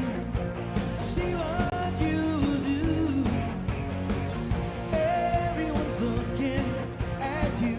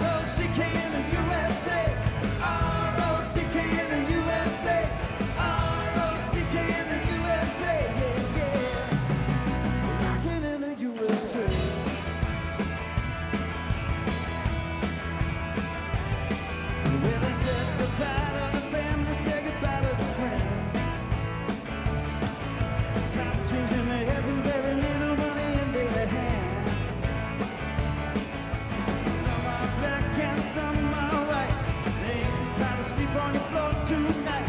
With the blind faith in Jesus, you know that they just might. Rocking in the USA.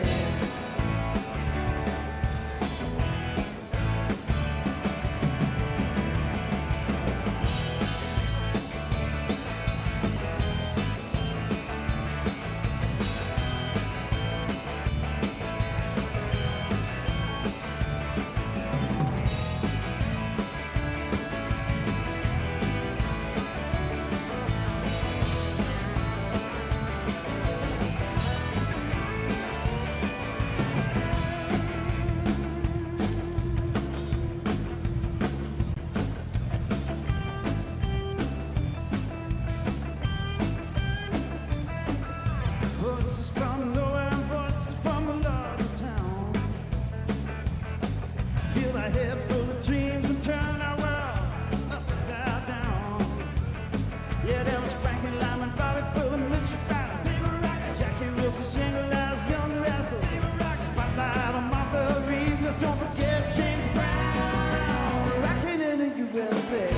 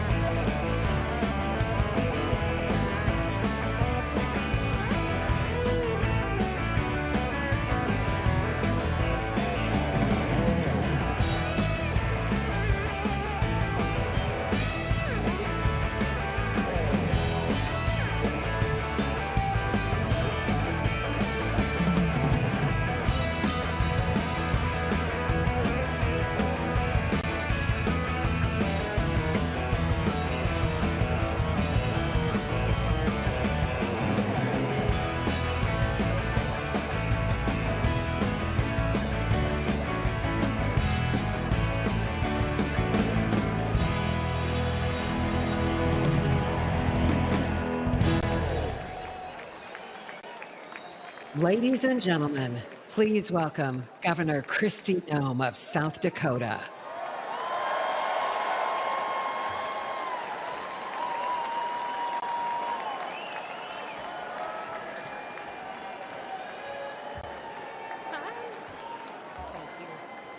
Good evening. You all look fantastic. I love the cowboy hats. And a shout out to South Dakota. Hi. Woo. Listen, I'm Governor Kristi Noem from the great state of South Dakota.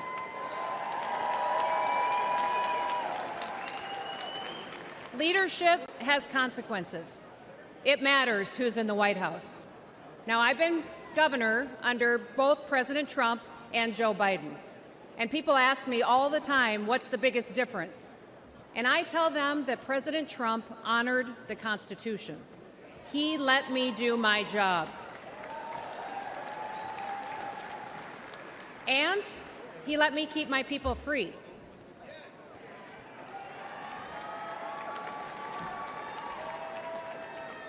Now, leadership on the state level, it matters too. It certainly mattered in South Dakota. I am so proud to say that South Dakota's strong economy has been a beacon of freedom for America. Most of you probably first heard about me during COVID, didn't you? Because South Dakota was the only state in the country that stayed open for business.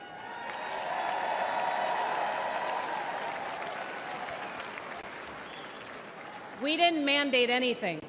We never ordered a single business or a church to close.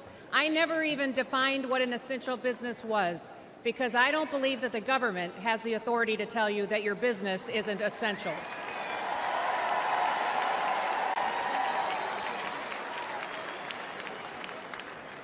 When other states were pushing mandates and lockdowns, instead in South Dakota, we hit the gas. We embraced liberty. We told our story and we invited people to come and to enjoy our beautiful state. Now, all of the things that conservatives have always talked about, we just did it, and it worked.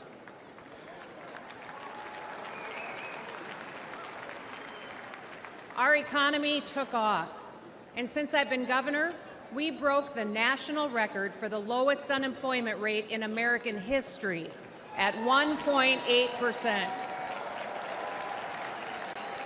In South Dakota, everybody works. We paid off state debts and bonds. We fixed dams and bridges. We built roads.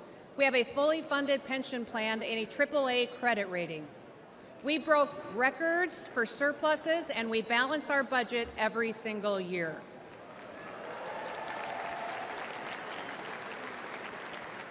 And last year in South Dakota, we passed the largest tax cut in South Dakota history.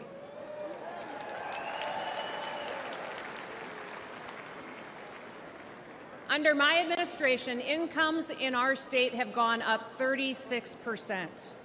Women-owned businesses are thriving. We also have the highest birth rate in the nation. People are having babies because they're happy.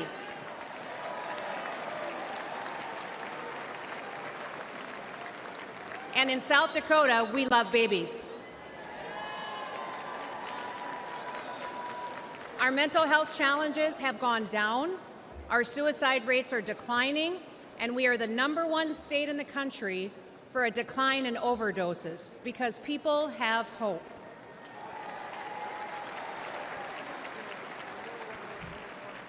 We're growing so fast that we needed more workers to catch up. So we launched the most successful workforce recruitment campaign in the history of South Dakota. And they have come by the thousands to join us and to live with us. Do you guys remember those ads when I was a really lousy plumber and a really terrible electrician? Do you remember those? Well, since we started those ads, we have seen a 78% increase in licensed plumbers in the state of South Dakota. We've seen a 44% increase in electricians in our state. Now, people aren't moving to South Dakota for our beaches or for our beautiful January weather. They are moving to our state for opportunity and for freedom. And all of this happened because our people were bold. We took action, and I was strong. Now, South Dakota proved that freedom will make America wealthy again.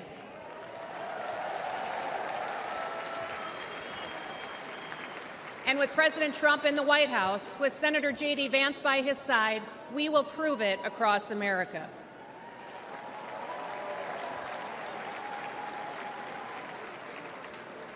Listen, 2 days ago, the whole world changed. Evil displayed itself in the very worst way, through a cowardly act. An innocent American lost his life, and we will continue to lift his family up in our prayers every single day. Prior to this week, we already knew that President Donald Trump was a fighter. He is the toughest man that I have ever met. Nobody has endured more than what he has gone through. They've attacked his reputation, they impeached him, they tried to bankrupt him, and they unjustly prosecuted him. But even in the most perilous moment this week, his instinct was to stand and to fight.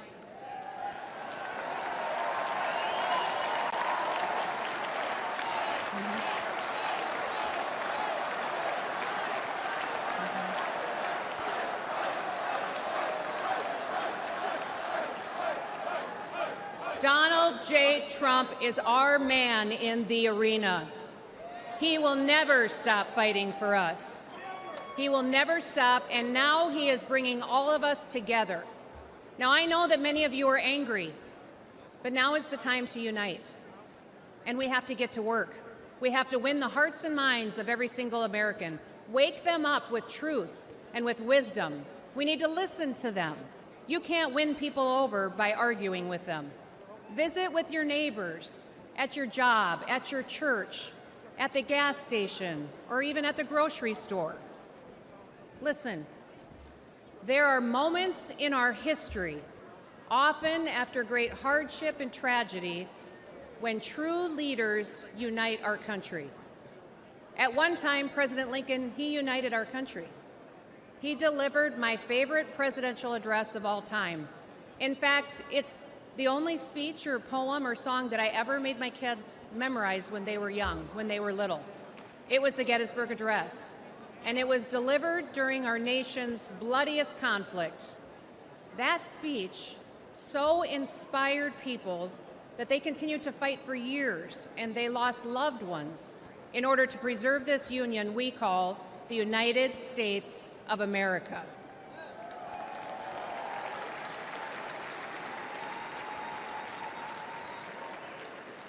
Now, at that time, President Lincoln encouraged us to take increased devotion, that this nation, under God, shall have a new birth of freedom, and that a government of the people, by the people, and for the people shall not perish from this earth.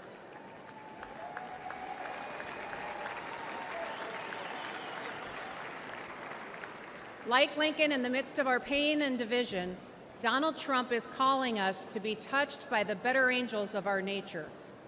As Paul wrote in 2 Timothy, God has not given us a spirit of fear, but of power and of love and a sound mind. We must not be afraid.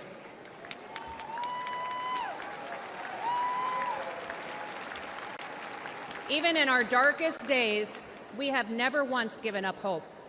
So don't quit on America. If we lose this country, where else will we go that provides more freedom and opportunity for our kids and our grandkids? And I've got 3 grandkids, and I'm counting on a whole lot more. And yes, democracy can be messy, but there is a great invisible strength to a people's union. We have shown the world that we can endure sacrifice and that we can still unite. We should still aspire to be worthy of this union, America. President Donald J. Trump is the leader we need for such a time as this.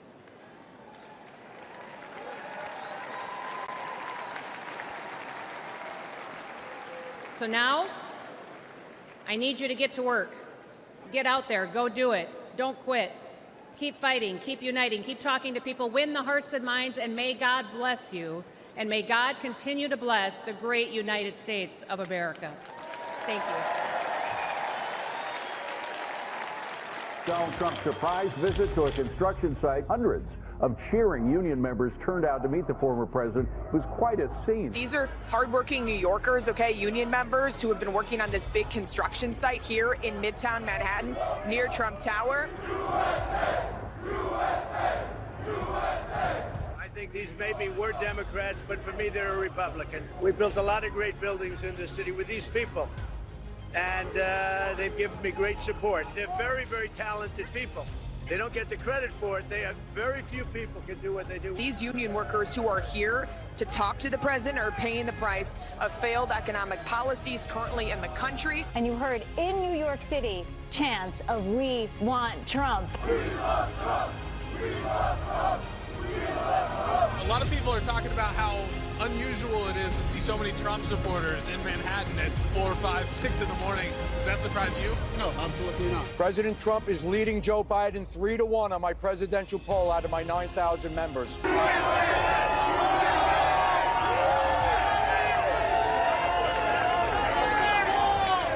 Trump's turn again. What's your message to Joe Biden? You. We're a very patriotic group, and we love our country, and we want the best for America.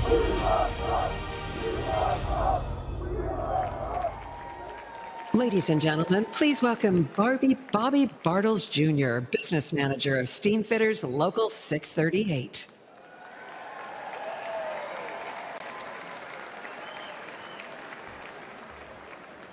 Good evening, everyone. My name is Bobby Bartels. I'm a proud member of Steamfitters Local Union 638. And like many of my fellow union members, I've been a Democrat my whole life. And like so many of my fellow union members, we have come to expect empty promises from Democratic politicians.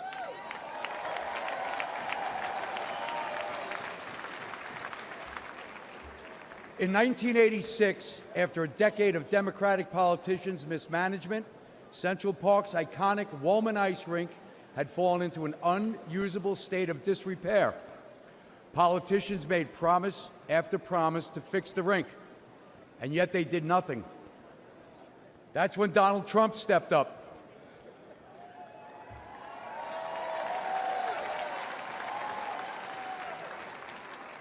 He wasn't mayor, he wasn't running for anything, but he was a guy who cared about people, and he knew how to get a job done. He put his money and his reputation on the line and committed to getting it built. He did it using skilled local union labor like the men of Local 638.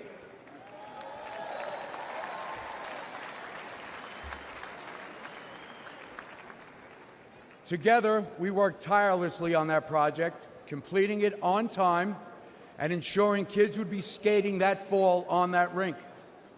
And a quick note to President Biden, that involved working outside the hours of 10 a.m. and 4 p.m.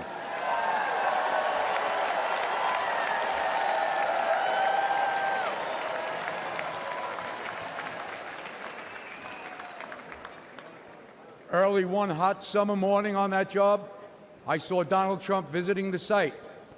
I yelled out, "Are you here to buy us coffee?"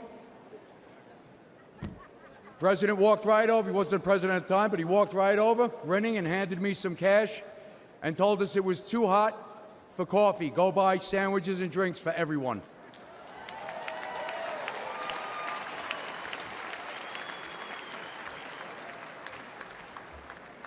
Now, more than ever, we need a president who knows how to get things done.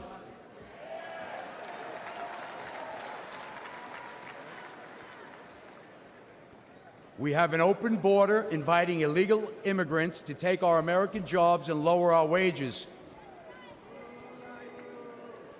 Out of control inflation is squeezing budgets, and both violent crime and drug epidemic are pushing people out of our cities, all while Democrats do nothing.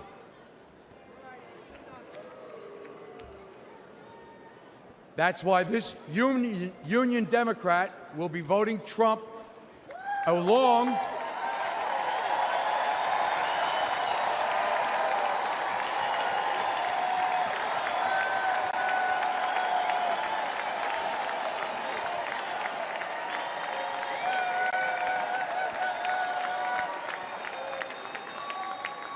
So that's why this union Democrat, along with many of my local union members, will be voting Trump this November.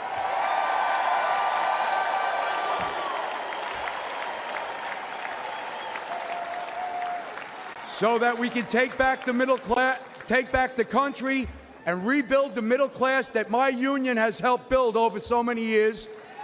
God bless America. Thank you.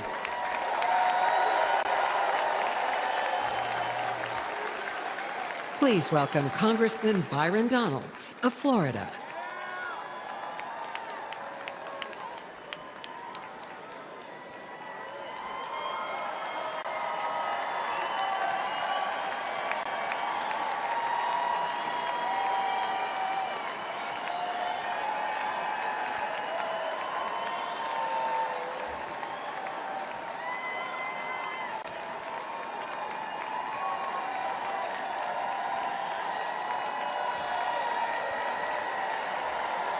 Good evening, Milwaukee.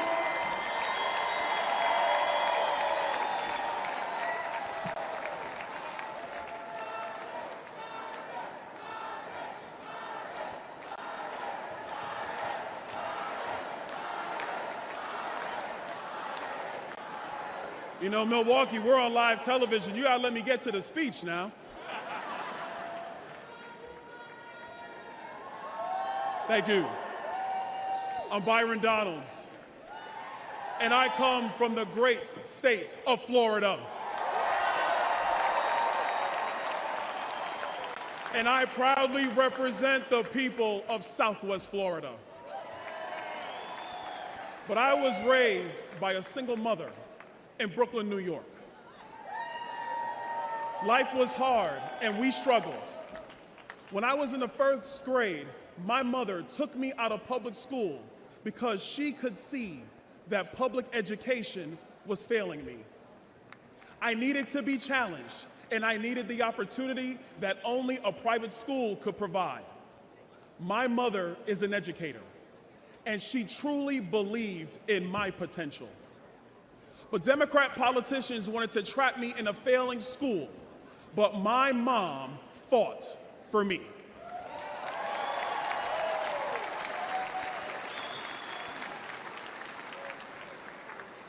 Mom, I just want to take this opportunity to say thank you.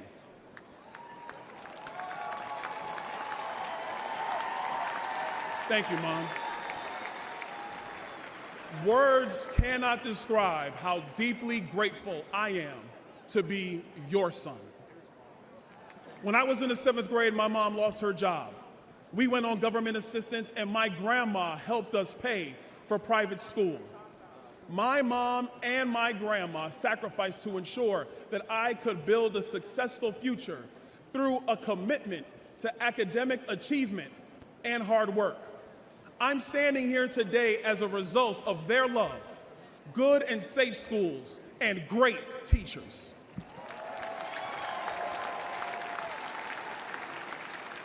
And to the teachers of America who pour your heart and your soul into your students and teach the next generation to love, honor, and serve our great country, we all say thank you.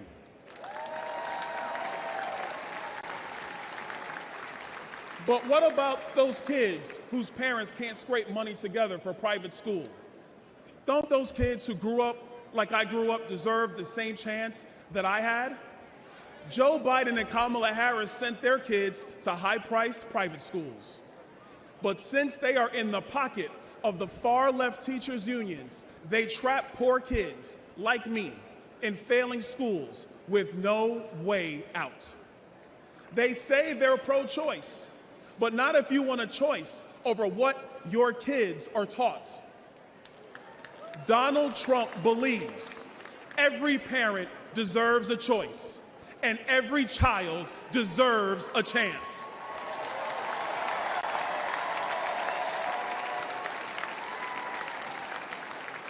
And in November, when Donald Trump is elected, our nation's 47th president, we will make sure all America's children get that chance.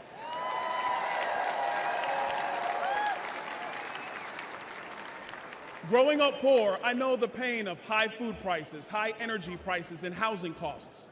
I remember as a kid, my mom yelling at me, "Turn off that light, you don't pay the bill." We know there's a bunch of kids in America today who are hearing that from their parents. The massive inflation created by Joe Biden and Kamala Harris has only made it worse. During my first term in Congress, I served on the Budget Committee and the Small Business Committee. We told Joe Biden that his so-called American Rescue Plan was going to cause inflation. The Biden-Harris administration told us not to worry, but I knew better. I have nearly 2 decades of experience as a financial professional, and the evidence is in. Go to any grocery store, buy eggs, buy beef, buy milk. Even housing prices have skyrocketed. All Americans deserve a shot at the American dream. But under Joe Biden's debilitating economic policies, far too many, for far too many of them, that dream has slipped away. This shows that we were right, that Joe Biden was wrong, and that you, the American people, are paying the price. As Americans, we've all been struggling. The disastrous results of the Biden-Harris agenda transcend race, religion, or income. But under President Trump, all of this will change.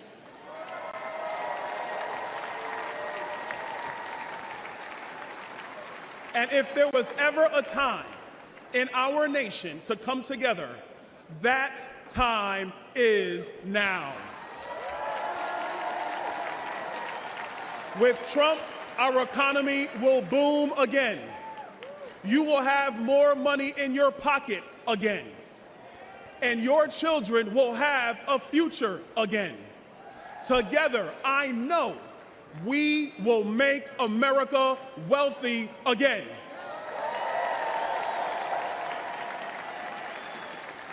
And together, America, we will make America great again. God bless you, Milwaukee.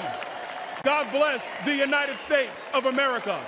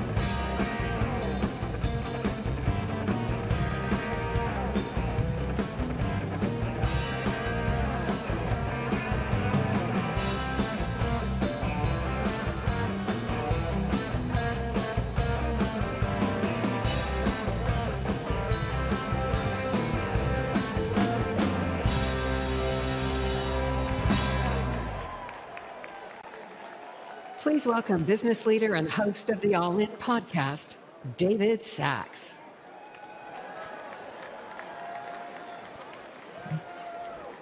Good evening, America. Good evening, America. I'm David Sachs, a legal immigrant who worked hard to achieve the American dream. Now, thank you. Now I'm concerned those same opportunities won't be there for future generations. As I look out at this convention, I see a party that is strong and unified behind President Donald J. Trump and his pick for Vice President, Senator J.D. Vance. And what about the Democrats?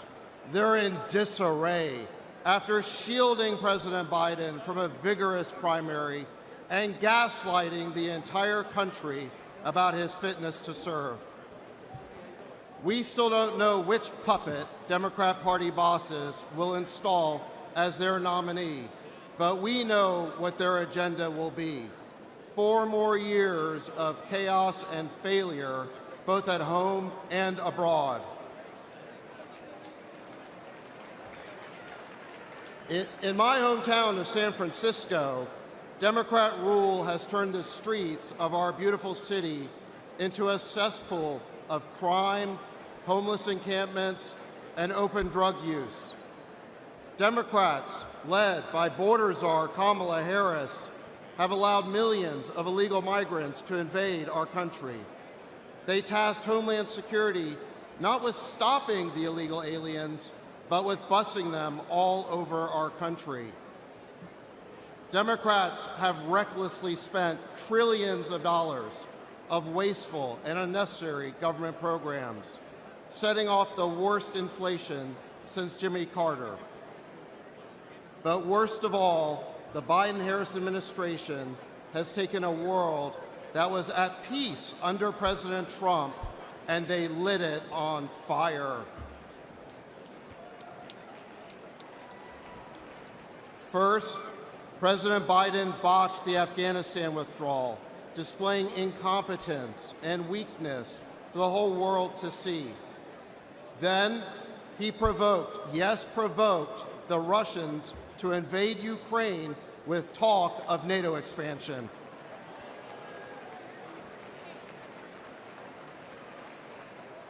Afterward, he rejected every opportunity for peace in Ukraine, including a deal to end the war just 2 months after it broke out. Now the war is deep into its 3rd year, with no end in sight. Hundreds of thousands of people are dead. Hundreds of billions of our taxpayer dollars have gone up in smoke. President Biden sold us this new forever war by promising it would weaken Russia and strengthen America. Well, how does that look today?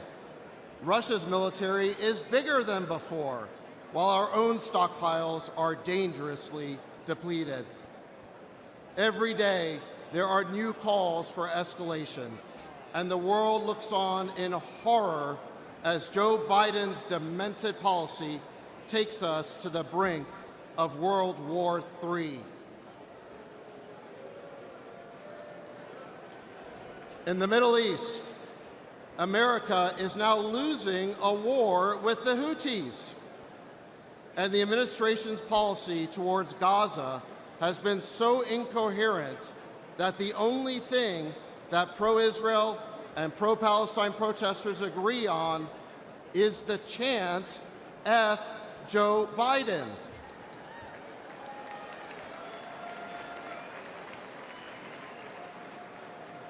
Rather than bolstering confidence in American leadership, as he promised, President Biden has become the symbol of an America in decline. This may be our present, but it does not have to be our future.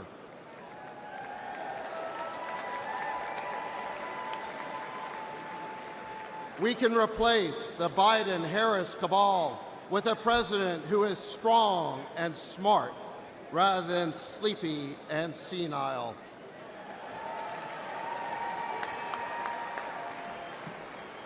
or in her case, clueless and embarrassing. A president who understands that you build the most powerful military in the world to keep America safe, not to play the world's policeman.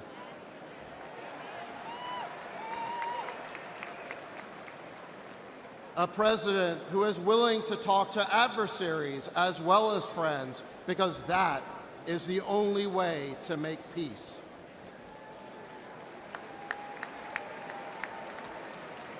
A president who will stand up to the warmongers instead of empowering them. My fellow Americans, we need a leader who commands respect and demands reciprocity from other nations. We need strength and savviness in the White House Situation Room, even if the crisis hits after Biden's bedtime.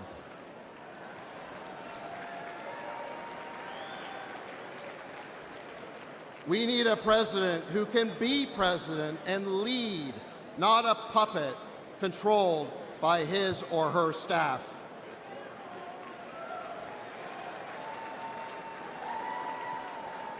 We need order in our cities, order at our border, and order restored to a world on fire. My friends, we need President Donald J. Trump back in the White House. Thank you. Please welcome women's advocate Vanessa Fora.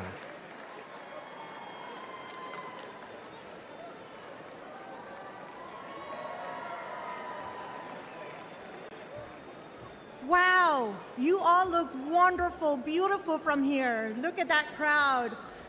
Good evening, everyone. Good evening, America.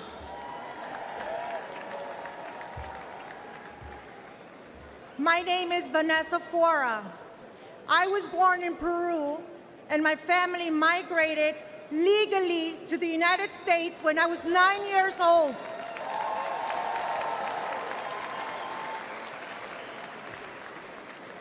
Like millions of legal immigrants, my family didn't begin our pursuit of the American dream by breaking the law.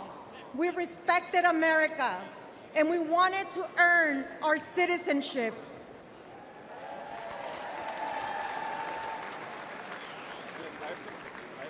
When we arrived in the Bronx, we lived on the 6th floor of a graffiti-painted building. Both my parents worked 2 jobs. At 18, I achieved one of my greatest aspirations. I became a United States citizen.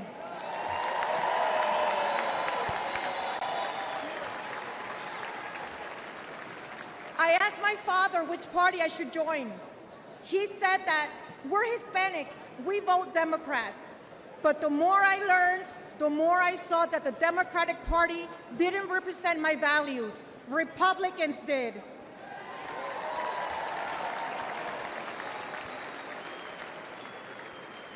I believe that the most important institution is the family, that the U.S. Constitution is the greatest document in history, and that every human being, born and unborn, is made in the image of God.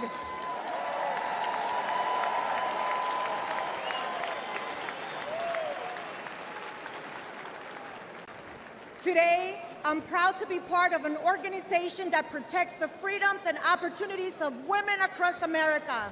I've had the honor of meeting thousands of moms.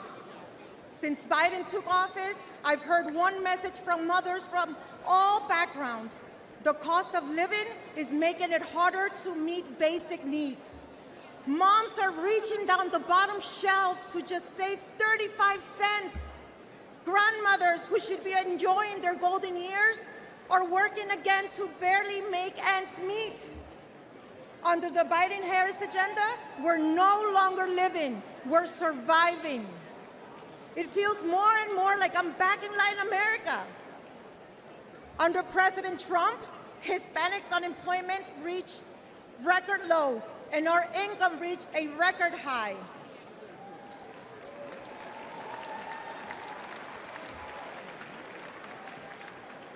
to my fellow Hispanic Americans, and to all Americans. If you believe in faith, family, freedom, financial stability, join me in voting for Donald Trump this November. Thank you, America. Ladies and gentlemen, Charlie Kirk.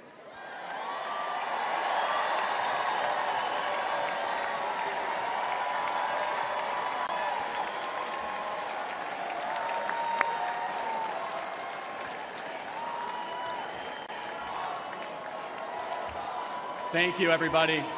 Thank you. Good evening. I'm Charlie Kirk, founder of Turning Point USA and Turning Point Action. Together, the largest conservative grassroots organizations in the country.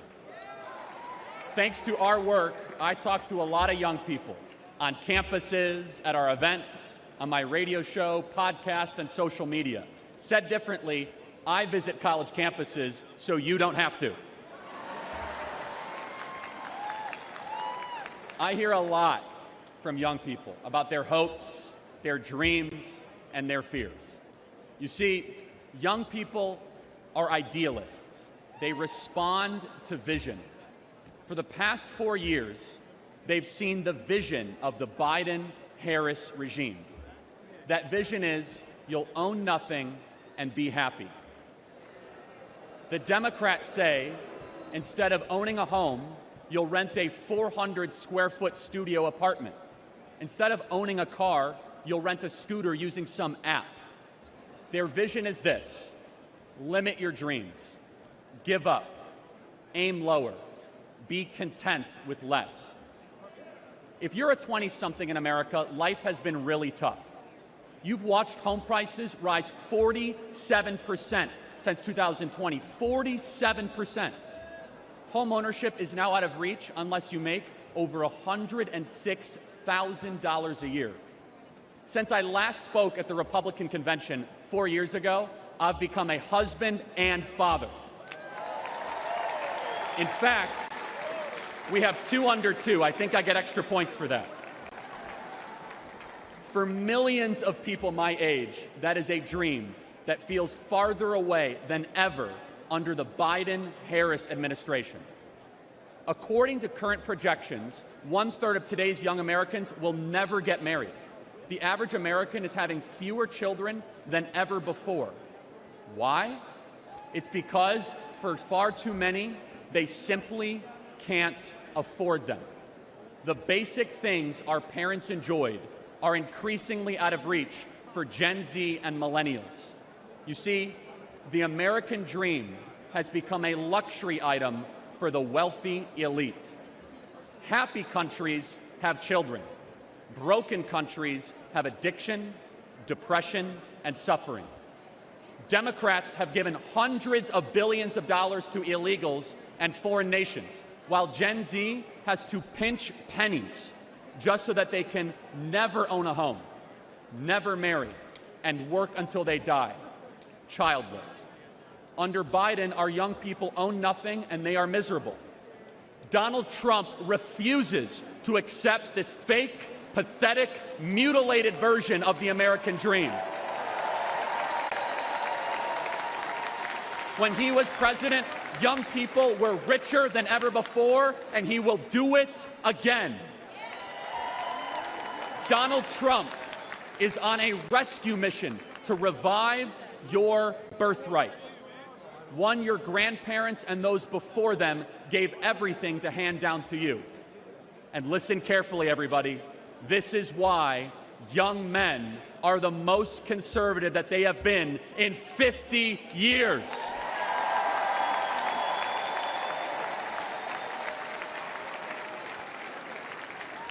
To all the Gen Zers watching this convention on TikTok right now, I have a message just for you. You don't have to stay poor. You don't have to accept being worse off than your parents. You don't have to feel aimless and unhappy. You don't have to support leaders who lied to you and took advantage of you for your vote. America's future is a series of choices. our current state of slow motion national decline is a choice. This November, we're going to choose success. We're going to choose to put the future of Americans first. We are going to choose to no longer be spectators this election. We together are going to do the work to save America. We are going to choose to work harder than ever before, to chase ballots, to vote early, to register new voters, and all of us together working harder than ever, we will fire the Biden-Harris regime and put Donald Trump back in the White House where he belongs. God bless you guys. Thank you so much.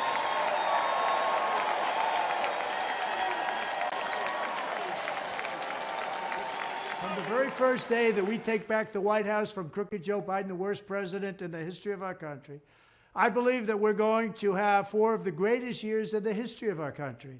I will once and for all secure our elections. We're going to go to paper ballots. We're going to have same-day voting, voter ID. We're going to do it properly. We're going to have good, secure, beautiful elections. We never want what happened in 2020 to happen again. But until then, Republicans must win. And we must use every appropriate tool available to beat the Democrats. They are destroying our country. Whether you vote early, absentee, by mail, or in person, we are going to protect the vote. That's the most important thing we have to do, is protect the vote. Keep your eyes open, because these people want to cheat, and they do cheat. And frankly, it's the only thing they do well. We will make sure your ballot is secure and your voice is heard. Many Republicans like to vote on Election Day, and we must swamp the radical Democrats with massive turnout on Tuesday, November 5th. The way you win is to swamp them. If we swamp them, they can't cheat. It just doesn't work out. But if you can't make it, you need to make a plan, register, and vote any way possible. We got to get your vote. So with your vote, we will win a victory the likes of which no one has ever seen before. We will evict crooked Joe Biden from the White House, and we will take back our country on November 5th, 2024, the most important day in the history of our country. That's what it's going to go down as. Thank you. Ladies and gentlemen, please welcome the chair of the RNC Committee on the Platform, United States Senator Marsha Blackburn of Tennessee.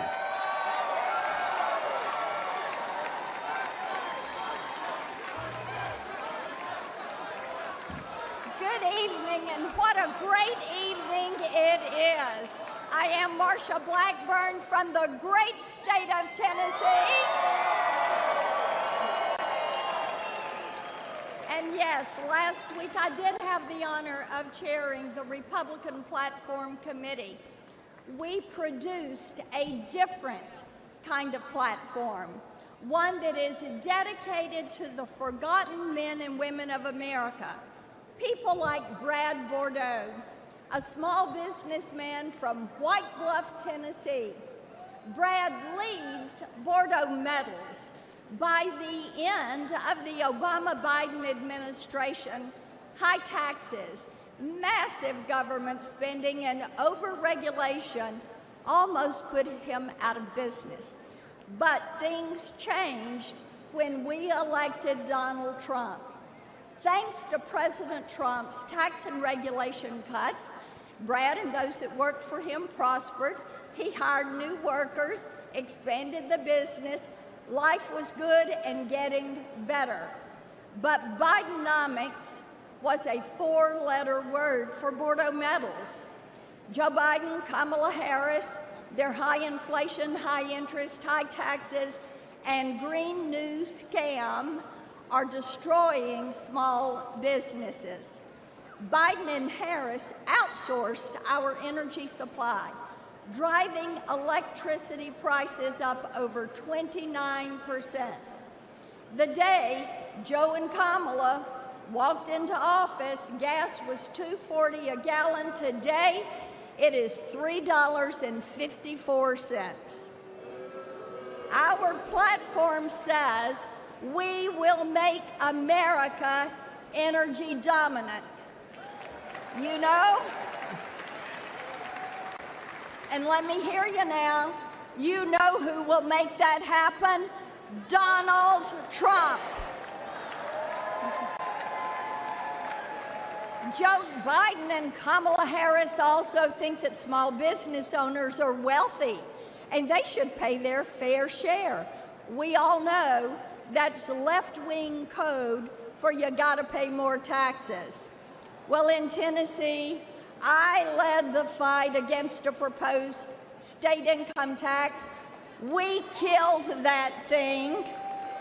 We are income tax free in Tennessee. So when Donald Trump was president, I helped him spread economic prosperity with the largest tax cut in American history. Now, President Trump will make those tax cuts permanent. But if Joe and Kamala are reelected, they say they're going to let them expire. That will be the biggest tax increase in American history. Our party's platform commits to making the Trump tax cuts permanent. And you know who will return us to an era of prosperity? Donald Trump.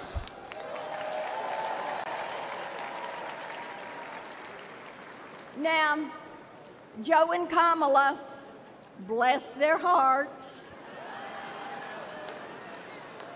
they couldn't help themselves.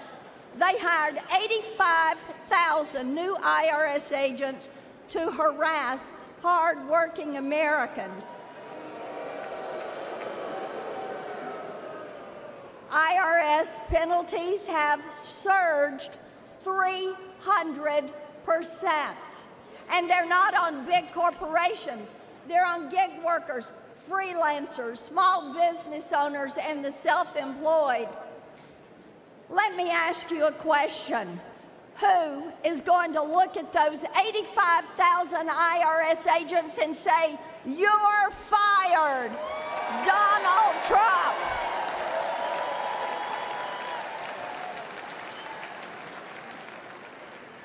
Under Biden and Harris, people are also crushed by more regulations than at any time since Jimmy Carter.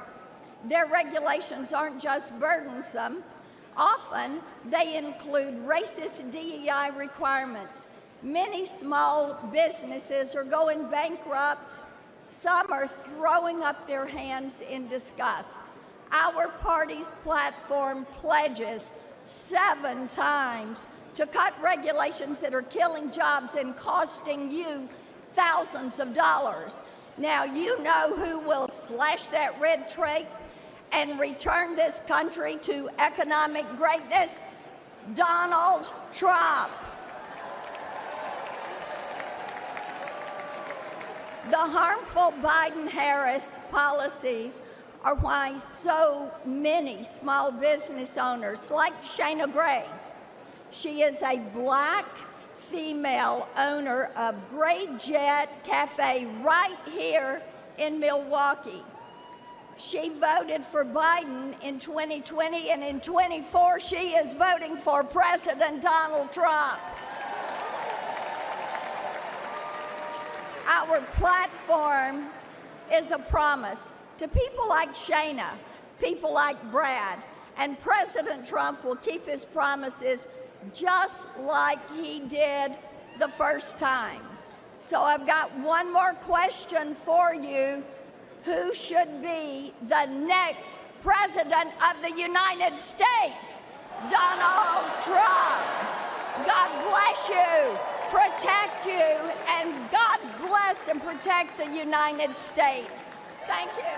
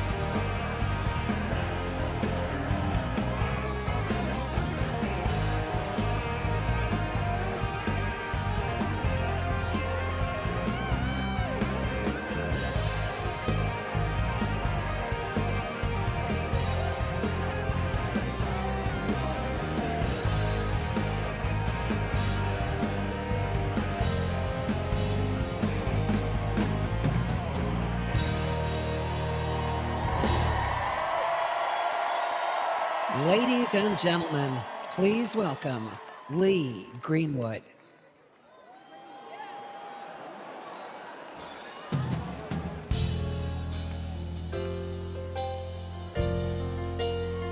Hello, RNC. Is there any doubt who's going to be the next president of the United States? Prayer works. This nation based on faith. Prayer works. Because he was sure, as Donald Trump turned his head just slightly, that the bullet missed him just enough to save his life to be the next president of the United States.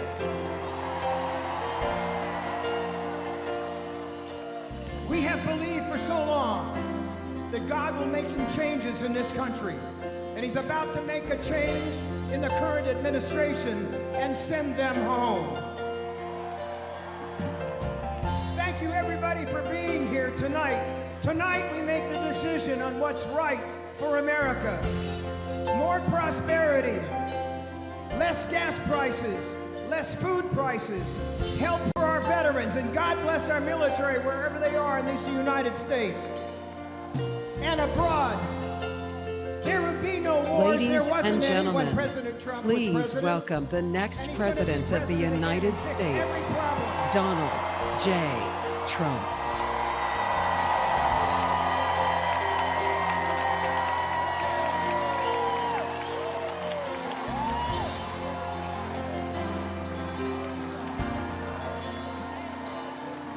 If tomorrow all the things were gone, I'd work for all my life, and I had to start again, just my children and my wife.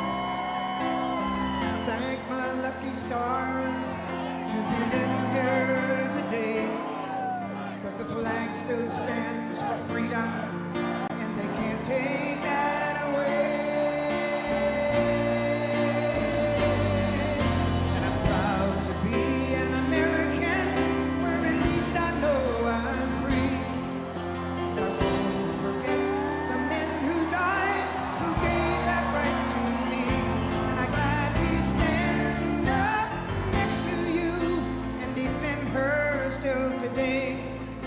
There ain't no doubt I love this land. Sing it!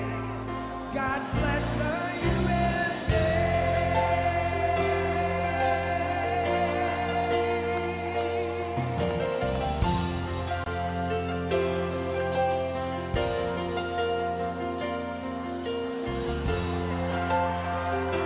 We are here tonight for one purpose, and that is to elect Donald J. Trump as the next president of the United States. He is here tonight to show his courage, his defiance against somebody who tried to kill him. You will not take this man down. He has the courage, the strength, and he will be the next president of the United States.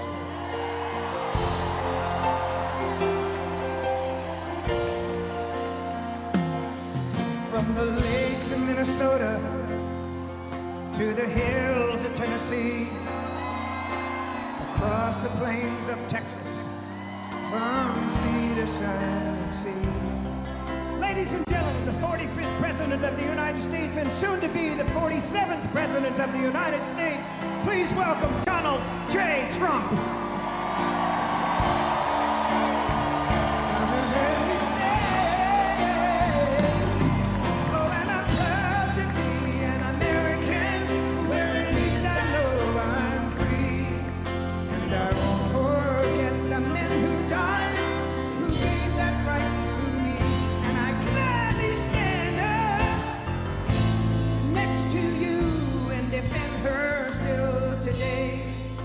There ain't no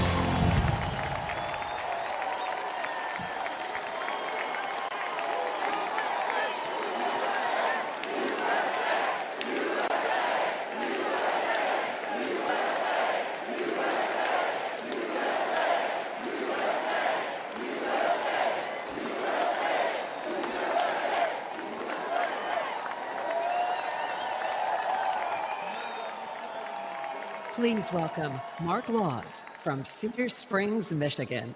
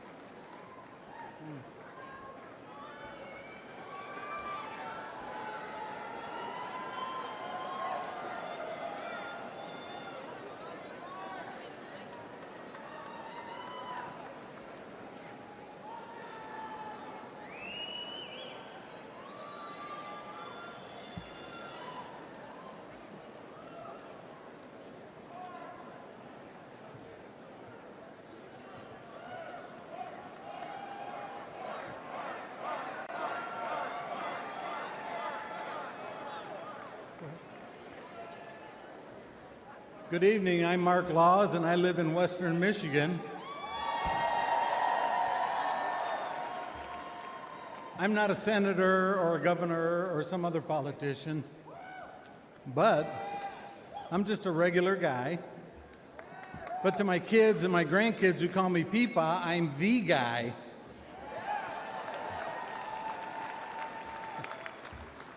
I live on a fixed income, so I'm not one of the people that watch their portfolios. No, in the big boy Joe economy, I just worry about getting through the day. But I'm fortunate because I don't have a mortgage. If I did, I'm really not sure how I'd make it. The big boy Joe inflation has turned our dollars into nickels. And in Michigan, we got 180,000 plus people that are in tax lien foreclosure right now. So even though I don't have a mortgage, I still got to pay the government to rent my house. And if I don't, they take it away. When I'm asked how I'm doing, I answer honestly, I say, I'm doing okay. But don't you remember under President Trump, we didn't have to settle for just okay. We were doing great.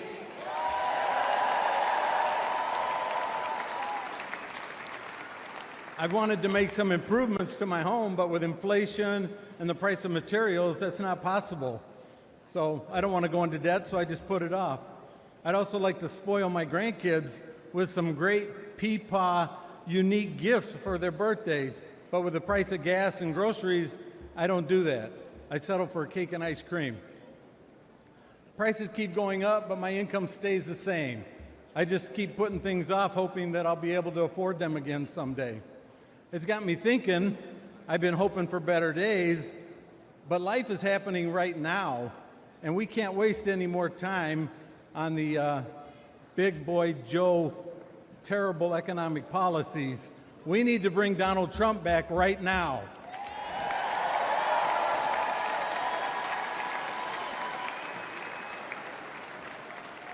We need to know and share the 20 promises that Donald Trump has made.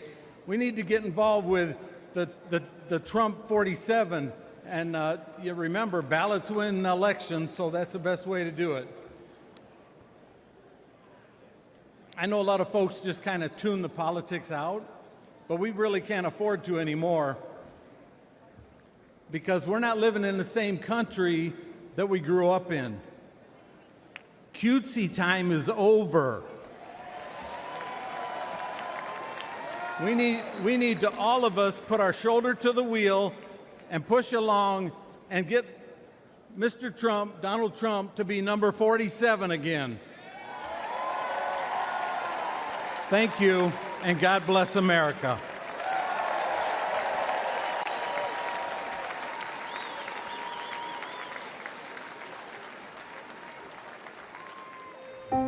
Bidenomics doesn't just have seniors worried.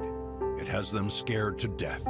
Biden's inflation has retirees at risk of running out of money. The cost of groceries is forcing many seniors to choose between food and their prescriptions. Their Social Security isn't keeping up with inflation. And thanks to Biden and Harris's open border disaster, allowing over 10 million illegals in, the whole Social Security system is at risk. And now, many seniors are also struggling to afford their housing. It's no wonder one advocacy group calls this Biden's war on seniors.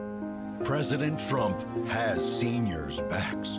He got seniors' Medicare Advantage premiums cut 34%. And he'll fix Biden's broken economy and get inflation down, just like he did before.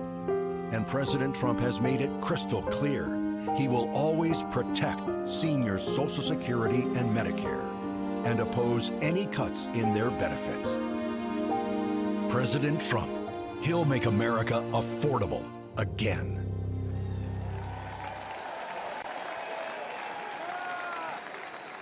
Please welcome Benjamin Joseph.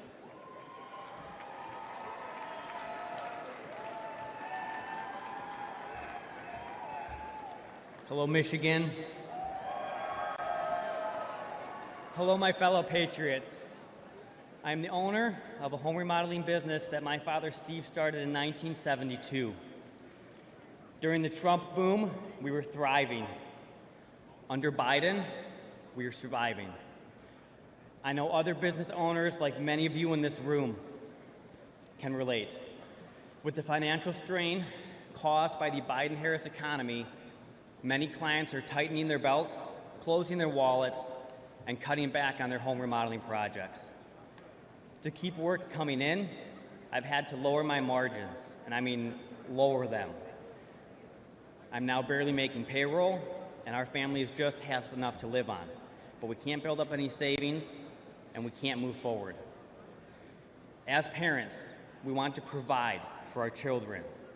But more and more parents like myself have to look their little girl or their little boy in the eye when they're asked for something and say, "We can't afford it." Those 4 words are heartbreaking. We didn't have to say those words under Donald Trump when he was president. That's because Donald Trump is a businessman, not a crooked career politician.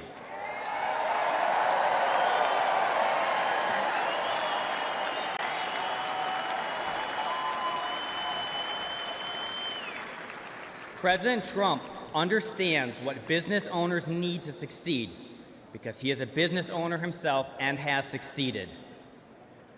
He knew we could create millions of great jobs if given the chance, and we did. The Trump's tax cuts and regulation cuts empowered entrepreneurs like you and me and enabled us to expand our businesses. We need him back in the White House.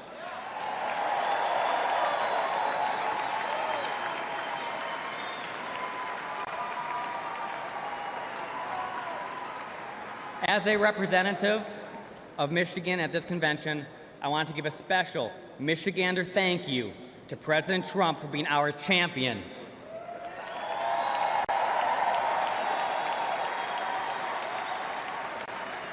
He has inspired so many of us, even in this room, to step up and get involved in the fight to save America. With his leadership and our help, we will make America affordable again, wealthy again, and great again.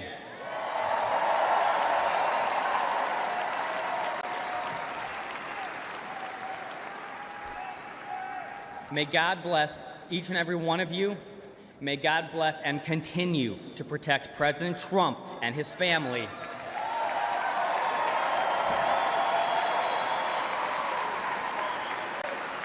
And may God bless the United States of America. Thank you.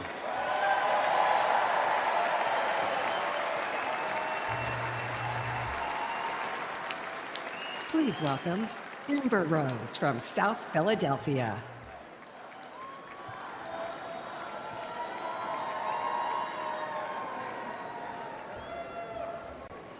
Hello, my name is Amber Rose. I'm a model and entrepreneur. Thank you. But most importantly, I'm a mother. My whole world revolves around providing for my children, keeping them safe, and giving them an opportunity for a better life.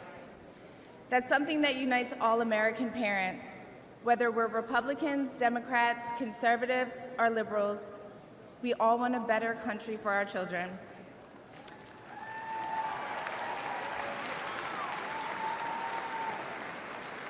But I'm here tonight to tell you, no matter your political background, that the best chance we have to give our babies a better life is to elect Donald Trump President of the United States.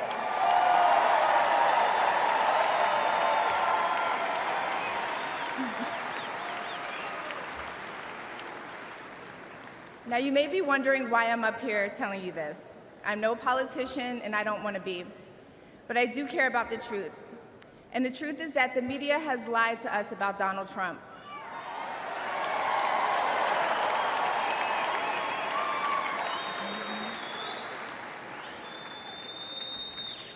I know this because for a long time I believed those lies, so I'm here to set the record straight. The first person I knew who supported Donald Trump was my father. I was shocked. My entire family is racially diverse, and I believed the left-wing propaganda that Donald Trump was a racist. My father said, "No, he's not, Amber. What are you talking about?" And when I insisted, he said, "Prove it." So to prove my father wrong, I did my research and looked into all things Donald Trump. People have to do their research. I watched all the rallies, and I started meeting so many of you, his red hat wearing supporters.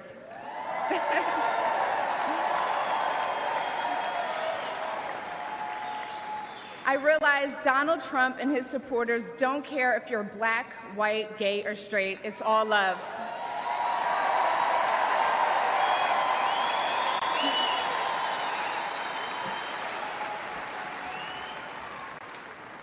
And that's when it hit me. These are my people. This is where I belong.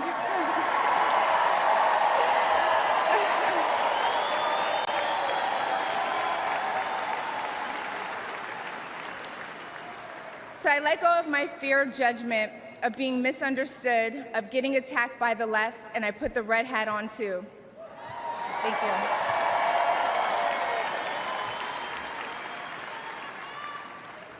Love you too. I never felt more free and more love for my country than I do now. I want to thank my father, who's in the audience tonight, for opening my eyes. He served over 20 years in the U.S. military. Thank you for your service, Dad. Where's he at? I love you, Dad. I love you. I love you so much. Thank you. When I met the President and Melania for the first time, he was kind and generous and funny as hell. Very funny. The First Lady was gracious and smart with a smile that will brighten up any room. If you're watching this tonight, you know our country is in trouble. Just like me. When you go to the store and buy food for your family, you're shocked. When you fill up your gas tank, you're pissed. I know I am.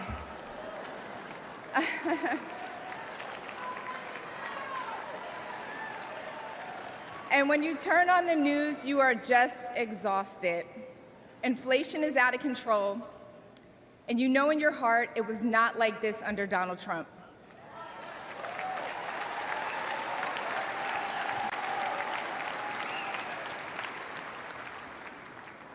My message to you tonight comes from a humble place. The left told me to hate Trump, and even worse, to hate the other side, the people who support him. When you cut through the lies, you realize the truth. American families were better when Donald Trump was president.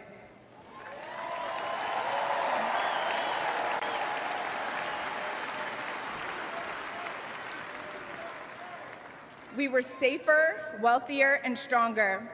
A vote for Donald Trump is a vote to put money back in our pockets and good food on our kids' plates. Yes. Or, as Trump would say, it's a vote to make America great again. Thank you so much. Thank you.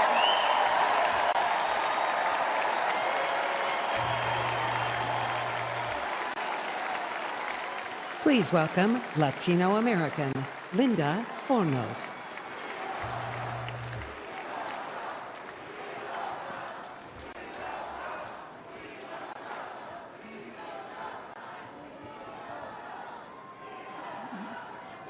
Years ago, I left Nicaragua for a better life in a fabulous Las Vegas, Nevada. Woo! America welcomed me, and I embraced the values of hard work, learning the language, and respecting the laws. It's the American thing to do. In 2022, my 3 boys and I faced a devastating house fire. We lost everything. And starting over in Joe Biden's economy was almost impossible. The Biden economy is driving prices through the roof. Rent, gas, groceries, everything. As a life insurance worker, I see the struggle of people trying to save for their future while barely managing their basic needs. I'm living that same struggle every day. Life is too hard right now. One of my sons works 3 jobs, and the other holds down 2. That makes 6 jobs for 3 people just to survive in Biden's economy. Our open borders are making this problem worse. It's upsetting to see millions of dollars being sent to help immigrants who came here illegally, while hardworking families who did it the right way are left struggling.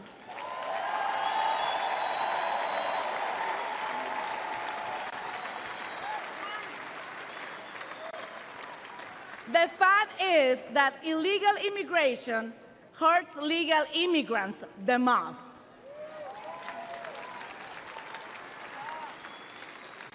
The Biden system is backwards and broken. In Biden's America, opportunities to get ahead are dwindling, and our education system is failing our children. What happened to teaching reading, writing, and math?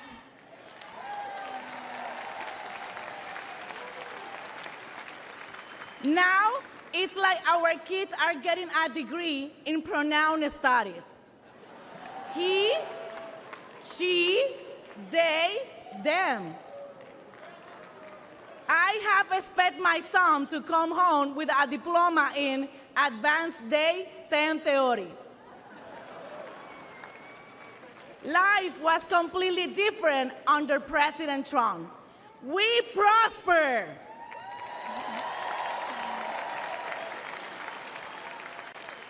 To my beloved Latino community, it's time to wake up and smell the cafecito.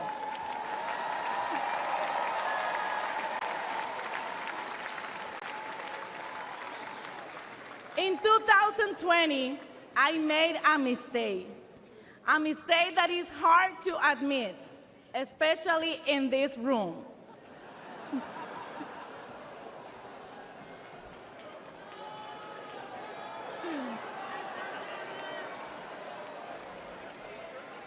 In 2020, I voted for Joe Biden. I'm sorry. He has made me regret it.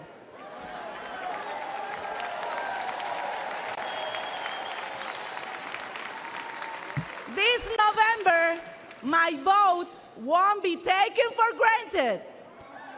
And this time, I won't regret it. Please join me in voting for Donald J. Trump.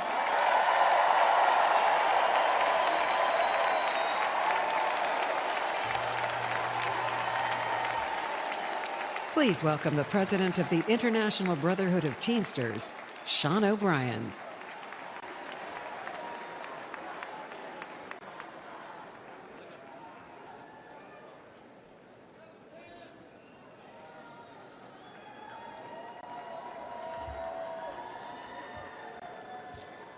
Greetings, delegates and guests. I'm Sean O'Brien, General President of the International Brotherhood of Teamsters.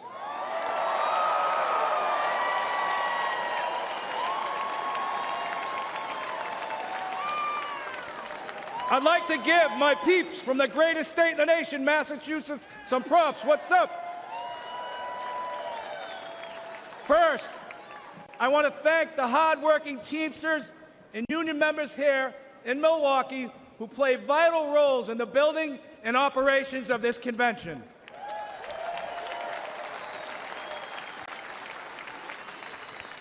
I also want to thank President Donald Trump for opening the RNC's doors to the Teamsters Union and inviting me to speak before you tonight.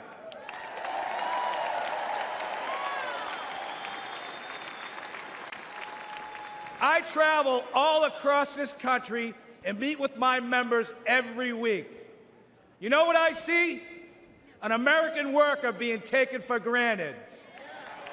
Workers being sold out to big banks, big tech, corporates, and the elite. And I'm not the only one who sees this. Everyday families see it. The American people aren't stupid. They know the system is broken. We all know how Washington is run. Working people have no chance of winning this fight. That's why I'm here today. Because I refuse to keep doing the same things my predecessors did.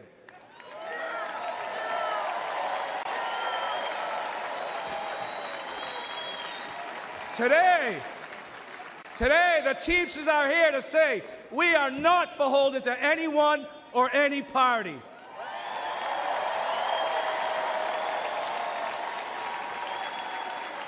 We will create an agenda and work with a bipartisan coalition ready to accomplish something real for the American worker.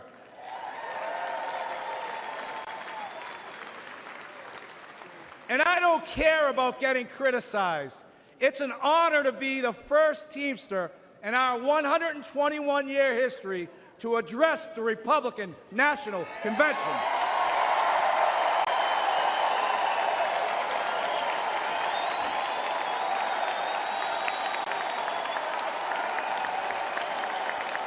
Several months ago,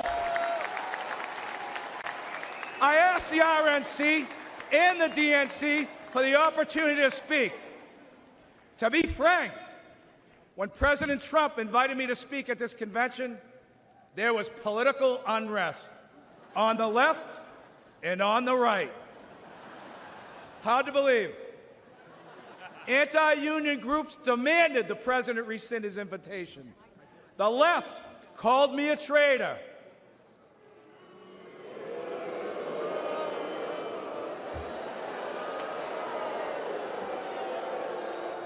And this is precisely why it's so important for me to be here today.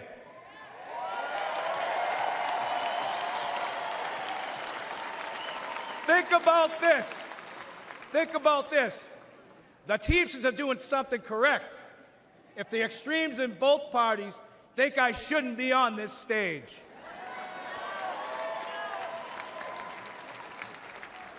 President Trump had the backbone to open the doors to this Republican convention, and that's unprecedented.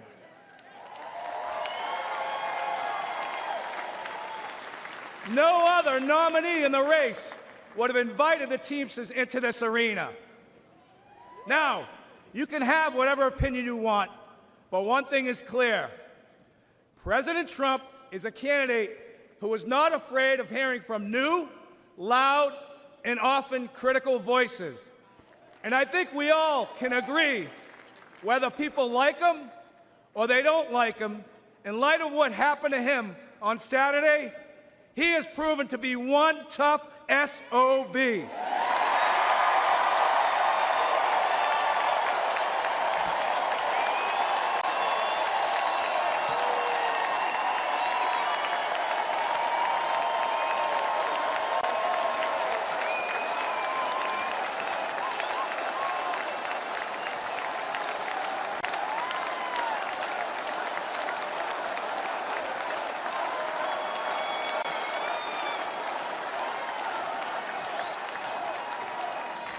Now, when I won the presidency of the Teamsters in a national election 2.5 years ago, we started reaching across the aisle. In the past, the Teamsters have endorsed GOP candidates, including Nixon, Reagan, and George H.W. Bush. But over the last 40 years, the Republican Party has really pursued strong relationships with organized labor. There are some in the party who stand in active opposition to labor unions. This, too, must change. And I want to be clear. At the end of the day, the Teamsters are not interested if you have a D, R, or an I next to your name. We want to know one thing.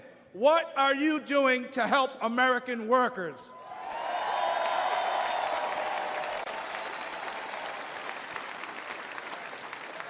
As a negotiator, I know that no window or door should ever be permanently shut. In my administration, the Teamsters reached out to 8 Republican senators who stood up for railroad Teamsters over our fight for paid sick leave. Josh Hawley was one of them.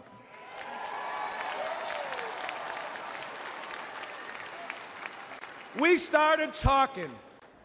Senator Hawley changed his position on national right to work. Then we started walking. Senator Hawley walked a Teamsters picket line in St. Louis and a UAW picket line in Wentzville, Missouri.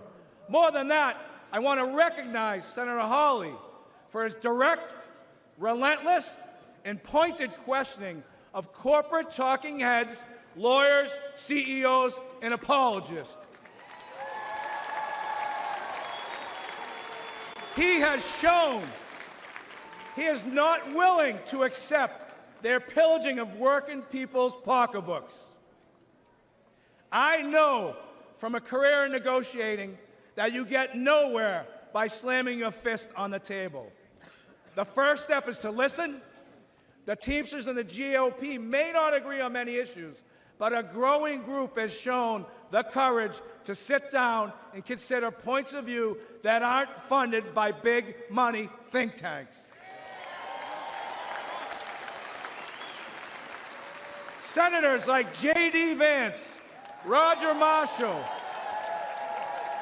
and Representatives Nicole Malliotakis, Mike Lawler, and Brian Fitzpatrick are among elected officials who truly care about working people. And this group is expanding and is putting fear into those who have monopolized our very broken system in America today. There are far too many people on both sides of the aisle still caught up in knee-jerk reactions to unions, who subscribe to the same tired claptrap that unions destroy American companies.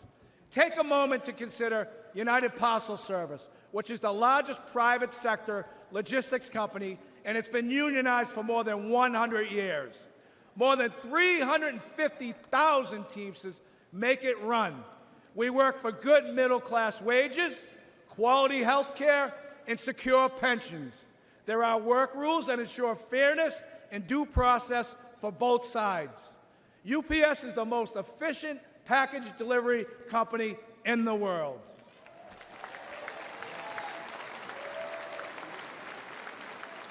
But let's not forget that UPS doesn't provide these great wages and benefits out of the kindness of its heart.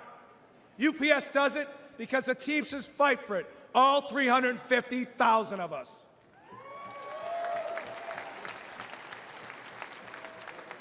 You know, corporatists hate when working people join together to form unions.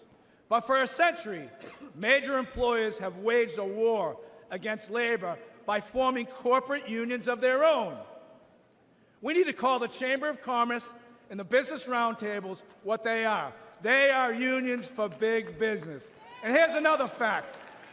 Against gigantic multinational corporation, an individual worker has zero power. It's only when Americans band together in democratic unions that we win real improvements on wages, benefits, and working conditions. Companies like Amazon are bigger than most national economies. Amazon is valued over $2 trillion. That makes it the 14th largest economy in the world. What is sickening is that Amazon has abandoned any national allegiance. Amazon's sole focus is on lining its own pockets. Remember, elites have no party, elites have no nation. Their loyalty is to the balance sheet and to the stock price at the expense of the American worker.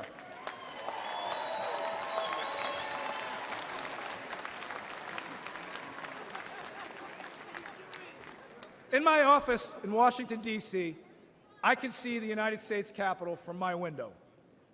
I see well-intentioned people arrive in Washington and get eaten up by an unforgiving system. The responsibility to average Americans takes a back seat. The objective now becomes survival. Fundraiser after fundraiser, corporate consultants hedge every initiative. The Hill crawls with lifers, bouncing from government jobs to corporate jobs and back again. I think we can all agree D.C. is a pretty treacherous area. Most legislation is never meant to go anywhere, and it's all talk. And in America, talk isn't cheap. It's very expensive, and it comes at the cost of our own country. Working people know our system is broken. The elites are not laboring on behalf of workers. There is a political caste system that prevents citizens from accessing their representatives to hold them accountable. For a moment in time, working people in America were seen as essential. Sadly, it took a global pandemic for political and corporate elites to notice this fact. But ask yourself this question. Since the end of the pandemic, when was the last time you heard major news outlets regularly refer to workers as essential? You haven't. The men and women who provide goods and services, deliver packages, stock grocery shelves, care for patients, pick up your trash, and keep our communities safe are taken for granted. All the while, the stock market booms, housing prices hit record highs, and corporate salaries skyrocket.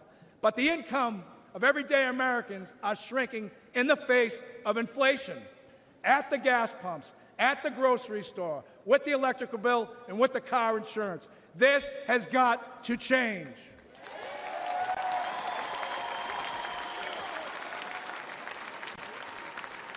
Never forget, American workers own this nation. We are not renters. We are not tenants. But the corporate elite treat us like squatters, and that is a crime. We've got to fix it. Now, this will shock you. This will shock you. To paraphrase Senator Mark Wayne Mullen, it's time for both sides of Congress to stand their butts up. We need trade policies that put American workers first. It needs to be easier for companies to remain in America. We need legal protections that make it safer for workers to get a contract. We must stop corporations from abandoning local communities to inflate their bottom line. We need meaningful bankruptcy reform. Today, corporate vultures buy up companies like Yellow Freight with the intent of driving them into bankruptcy and feasting on their remains. The courts leave workers begging for crumbs as third-tier creditors. Labor law must be reformed. Americans vote for a union but can never get a union contract. Companies fire workers who try to join unions and hide behind toothless laws that are meant to protect working people but are manipulated to benefit corporations. This is economic terrorism at its best. An individual cannot withstand such an assault. A fired worker cannot afford corporate delays, and these greedy employers know it. There are no consequences for the company, only the worker. We need corporate welfare reform. Under our current system, massive companies like Amazon, Uber, Lyft, and Walmart take zero responsibilities for the workers they employ.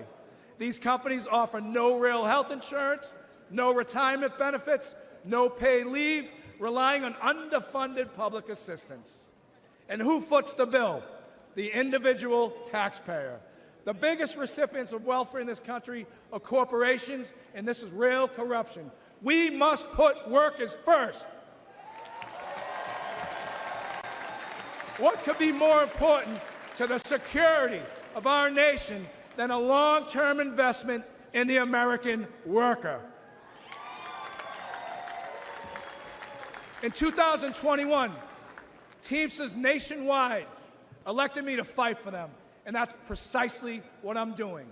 Something is wrong in this country, and we need to say it out loud. I will always speak for America and the American worker, both union and non-union.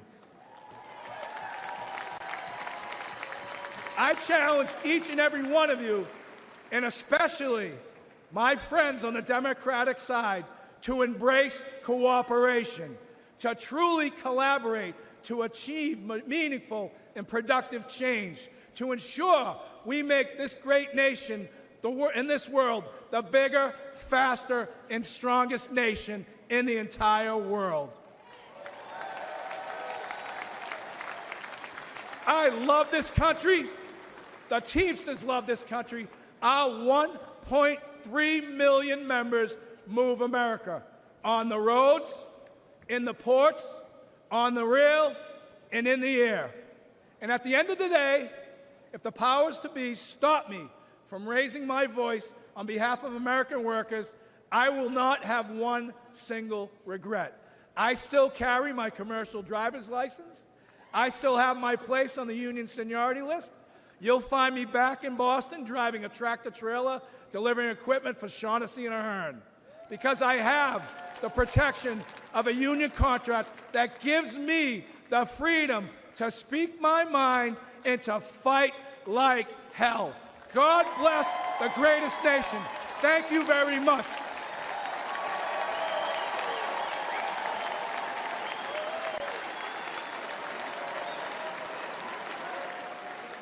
Ladies and gentlemen, please welcome back RNC Chairman Michael Whatley.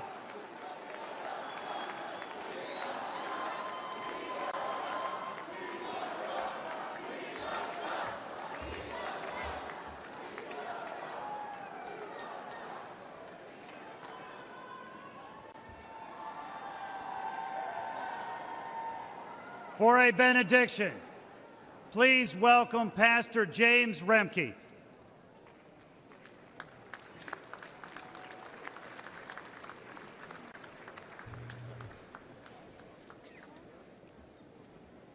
It's a great pleasure to be here. Great pleasure to see President Donald Trump safe.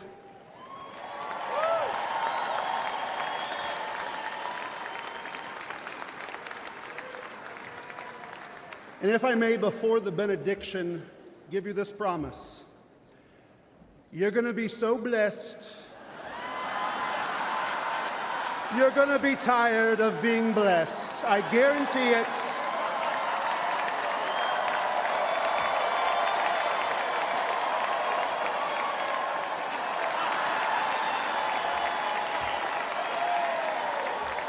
Believe me. Let us pray. In the name of the Father, and of the Son, and of the Holy Spirit. Amen. Almighty God, you have given us this good land as our heritage. Grant that we remember your generosity and constantly do your will. Bless our land with honest industry, truthful education, and an honorable way of life. Save us from violence, discord, and confusion, from pride and arrogance, and from every evil course of action. We give thanks to you for keeping President Trump safe. We pray for the families of those affected by the demonic violence at the rally on Saturday. And we pray you would send your holy angels to guard and keep President Trump from all harm and danger. Grant that we who came from many nations with many different languages may become a united people. Support us in defending our liberties, and give those to whom we have entrusted the authority of government the spirit and wisdom that there may be justice and peace in our land. When times are prosperous, may our hearts be thankful, and in troubled times, do not let our trust in you fail. Through Jesus Christ our Lord. Amen.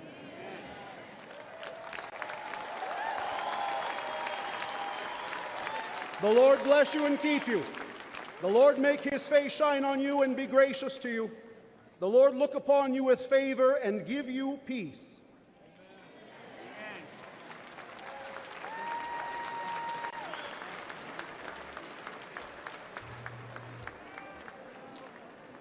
For a benediction, please welcome from California National Committee woman Harmeet Dillon.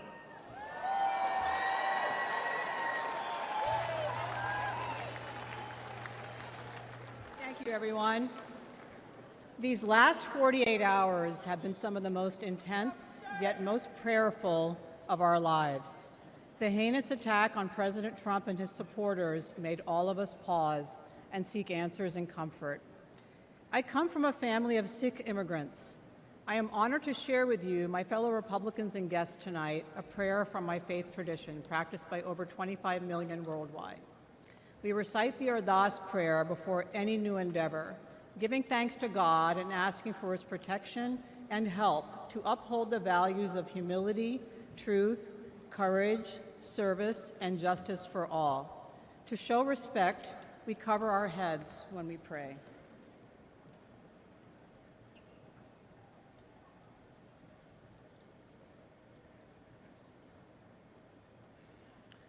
तू ठाकर तुम पे अरदास जियो पिंड सब तेरी रास तुम मात पिता हम बारक तेरे तुमरी कृपा में सुख कनेरे कोई न जाने तुमरा अंत ऊंचे ते ऊंचा भगवंत सगल समगरी तुमरे सूत्रधारी तुम ते होए सो आज्ञाकारी तुमरी गत मित तुम ही जानी नानक दास सदा कुर्बानी.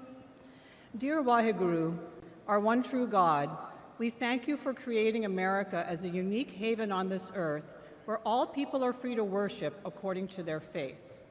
We seek your blessings and guidance for our beloved country.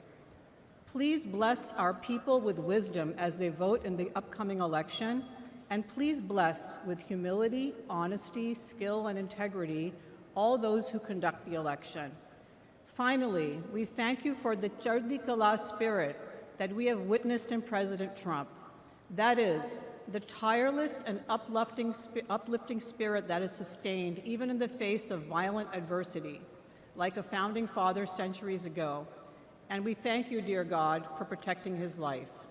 We thank you for his examples of nirbha, fearlessness, and nirvair, the absence of hate when faced with vitriol. These examples of extraordinary calm inspire us. Nanak Naam Chardi Kala Tere Bane Sarbatta Pala.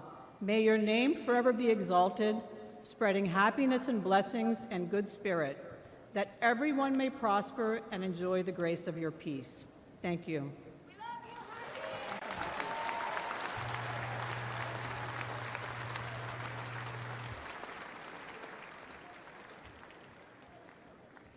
Senator Vance, congratulations.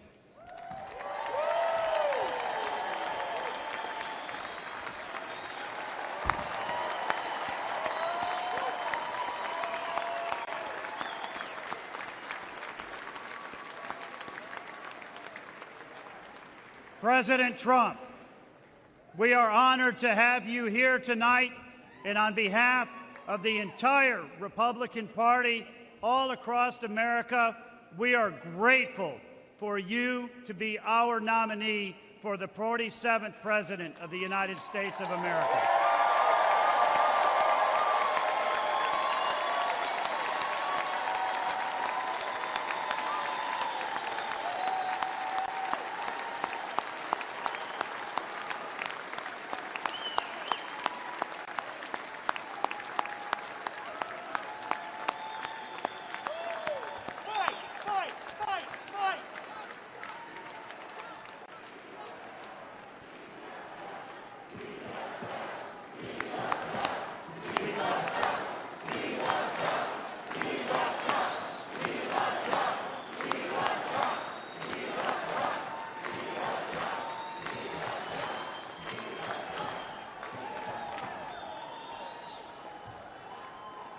The chair declares that the 2024 Republican National Convention stand in recess until tomorrow at 5 p.m.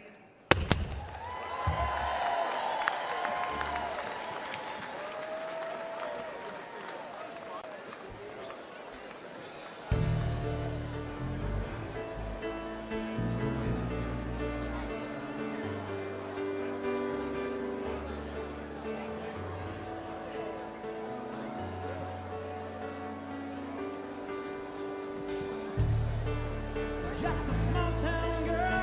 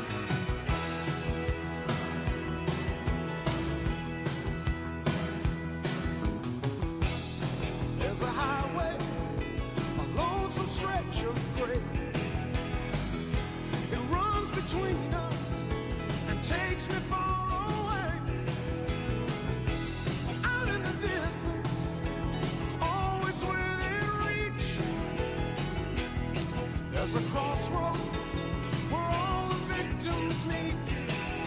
I close my eyes and see her face. It's all I want to see.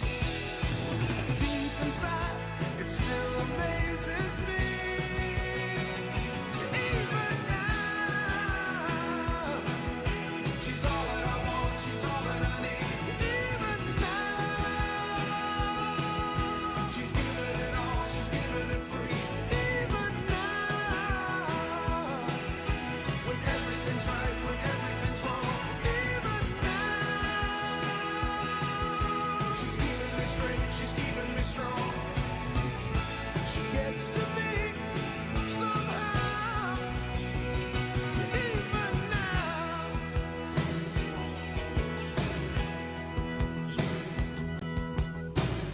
And through the darkness, through all the endless days, through all the changes, the pointless one and ways, I can still make it, I can still stand tall. 'Cause I got my girl to get me through it all. Through all the doubt and all the fear and all that I can't say, still somehow she'll help me find my way. Even now, she's still in my heart, she's still in my soul. Even now, she's still on my mind wherever I go. Even now, through all of my days and all of my nights. Even now, she's keeping it real, she's keeping it right. She gets to me somehow. Even now.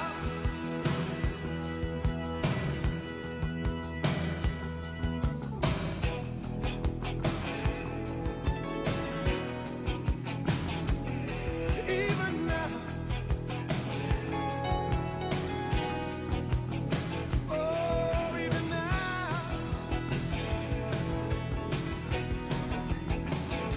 Even now.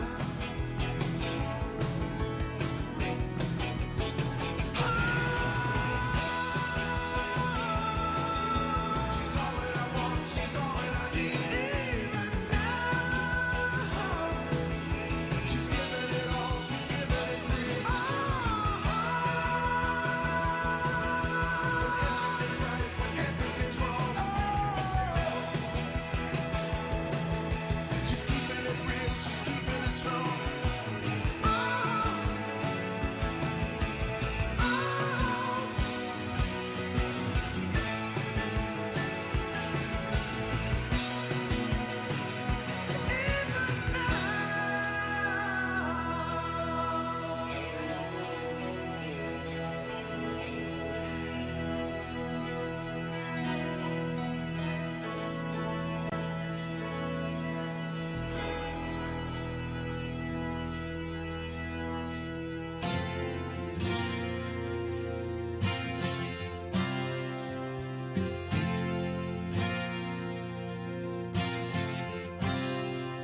She's a good girl, loves her mama, loves Jesus, in America too.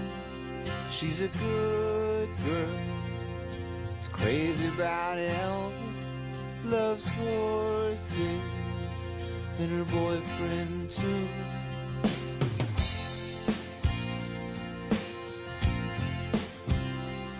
And it's a long day, living in Reseda.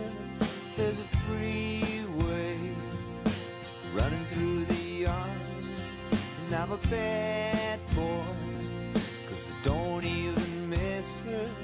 I'm a bad boy for breaking her heart. And I'm free, free falling. Yeah, I'm free, free falling. And all the